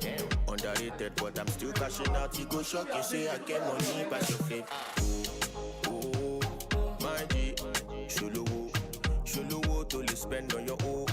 My G, on my day, oh, my G, Shuluwo, to spend on your own. My G, on my day,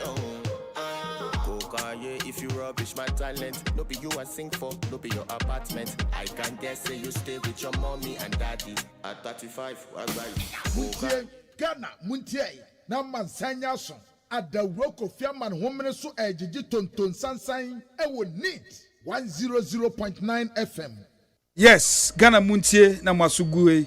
Openi kojo de miado maji edwa me eje motata na yede jumano asomo. Nyame ya dom Abdul Razak Chachas of the NDC Ababelande na bibina chese twetwe ne na ase ya but nyame adom ababeka yensa ti ye be mana kakakra nsa ya to aso Abdul Razak Kenoforiata OSP ensensemi NDC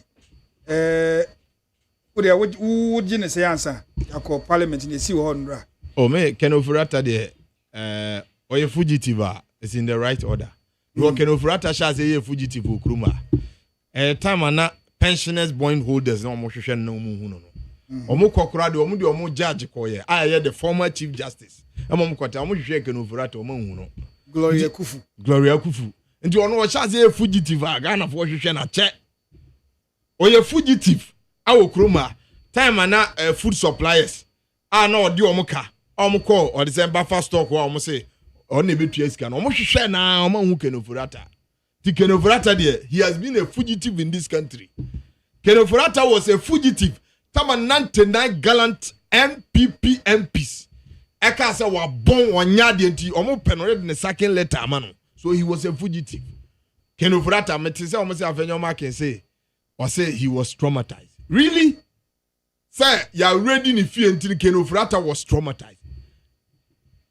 Traumatized na ye kan wo kruma. Onim the dictionary meaning of traumatized. Kenoforiata timi tena kruma. Egu amanfo bank. Ama bima wu. Some are dead. Trauma be na chen no. Kenoforiata tena kruma. Na mamefo, papafo, penfo bi betimi awo no. Oma yi adwuma som man no. Edi o musika kakra abo aban bosia Kenoforiata fa skani de bima wu. I'm talking about Michael Ajekum, the cameraman. Okowu United Kingdom because a bedroom may be Okrumha. Nam paying 4%. New autopsy, Sana Kai. Oh, I see on what kind of interview. I see so a Bobra and Yan Sika. No Pesica 1,000 Ghana cities. Cry won't mean 1,000 Ghana city. Now a told Bimu cry yare diabetes. Bimu yare stroke. Omo Pesica koto BP draw. Na Kenoforiata no musica wodi. Trauma ben a chain. Trauma ben a chain. Kenoforiata me say aniye odi ase Ghanaian youth aniye a ho kira penye die ekom a di Ghanaian youth 8 solid years Kenoforiata me say onye huhwe ye tikrom ha ama companies Big Pen Nivea omu dwane free krom at said ye or the obi na epam omu they were running away companies were just shutting down like that because of Kenoforiata ye fugitive krom anyende me say Kenoforiata won where se wan daje minim de ntia Kenoforiata e be tra ne fia numti ada na atayi da prison Kenoforiata se atayi da prison na Kenoforiata na mabonte ka Ghana ye mra nka nya adwuma Kenoforiata e wo so da prison so ko dance wom Kenoforiata na tra kroma ama fie ni pasa di ni pabone nde nyame adom ono wanya eko hospital na ye ono a me say Kenoforiata aye na na do wo fa se baumia kwala ano mu manage economy no and the Kenoforiata nya no se ono wako US state of the art first class hospital akoda wo se ono oje yaresa abra nipa 19 na bind the kolebuka 400 million Ghana cedis nipa 19 wuye because o man nya sika nko dialysis session na Kenofrata nya sika kotra US so osan ho yade na nipa 90 awu ada easy better than them obi papa obi nana obi breadwinner obi maame 19 because of Kenofrata be release sika atua kolebuka amoma toto niema binti nipa 19 wu okroma Kenofrata taxes ne niema niema ode to amanfo so ama kroma ye she ashama hayi akwa bi omo diagnose ni say onya kidney issue okofro high tension ponko kunu enya fire service for the dim dika kwa no omoka zo metua ne yade na yare sadeka nka man ni kunu ho Kenofrata mesere this man is a fugitive this man he needs to be prosecuted mesere say John Mama chi ofuriata e prison na wanya adwuma bia mpo a Ghana for beka se wabo adwuma because this man wadi awu wadi nya wow waton ya dachi waton generations unborn your future or the future core reverse 15 solid years. Do you know what it means? Say unkwa say near the man a man for school and your certificate and your nyense omu be sua adwuma Kenofrata ba out be catch youth ne say your school na ye call any adwuma na onya available to your school na ye call nya papa. This is what Kenofrata told the youth. Or catch you say the banking sector the government payroll is full. And you yourself ma for the kind. Or say on so be kabi or see your school na ye call ye no. And the job available no and match it. The youth, that is what Kenofrata told us.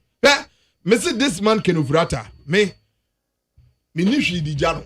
The midija na ye Exodus.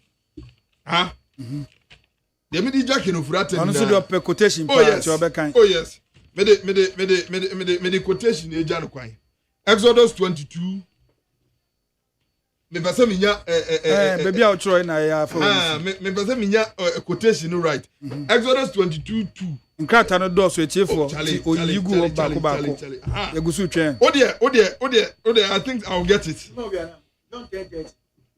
Well, John 10:30. I know so I think there be I don't need John 10:30. I don't need John 10:30. John 10:30 na den na oh David. I am a father. Ayo. And I'm 23. Well, Exodus 22 verse 2. Can I went you? Oti. Egusu ti. Atefo. David, Mesa back. Now it seems my head my rectal my table. I just want to get it very well. Oh yes. Say Kenofrata etikroma no wa wie yesika. E wo say ofata Bible kraka say wo obi wia Ghana sika. Proverbs 30 Proverbs chapter 6 verse 30 to 31. Was it so we are back? We be 7 times. Okay. Exodus 22 verse 2. I say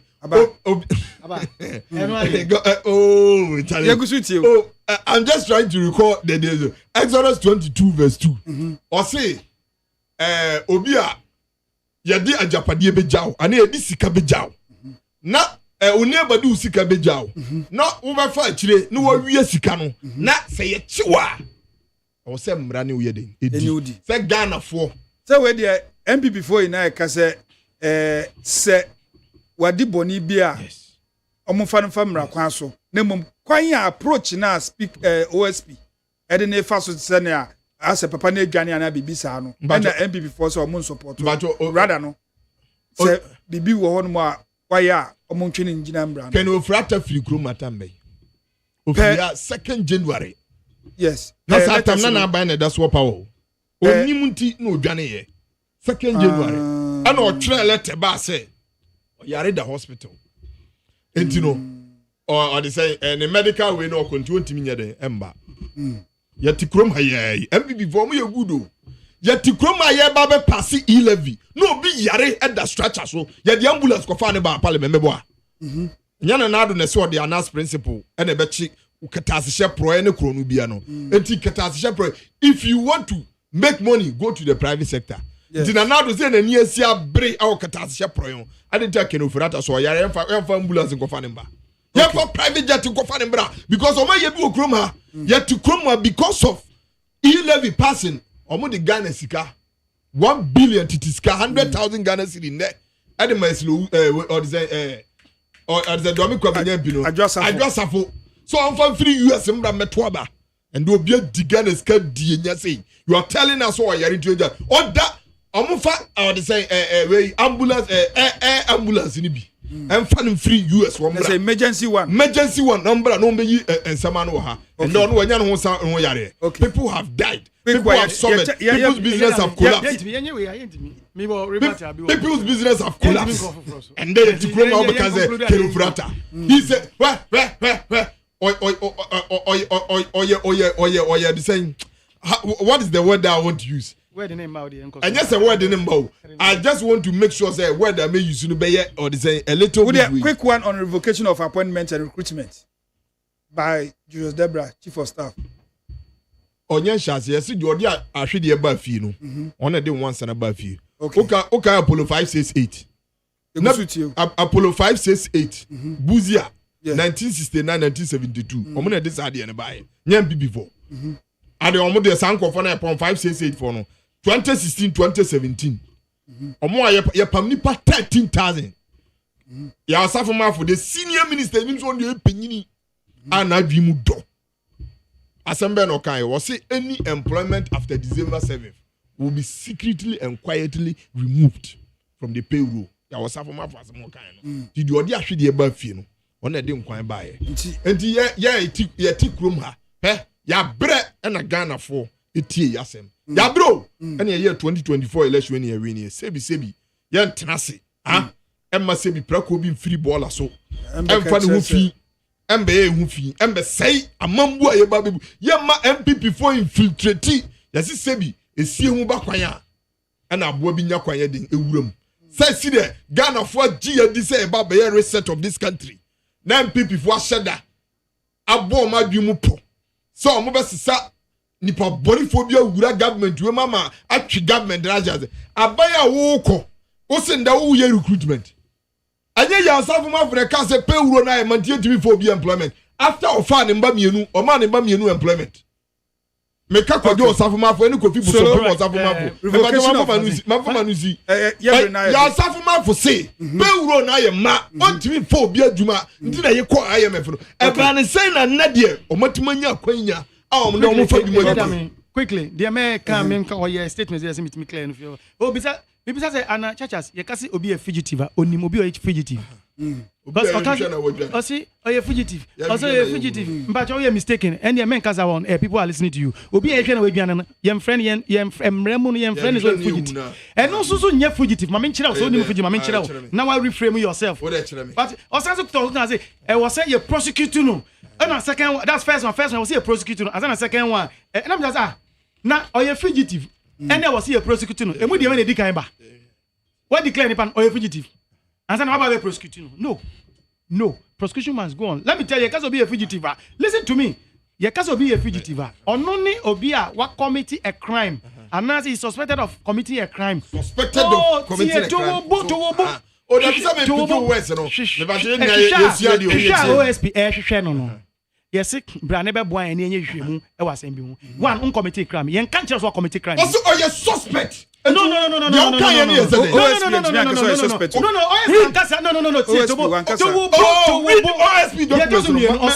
Somebody are avoiding capture, arrest, and now say prosecution. One say we are see a channel. Yeah, bet you know who avoid fast and 5 what Johnny. What me I say? Two, the third one see Obia what flee away from the country just because of so person evade. So quick one on revocation. No, me you must say me. Yeah, can when Johnny was asking me now. On the proper letter, they come chief of staff. Say anytime you hear me be an member name when me kwako Sam ho ya. What me say? So me bra churches is unfortunate he doesn't know what time no offer my money be a fugitive. Mama tell no see someone who is suspected. Is suspected no too. You can't be a fugitive. Only mama example. Obi a fugitive. Example in Ghana. That is expected to be investigated. You can't be a fugitive. Example in Ghana mama said in Tamaklo. Court edina semwa tie ono dey see ya sentence thank you answer why yeah ono no you fugitive oh yes Between the two, I don't know fugitive. Between the two. No. Between the two, no. Cause Eddie Nasem, ama ya conclude say, Mami we ya say ni say. Sika was say come kamato. Mami we afa. Sika no atam anything no emran ye bueti ya no. Na say mami ne ye ni hu na. Onye fugitive obi o hye no. Na mom suspected and commit a crime. No. What is the meaning of no. Now OSP no. Or that man. What's the fugitive means? A person suspected of what? Committing a crime. Yes. Oh, and now why they declare? Who has the ability to declare? OSP say. Only that he is a so only that man is because OSP now tell them as a suspect. Only that I don't know. OSP ultimate declare we are fugitive. Was so yes suspect. Mame kwa humane sombra. Sabi woni mame ka mama ya ga ba abepacho. Ubetumi afre 0302 257 902 and also say 0302 243 540. Pray na yene undi ko bo so chewa dwen nsem a anopei ya brobo so no. Hello. Hello. Yeah, Chief Pacho your friend say you no kasa free. Good morning. Opani Kojo Odamiado. Yes boss. Your friend say kasa free. Pacho wadamfo webo kantamanto ene bebutu. Oribon me yenti anopei. Pacho ta ho ya de. Bibi aboko. Ya da ya de ase. Pacho brin wo mamen ko manim na obi me. Pacho Dr. Sawaja Paul dum la yo pali pa no. Ya min sika pa poduma let ma hote.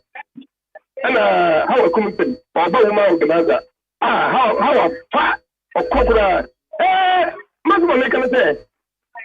Media me say special prosecutor na dia de no. Na ju original o chira ngwa. Okay. Hello. Yami admo bra Pacho your first okasa free. Pacho me dinge me sta no kurasa me kasa free ka so. Oh yes. Container na to aban bo ngeti na namjina. Pepe. Yanko. Messi Yanko. You mamencha me blind this oramentum na so na juma kakra wa be ye no extra say ampa onimode. Yamisha na mcha ju ashama. Ona bu sampo. You so ejare. Me am chairman ba ko pe na isiri na uma organizer na na mpem cham opani kenu furiata me se enkumene mu kura no akosha ye betwe no edi na bigina mra no because odame ye ntina se emma papa we eni na busia emmo man Ghana no mo form hu new na kuvodo eni na busia no be po man Ghana form enti anti cleaner which is studio wa kenu furiata the birthday what the dollar egu no so na wanya bia ni na wa megina wa who justify no justify na who ye propose na who ko so agu ye because the for yet ending wa ma bia ni akomo de wo kwa say me ametie enso ametra wo defend bonia ke no for yet ni na nakukwa do di ye apo mega na kro no keta se we yenya no no ba ni e tene da drama. Okay. Hello. Oh, yeah. Mina me tie dwomi. Yankwe. Nyame hye na me ka se dia wo bai wa dwen se wo be ye no. Nyame mo na nko wani no. Me chia ai su mo gabi fotohia wa yade ana ni mo yanko a ofisi so be mo organizer. Ne akwe free. This NDC for no omo binu sabi omo ntere mo mpanyin mama kan ye. Mpanyin mama wo hwe na some kind na okay say research enti de ni aye pen no onye bi enti mo hwe na papa no mo ma na mo gure no mas me de bia me kasa papa no me nka so go pesika be say ni say record bi no person set wa ko first one alusu wa ko alusu ana wa ba oba ye no niam a oye na je so obaye no okay say oba yi le bi wetwam okay say a school for bi an mo nye papa oba obeye ni yi Shenano, Nkofo, what she omoguma, or she omodi documents, Apple Guni, also say, I are conform one, the bay, and over a segment we nearly no wash. Okay, last caller. Hello? Mejusu, bra, na Pajoka free, your frost say, oh. Openi Kwajudame, Tony, Miamini, Moni Ejuma, wama yanhyɛ danse mageri wayɛ adwuma no nyinaa wasan adwen kɔrɛse ho ɛyɛ wɔnua asɔre bɛnie kɔ wobukuru wade hyeɛ ɛna nɔpa yi ma menkyia yɛwura afɛnwoma kens deɛ ɔyɛ no ghanafoɔ no gye ho paa na me mp honorable gloria owusu na menkyia mpp general secretary okumkom wonim ɔpɛni nkɛseɛ mewurafo me deɛ wotae tie mpp kɔrɛsa yɛdeɛ deɛ ɛka ne sɛ if sɛ pani bi kɔsom wɔ aban mu na biribi afa ne nsase a mmara wɔ hɔ sɛ aban wɔ yi bɛfa so agye mpp ne yɛlusu guard hyɛ dade nkurɔfoɔ kɔɔ kɔɔto mfie nwɔtwe a ɛyɛɛ no nwonwaran a ndc foɔ de ɔmaba sɛ ɔmoba abɛseesee mpp mpanimfoɔ no deɛ kwan da ɔnɔpani kakra meme kan ne sɛ ndc foɔ yɛ smart because ɔmo wɔ propaganda machinery no hwɛw nursing training allowance